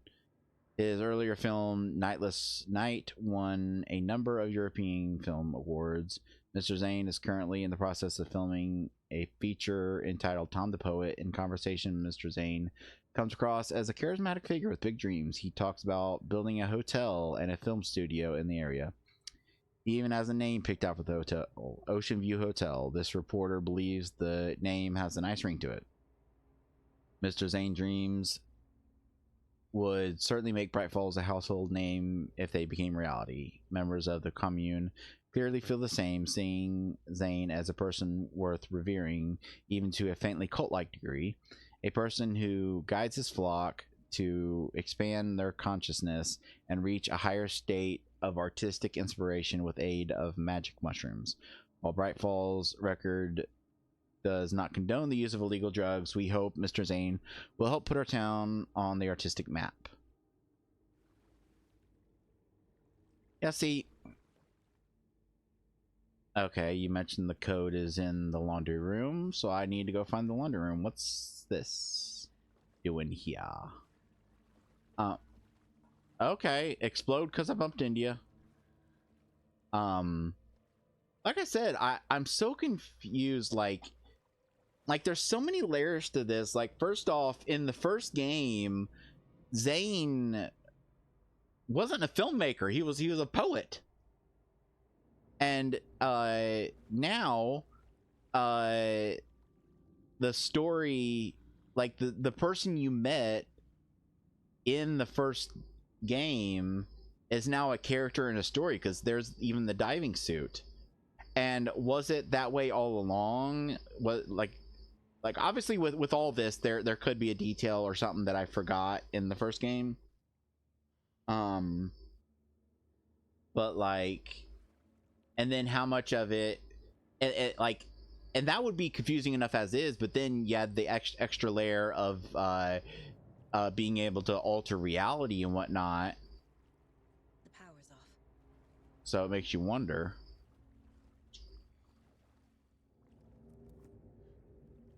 Cynthia Weaver had always kept her lantern close. Someone in the bathroom with her. In the dark.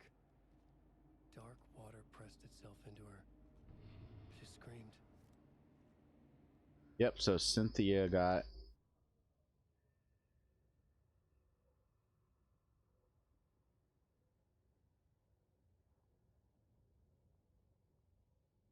Cynthia Weaver hated being old. She'd been a doer, a fighter. Now the bathroom frightened her, afraid she'd break her hip, like Norman. Cynthia had always kept her lantern close, to hold the darkness at bay. "Oh dear, my lantern. I think I've lost it," Cynthia said. "This will put a smile back on your face, my dear," a voice said. A man's voice. Someone in the bathroom with her. In the dark. The light bulb had blown. She meant to replace it days ago. How could she forget? She had slipped getting out of the tub. She lay in the tub now. She lifted her hand. It looked wrong. Too many hands.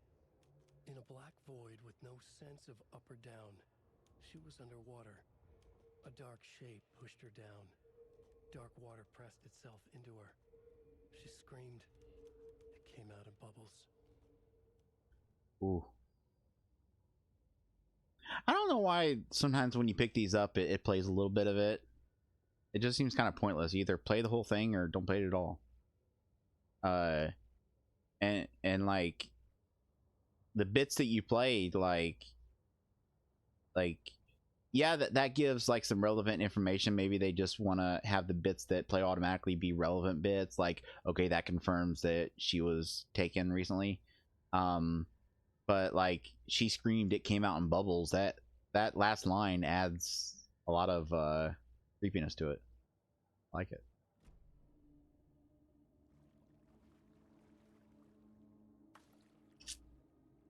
All right, that's that area unlocked, but this is the laundry room, so this is where I should be able to find the code, even though I know something's gonna pop up and go boo. Why don't you just do it already?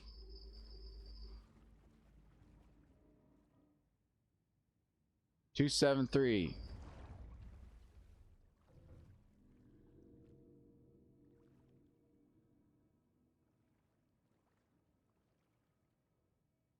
Rose, if you see this, please remind the residents to leave my stuff alone. I think they hate me. BB.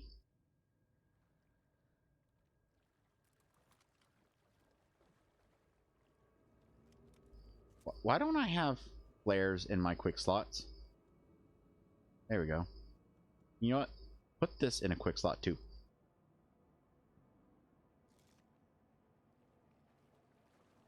I'm carrying this around because I think something's going to pop up right in front of me. Yo, what was the code? 273. 273, 273, 273, 273, 273, 273, 273, 273, 273. 273. Yoinkus.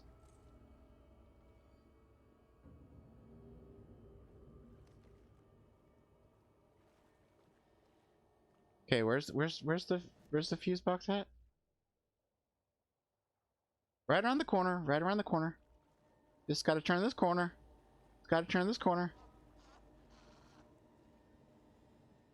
Put the fuse in. There. Ah ha. I think I'm just gonna stay here forever now.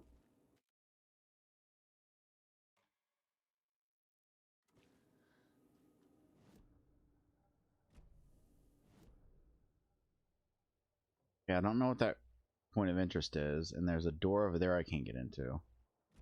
But let's just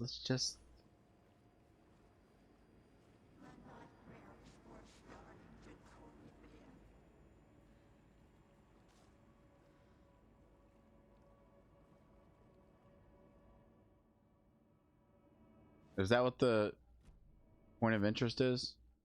Okay, just that sign. Okay. Shit. Careful,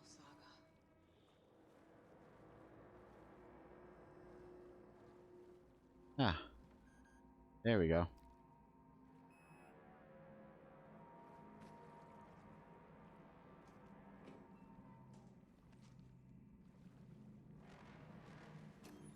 Eh? Stop farting at me, game.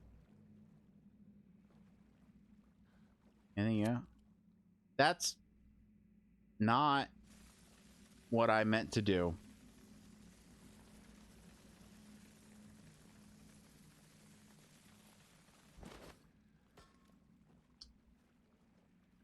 I did not realize that if you had a flare selected, it would automatically switch to it.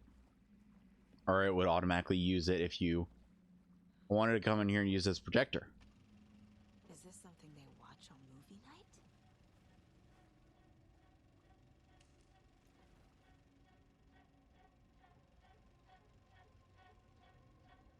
That looks just like Casey. What the hell is going on?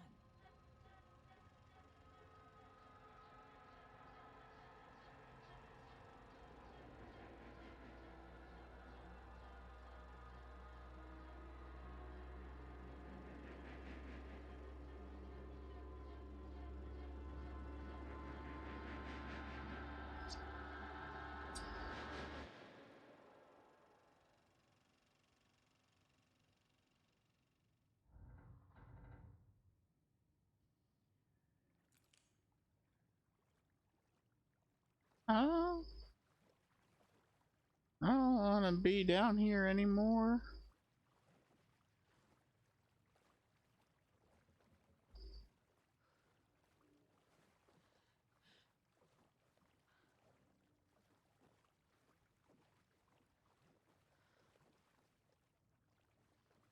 It's the way out. Okay, through here. Through here, through here. I can't through here. I can't through here. Through here isn't a through here. I gotta go around. Gotta go around. Gotta go around. Gotta go around.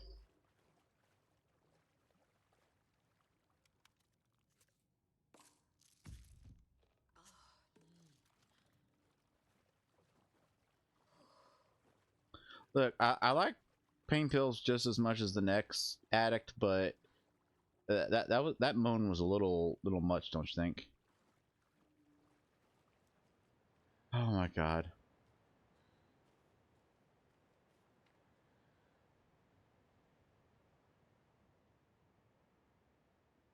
Dude, do you have any idea how much restraint it took them? It had to have taken them to not have a single enemy in that basement and have that just be nothing but atmosphere. So many games miss out on that. So many games forget that.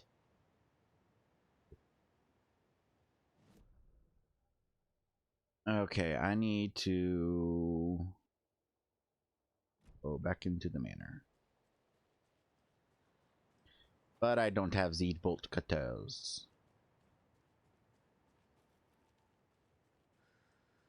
Like, cause yeah, like, I'm not gonna say jump scares are all bad. I'm not one of those people that thinks that like any jump scare at all is terrible. Like, I think that like even like just the as much as like it kind of mimics the shitty indie horror thing of jump scare JPEG in your face, I think the scares used in this are pretty good. Like when like the faces appear and stuff. It doesn't happen too often, and you know, as good as tension is, and as good as it is to build tension,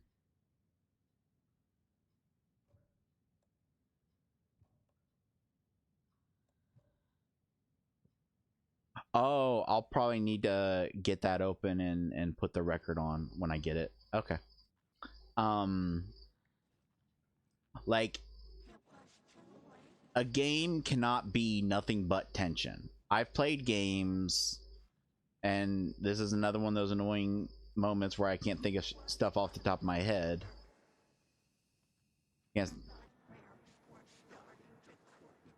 can't think of stuff off the top of my head, but I know, like, I've played a million indie horror games over the years. So I know I've played ones that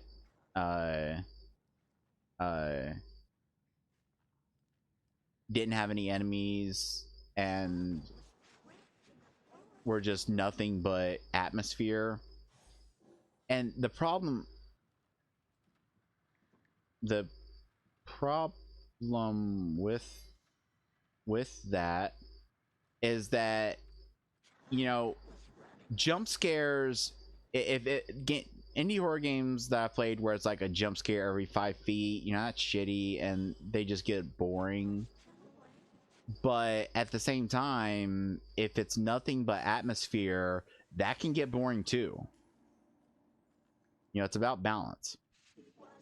But that said, doing that entire section without any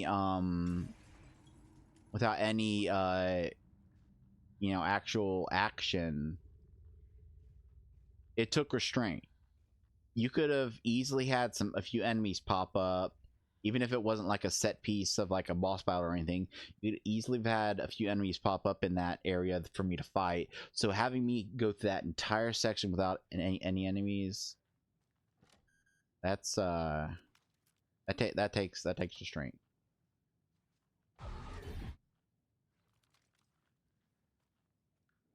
Adam? Was Cynthia into civil engineering?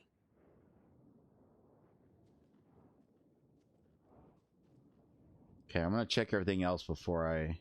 The Dark Presence uses people's memories, their fears to corrupt them. I went down to the basement today, checked the lights. I can't trust Blum to do it. He's too slow, but it's getting harder and harder for me to reach them.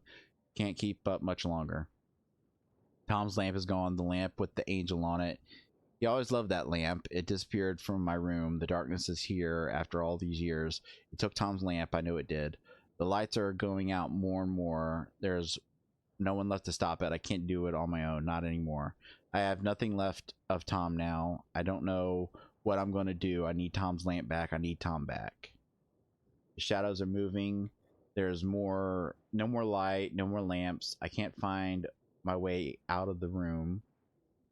Someone locked the door. Did I lock it? Maybe Tom did. He probably did it to keep me safe. He is such a considerate man. Barbara doesn't deserve him. Tom could do so much better. Where did Tom's lamp go? I used to have it. I guess he took it back. That's fine. It was his after all. The shadows are moving. Did I write that? Nonsense. There are no shadows. It's just us, Tom and I forever. I found something funny while I was down there. A newspaper article about Tom, but it was called him a filmmaker. Tom didn't make movies. He was a poet. Magnificent poet. I dug around and found film equipment, supposedly also Tom's. What is happening? This isn't right. I know it isn't. See, that's the thing. I'm saying that, like, I don't think, like, I think that the original the original story of Tom being a writer like Alan, and also, you know, having you know, being a diver as a hobby. That's why every time you see him, he's floating around that diving suit. That's the truth. And for some reason, they've rewritten reality to make him a filmmaker and to make everything. What if it's like a Full Metal Alchemist thing of equivalent exchange, where in order to create some reality, you have to give up some reality. That, I don't know if that's where they're going to go with it, but that would be such a cool, like, way to do it. Like, the reality of him being a poet, you had to give up that reality and make it into just a story that he wrote in order to make him a filmmaker. Now, why they would want to make him a filmmaker, I don't know. But that is interesting.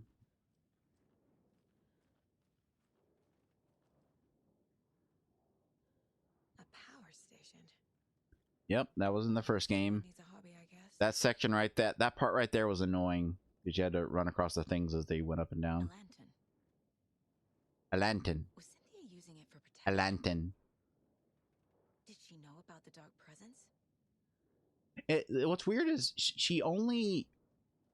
It seems like she skips her R's if they're near the end of a sentence or near the end of a word, but if they're at the near the beginning, she'll pronounce it. Like, she'll say presence with the R, but her last name she pronounces Anderson, and she pronounced lantern as lantern. But isn't lantern like a medicine? I feel like I'm missing some context here. Yep, that's the... Yeah. I'm guessing the woman in this photograph was not Cynthia's favorite. That's actually, see, that's the room I was talking about. That's actually the last place I remember seeing both Cynthia and Sarah. Like, I think that was like the safe place that they were gonna, like, hole up, and then Alan went out to fight. And I want to think that might be the last place you saw any of them. I could be wrong, but that seems like it was pretty late in the game. Yeah.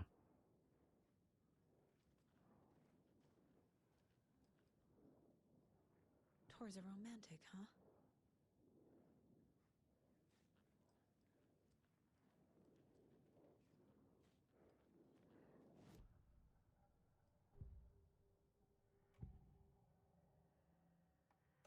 Cynthia was close to someone named Thomas Zane. Who is he? Tom was back.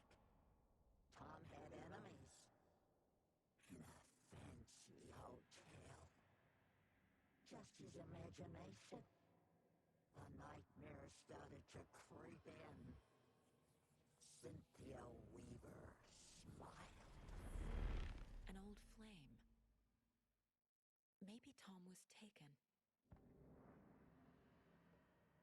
So I wonder if it was that she liked him, but he didn't like her back, and chose Barbara over her, or if maybe they dated at some point. I don't know.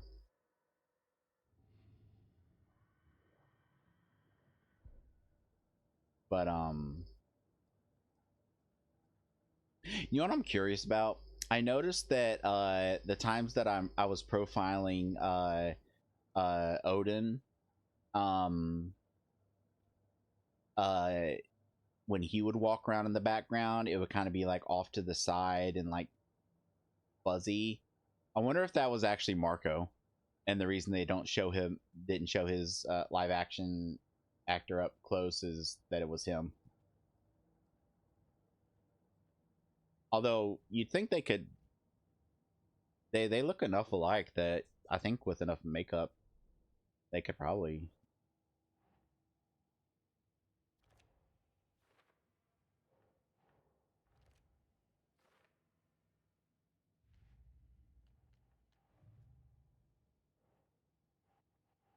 A lot of stuff for later.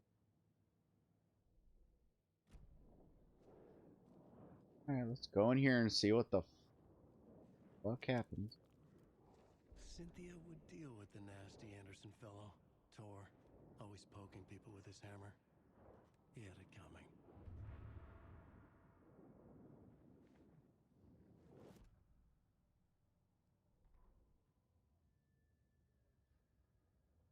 Cynthia Weaver smiled. Lost without her lantern? Nonsense. Cynthia felt as giddy as a young girl in love. Cynthia had loved Thomas Zane. Tom only had eyes for Barbara. Barbara was bad news. Tom had seen it in the end. Cynthia had been there to comfort him. And when he left, Cynthia waited. Years of waiting. Now Tom had come back to her. They'd be together now. See the world. She'd always dreamed of seeing New York. They were there now in a fancy hotel. She drew a bath. She would become like Barbara. No, better. She sank into dark water. Into Tom. Tom had enemies plotting against him. Cynthia would deal with the nasty Anderson fellow, Tor, always poking people with his hammer. He had it coming. Anything for Tom.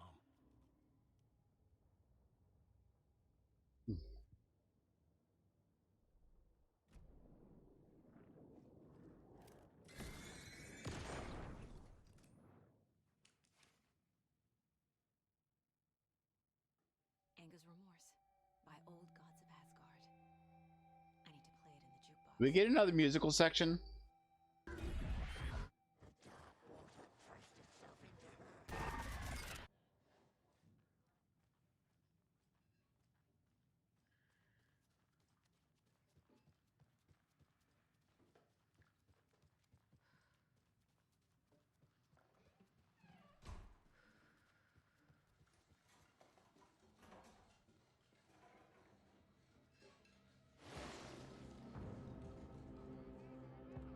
Oh shit.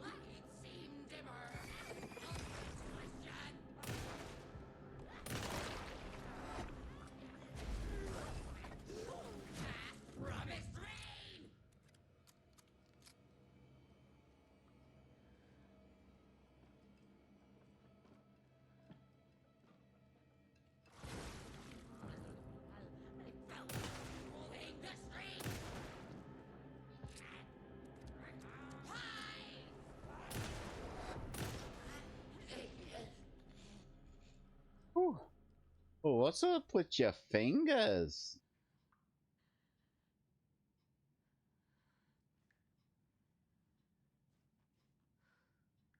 Not fingers, that's like weird straps wrapped around her. Oh, it's supposed to be.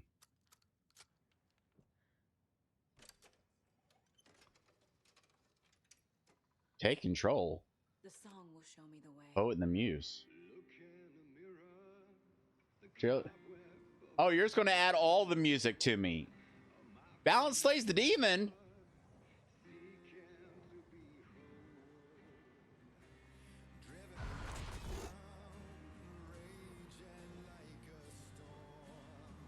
The overlap is at the heart. Here we go again.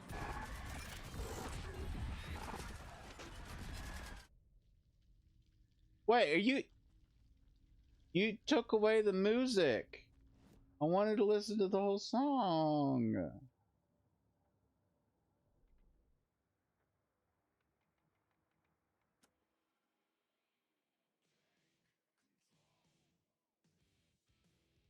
Hell yeah. That's the song that's from, I'm surprised they put it in this, but that's a song from Control.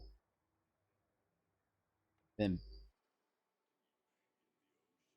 Balance Slays the Demon is a song that, now my memory could be failing me, but I didn't hear this song when I played the remaster, so I'm pretty sure that this song was done for American Nightmare.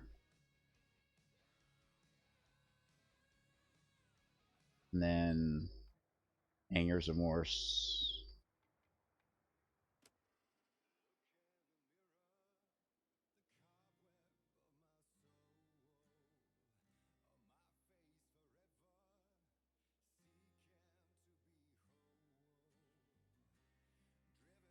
Okay, I've actually already got all these songs. I went online, found them. I found all the songs that were used for this game. There's actually a song that was used that they created. There's actually another song that was created. I can't remember the name of it, but it said that it's not currently featured in any game, but it has references to this. So I think there was a song that they created that they didn't find a place to use. I've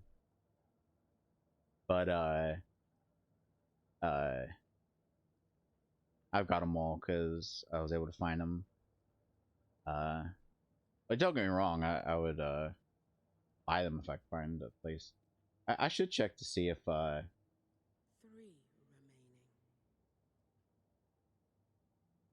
Oh, you're telling me how many I got a pet before. Okay, thanks, I guess. Anyway, I should check, like, well, I would say I would check Amazon Music, but I'm currently fucking banned from Amazon because their fucking stupid system didn't want to recognize my credit card, and then when I tried to submit documentation proving ownership, it didn't want to process it correctly. And then that was like almost a month ago, so I said fuck it, and I went and ordered the stuff I was going to get off of Best Buy instead, and it ended up being cheaper. And then like a couple days ago, I get a fucking email saying that my Prime membership is about to renew, which when I went to buy the stuff, it signed me, it had a thing to sign up for Prime, and I went ahead and let it sign me up because I figured I'd get cheaper shipping, and then I could always cancel it later if I wanted. But like I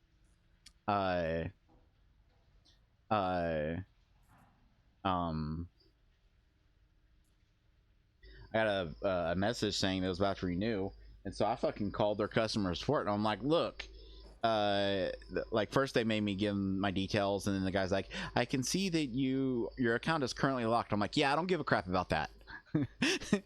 And I told him that the thing says it's going to renew, and like when I first made the order, it didn't take anything out of the account because it blocked the card and everything. But and I was on with customer support for like days trying to get this shit sorted before eventually giving up and trying the stuff off Best Buy. Oh, drawers are just falling out now, I guess. But I called them and said, I explained the situation that, you know, I tried and I got tired of dealing with customer support, so I just bought the stuff elsewhere. But that I got an email saying that my stuff was due to renew soon. I'm like, I can't even get into the account to cancel it.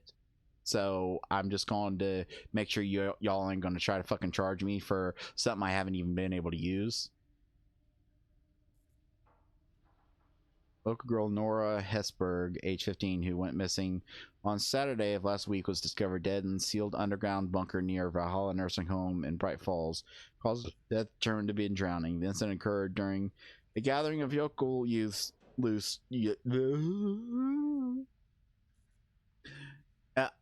Okay.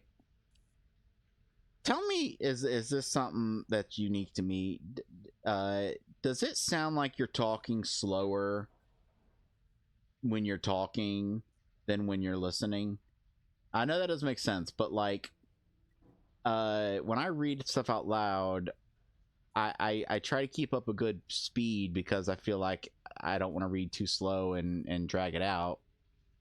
And like I've definitely had this like issue, notice this like when like I've read some scripted stuff like that video I did for that other channel, which I swear I'm going to get around to doing more videos for it. I have like 5 different ones written out. But like I'll read from something and then when I listen back I'm like, Jesus fucking Christ, why are you going so fast? And that's why I stumble over my words, because like to me it doesn't sound like when I'm actually doing the reading, it doesn't sound like I'm going that fast. And I think it's just because I'm a fast talker. When they discovered their daughter had not returned home the night before, the police were contacted and they received a tip to check the bunker from one of the victim's acquaintances. Police are treating the tragedy as an accident. The community mourns the loss of its young members. Gone too soon.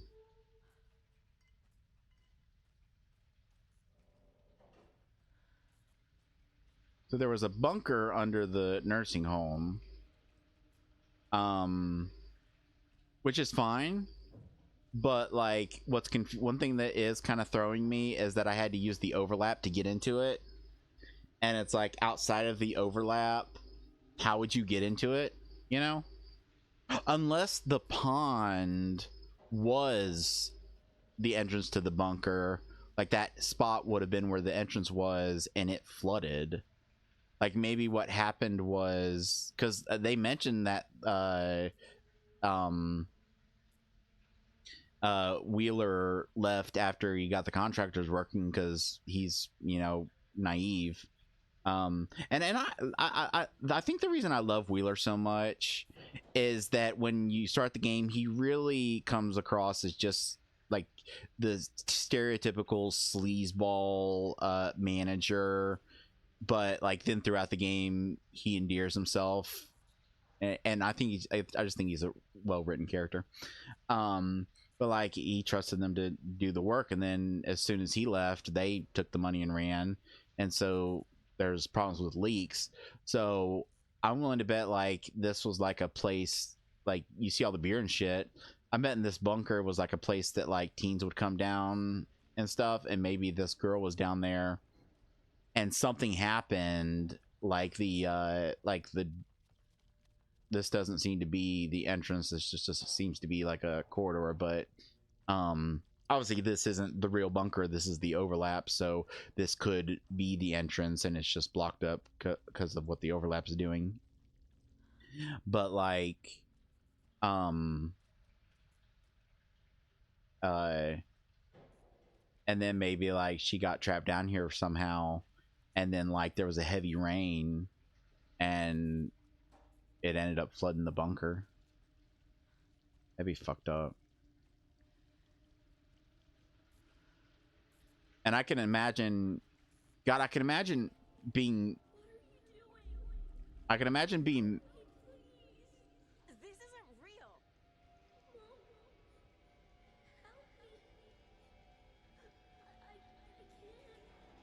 this place. Ocean View Hotel and Spa. I can imagine being Barry in that situation. And like I can imagine like if it when word got back to him, like he would know that like the people took the money and ran and everything, or maybe he didn't. Maybe he still would think that everything was just all peaches and cream over there, because obviously they wouldn't tell him, and the old folks, they probably wouldn't know that the work hadn't been finished. They probably wouldn't realize that more was meant to be done. But God, imagine being Barry and finding out that because you were too trusting and you went off when the workers were supposed to be doing their shit, that someone ended up dying. And I can imagine that getting to him. Okay, we have Sheriff Station undiscovered. Why would there be a map just for the sheriff station? That makes no sense. Beware the drowned lady.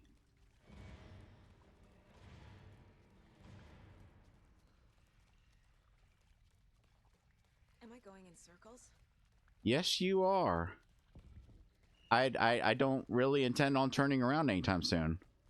I just it's not something that I think I'm gonna do. Oh, what's this?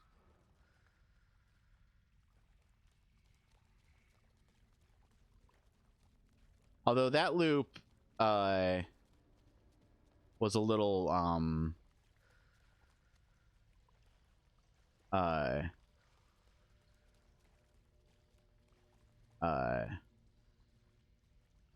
obvious.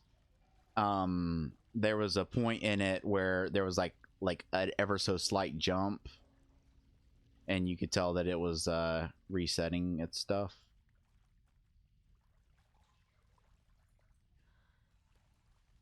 Which you really don't got to do loops that way. You can have it where as long as you're going in one direction, you can despawn the doorway and replace it by a wall, and then once you start going back in the other direction, despawn the wall and replace it by a doorway. That's how I did some of the loops in my game. I mean, the loop near the beginning of the first one, that was just built, and I made each hallway a little bit longer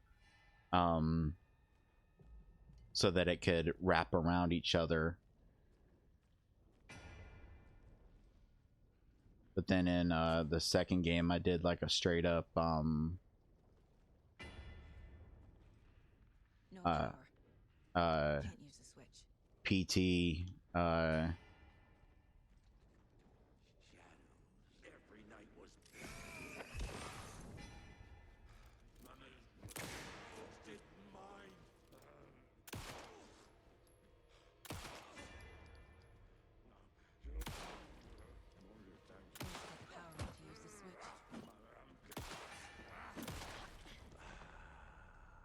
Whew. Which actually, when I was watching some people play my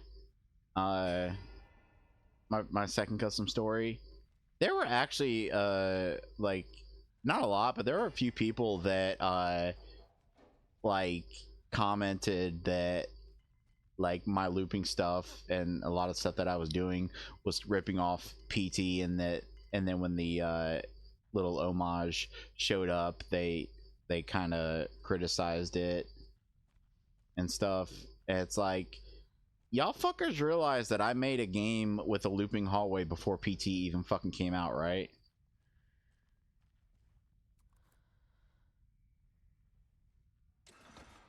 Shit.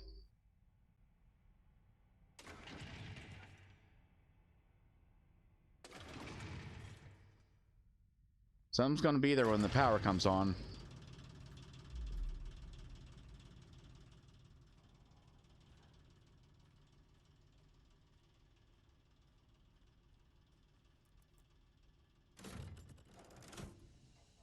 The wall just disappeared. Uh. The light did that? that can... I wonder if it can do that because in the overlap you're kind of connected to Alan's world. It sounds like a kind of shitty children's show. Alan's World. We'll all have fun in Alan's World.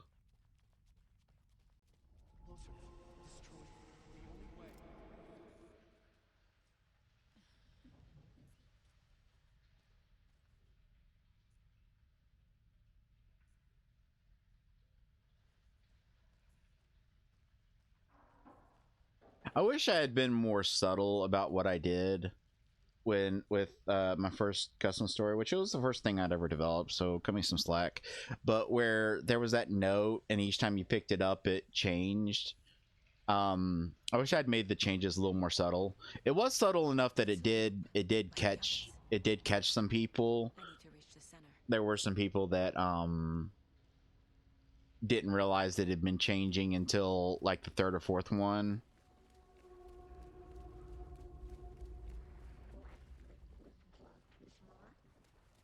Cynthia. She's here.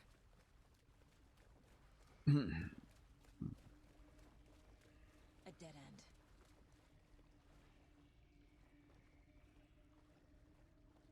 Like the first one I think was subtle enough that it was clever, where it was take this lamp with you, it can get dark down there, and then the second time it can get dangerous down there.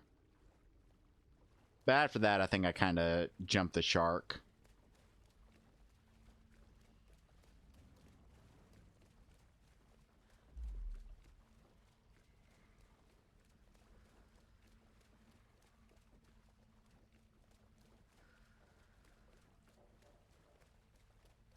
Back here again.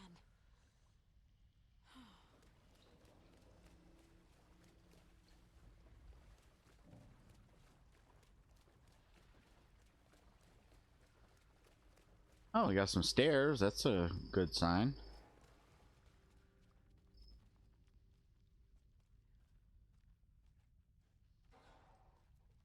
Locked. The key has to be nearby.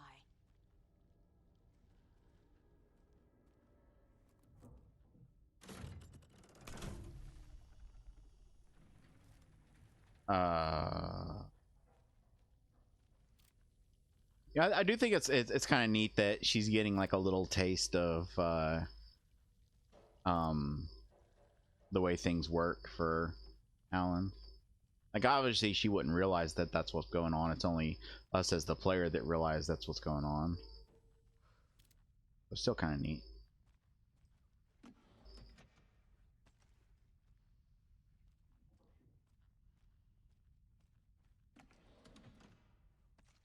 This kind of thing has always bothered me when there's like things like this and you can only open one.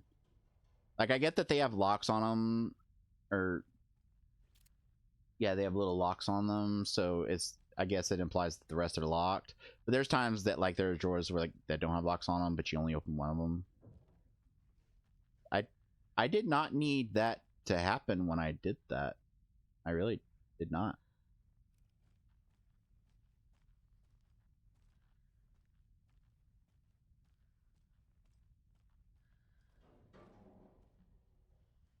I need some bolt cutters.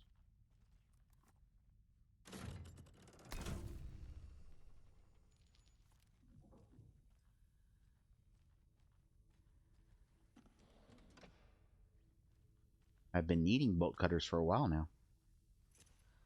Ah, tool cabinet key. Oh, is the tool cabinet going to have the bolt cutters in it? I need to turn you off.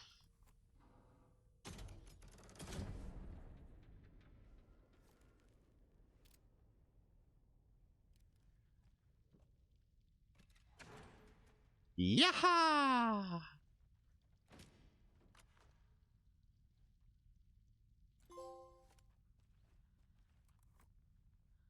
I'm not a big fan of the way the game has given me a trophy for every like major item I've gotten. Like for every weapon I've gotten, it gave me a trophy, and for getting the bolt cutters gave me a trophy.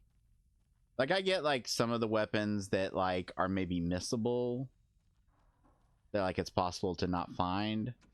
You know, that's one thing, but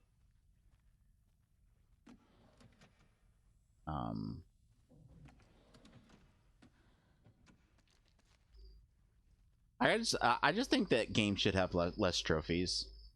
Like, I know that like that Bing, it's like a dopamine hit, and I'm not cynical enough to think that that's what trophies were designed for in the first place, but I do think that's kind of what they've basically become, is just a way to you know, make you feel like you're being rewarded. You know, you get that nice sound, get your little Pavlovian response. But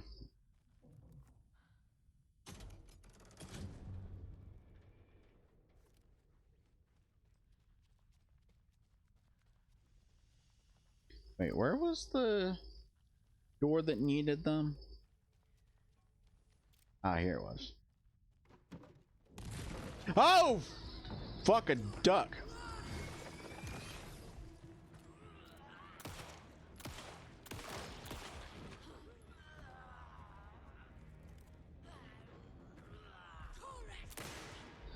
You're a big lady.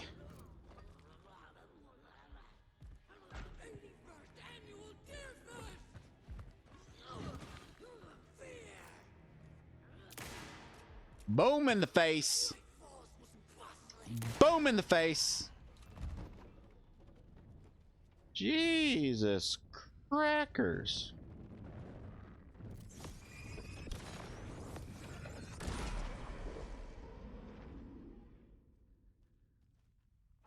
Fuck a duck. What's all this?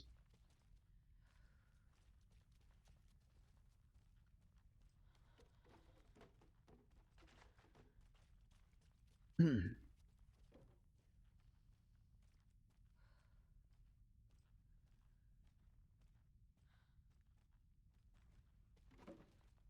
hell is all this? I know there's a door there, but looks like it. No, I don't have a map for this area.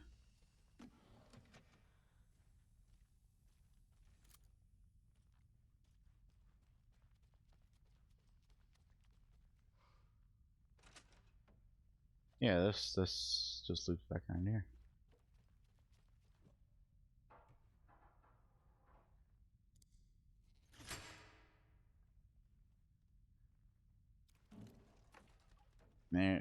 There's gonna be a lot of backtracking and finding of goodies.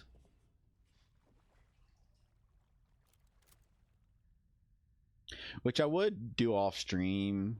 Like, I remember when I recorded Elden Ring and then lost like 40 episodes worth because my hard drive, because I was being lazy at uploading them in my hard drive. Well, I wasn't being lazy, it was just annoying because what I had to do was I had to copy them over to my SD card and then use my phone's data to upload them. They didn't have internet at the time and it was taking forever. But what I would do sometimes is I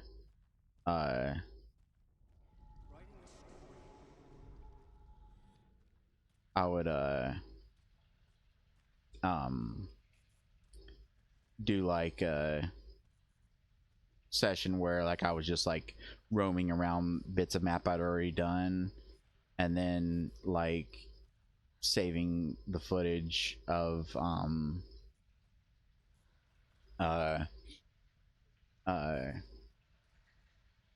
like saving the clips of any time something interesting happened.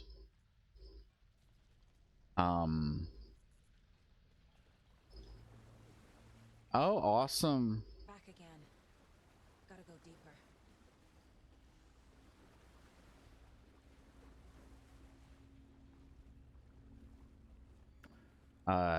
And then making little compilation videos of what I'd done. I don't think I'm gonna do that with this. Like, yeah, like once I get out of here and can like freely travel again, I am gonna, you know, go throughout the areas and that I've already been and look for goodies.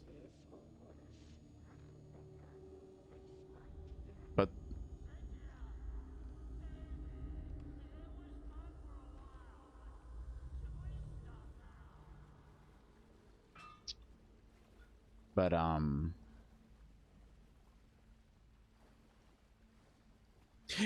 you know what I just realized? I don't know why this just hit me, but I'm willing to bet that the reason why they had Ollie play a character in this and then wrote it into the story that he had passed away was just since, because like obviously with the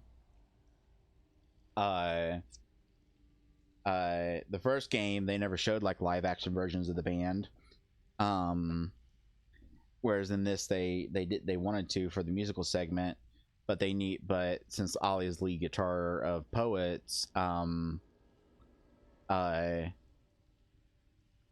think it was probably implied that like that Tor was like guitar or whatever. I don't think they ever like really like made it clear in the first game who was who. 5-hour stream, and I'm dropping frames like once an hour or something. Kind of interesting. But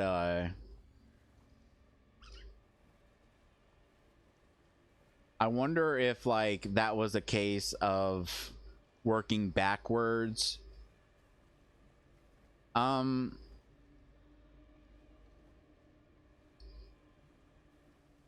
Is there a reason you're saving every time I walk through this doorway? That might have been a case of working backwards instead of instead of like writing, okay, we're gonna have him be the guitar and we're gonna have a character be the guitar. Maybe that was a case of like, well, if we're gonna be doing a live action thing, it'd be kind of weird to have not our lead guitarist of our band be playing the guitar, since he's the one playing the guitar for the music in the first place. They're like, okay, we'll write him into the story as one of the band members, and then we'll just have it be that before the events of the game and before the events of the first game he passed away.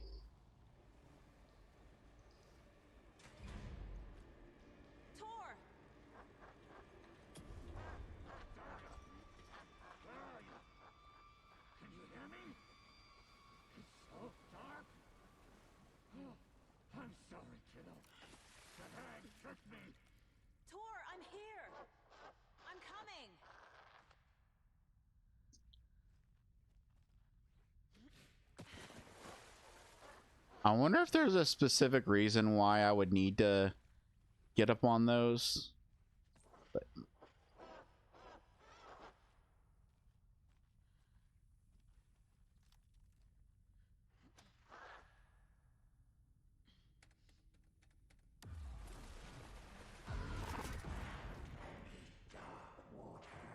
You took Tor.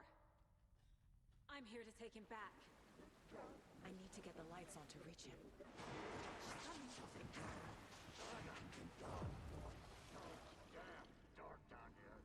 okay.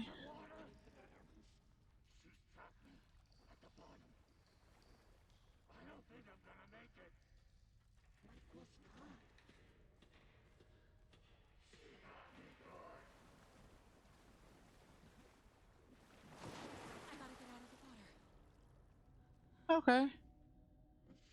I mean, I'm not complaining or anything, but it's a little odd to have like a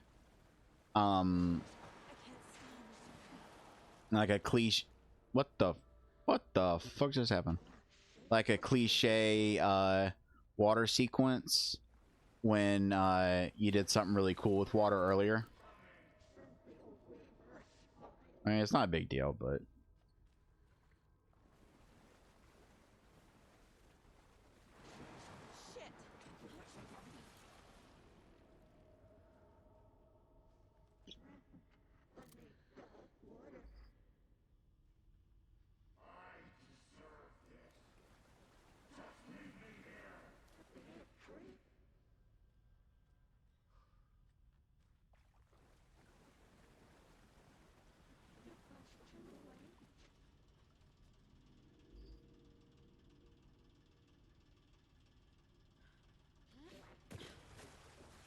must be a way to get the power back on.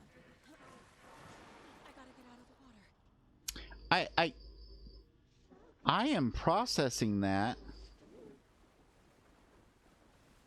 You don't need to yell that every damn time.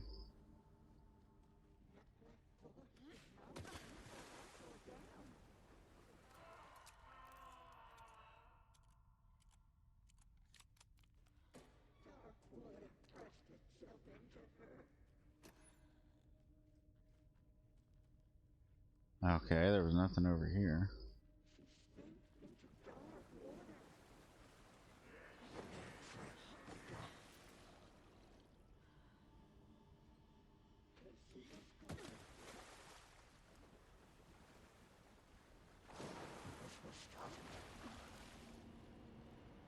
She's under the water. I know! Will you shut the fuck up?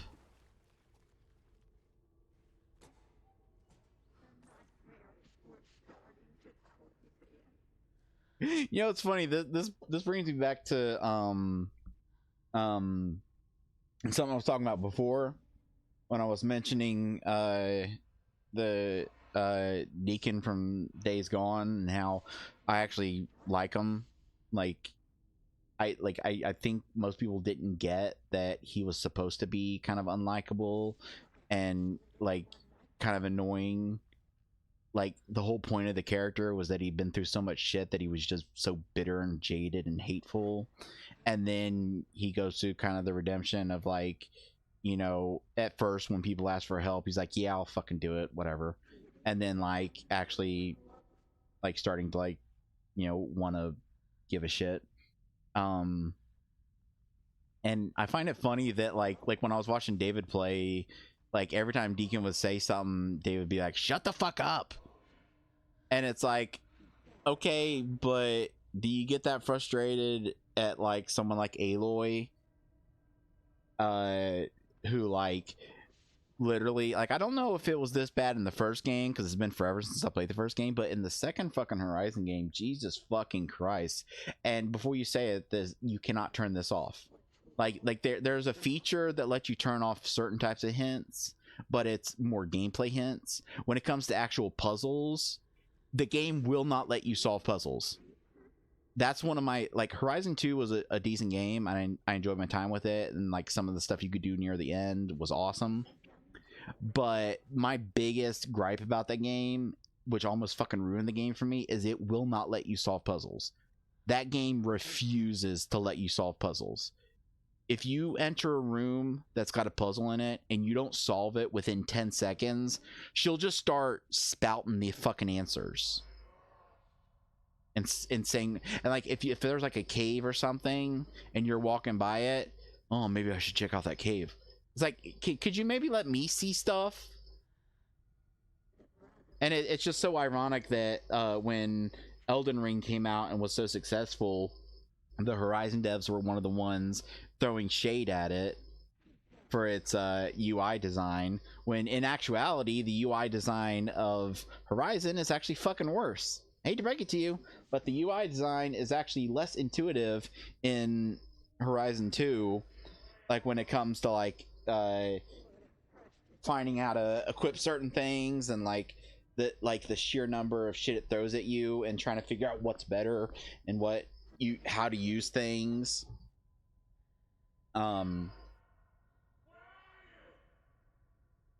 And like, and I'm also bitching at this game for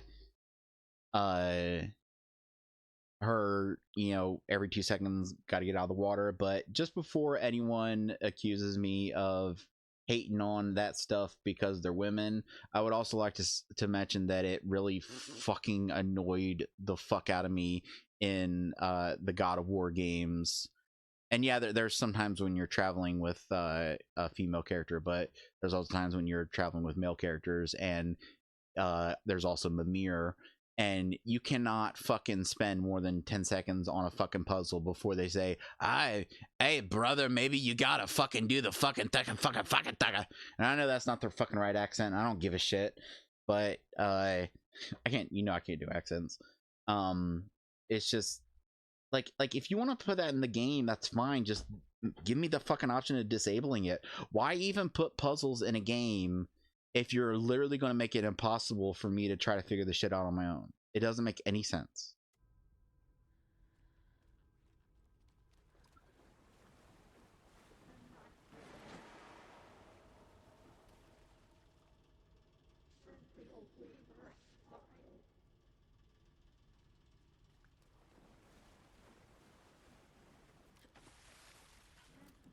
I hope I'm going the right way. I got distracted with my bitching.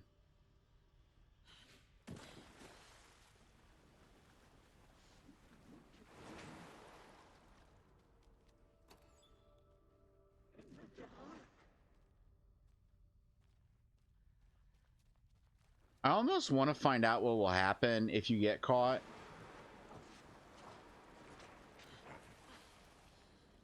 Like if it'll just hit you with like some damage, or if it'll be like a death and then a loading screen.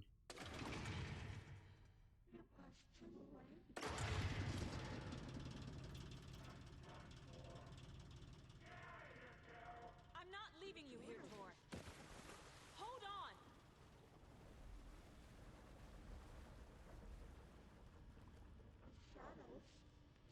on. I guess I can't go this way.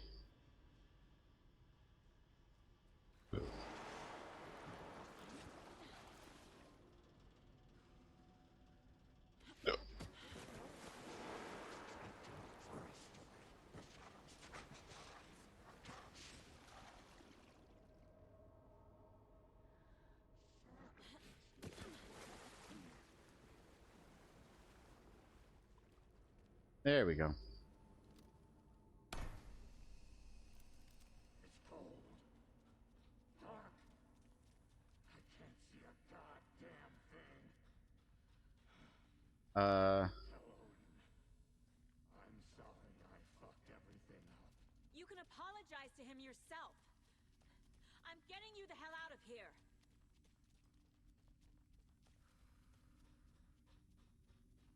Oh, great. Gotta go further down.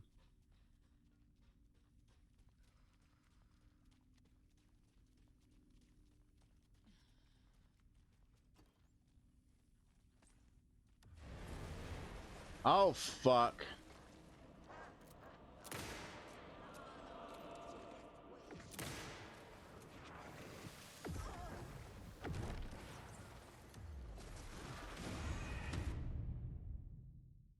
I mean, I guess it's okay that it killed me. I don't know if it killed me because I was low on health, or if that's just how,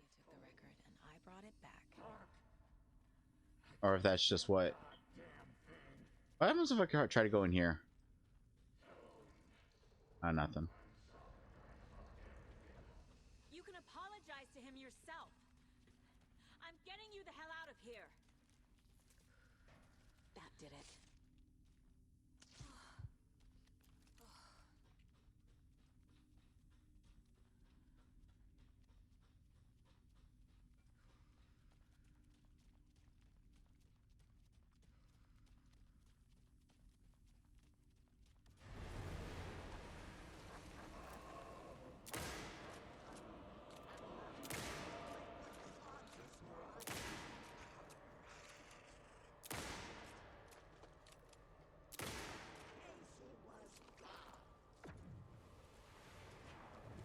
Stop reloading!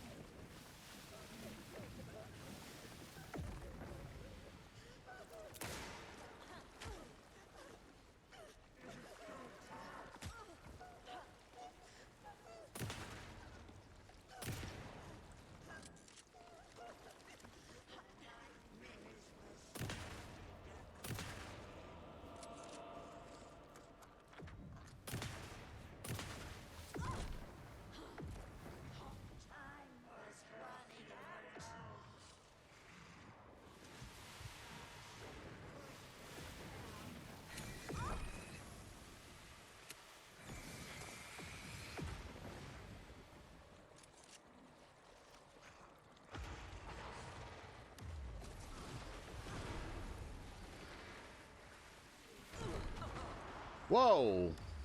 I was out of the water. I would just like to point out that I was out of the water that during all those hits.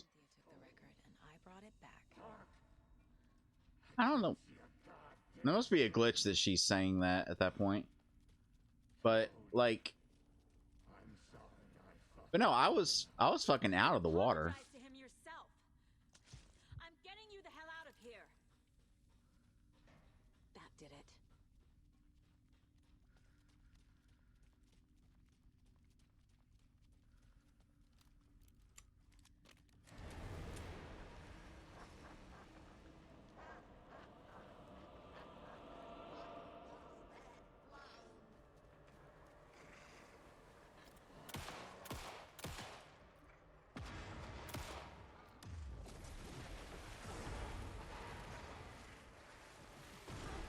Oh, those can hurt you regardless of where you are. Okay. At least now I know.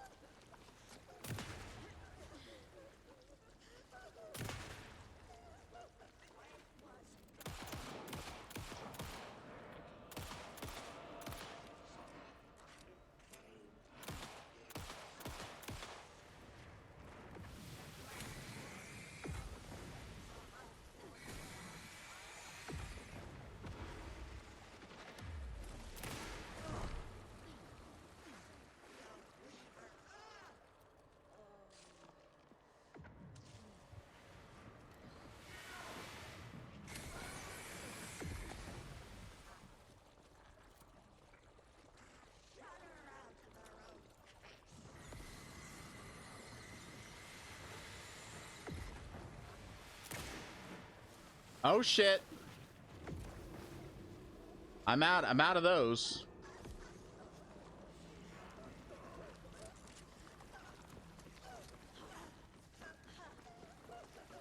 What are you doing?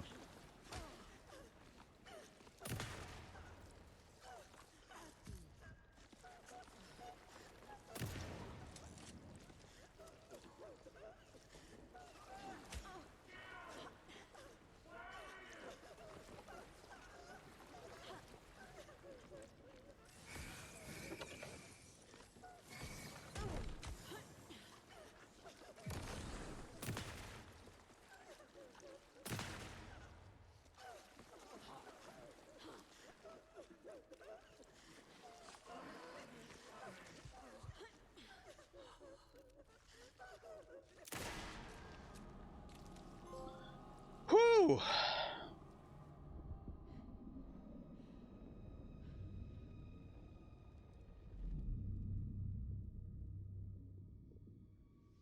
You again. The FBI. Saga Anderson. I'm closer now. I can feel it. You helped me get closer to escaping. Wake? Where are you? Is this coming from the dark place when you were still trapped? I have the clicker. We can finish this. Without the clicker. You can help. Must find it. I already have it. I can get it to you. But I have to understand. Did you write Logan into the story?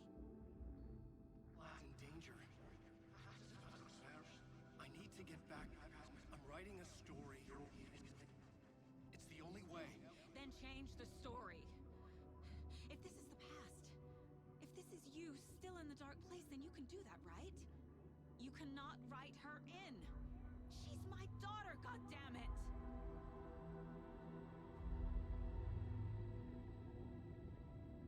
Logan is in the story. I can get him to change it. I have the clicker. I'll make him change it now. He had no right to do this to Logan. To my family.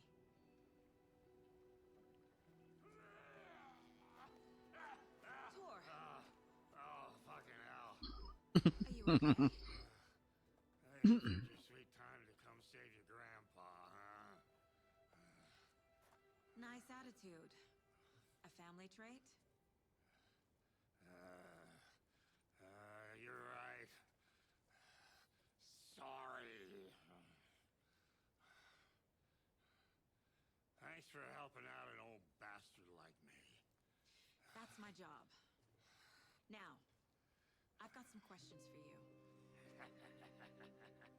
Of course you do, sweetie pie. And I got answers.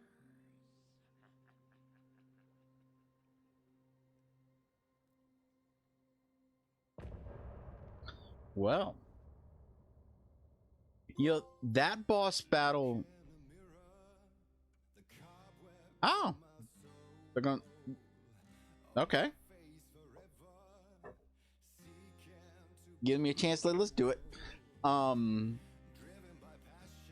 That was an interesting boss battle in that I think that was the first one where the person you were fighting wasn't a bad person.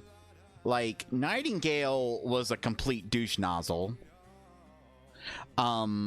Mulligan and Thornton, they were pieces of shit. But Cynthia, she was not a bad person.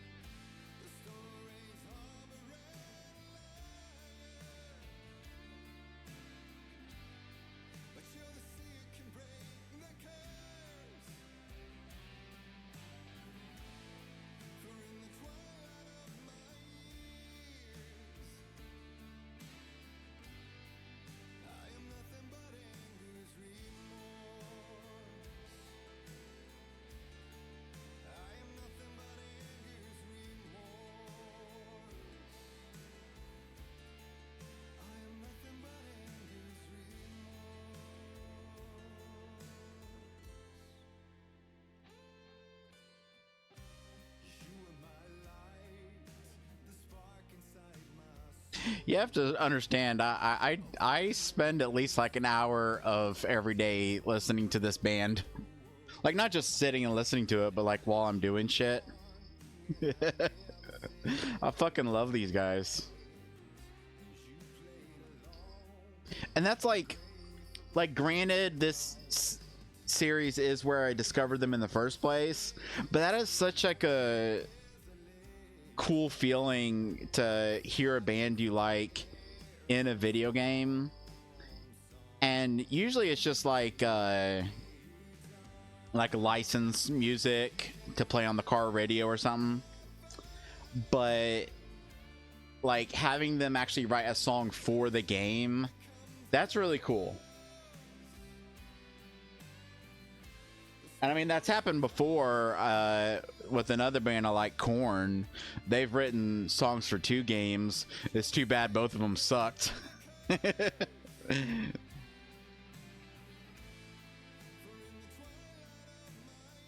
As much as I like Korn, if it's announced they're writing a song for a game, beware.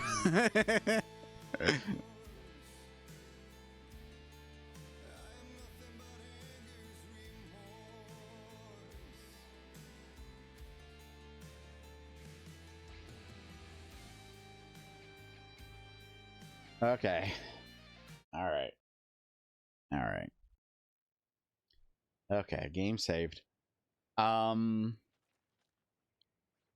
been streaming for 5 hours 30 minutes. I think that'll do it.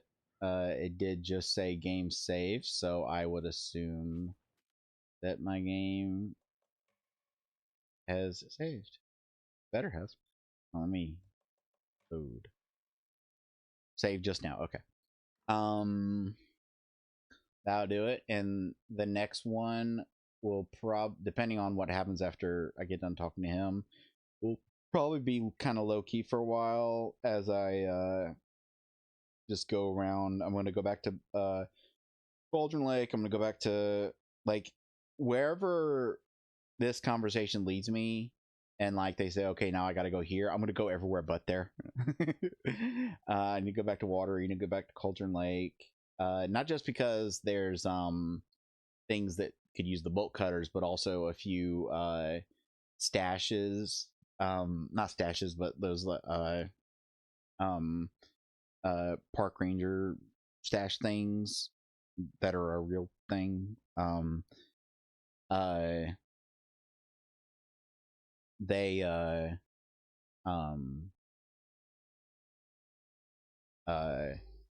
There were ones that were locked and I didn't realize I could jimmy the lock with the screwdriver.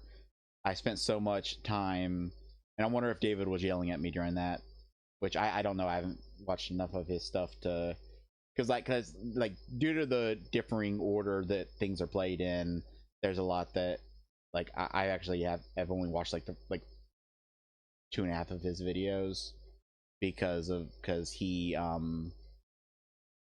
did the singing section and the hotel section, and then beyond that he's done he when he started doing the section of chasing after him, I had to stop. I hadn't done that yet. So like what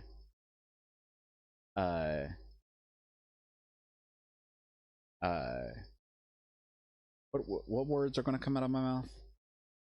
Oh yeah, anyway, so the next time I play, it'll start kind of low key, hopefully, unless like this conversation leads to some other big thing I got to do that I can't get out of. But I'm gonna, go back around to places I've been and look for supplies. Hopefully, maybe find some more upgrades to my inventory so that I can carry the crossbow and the rifle at once. But yeah, that'll do it.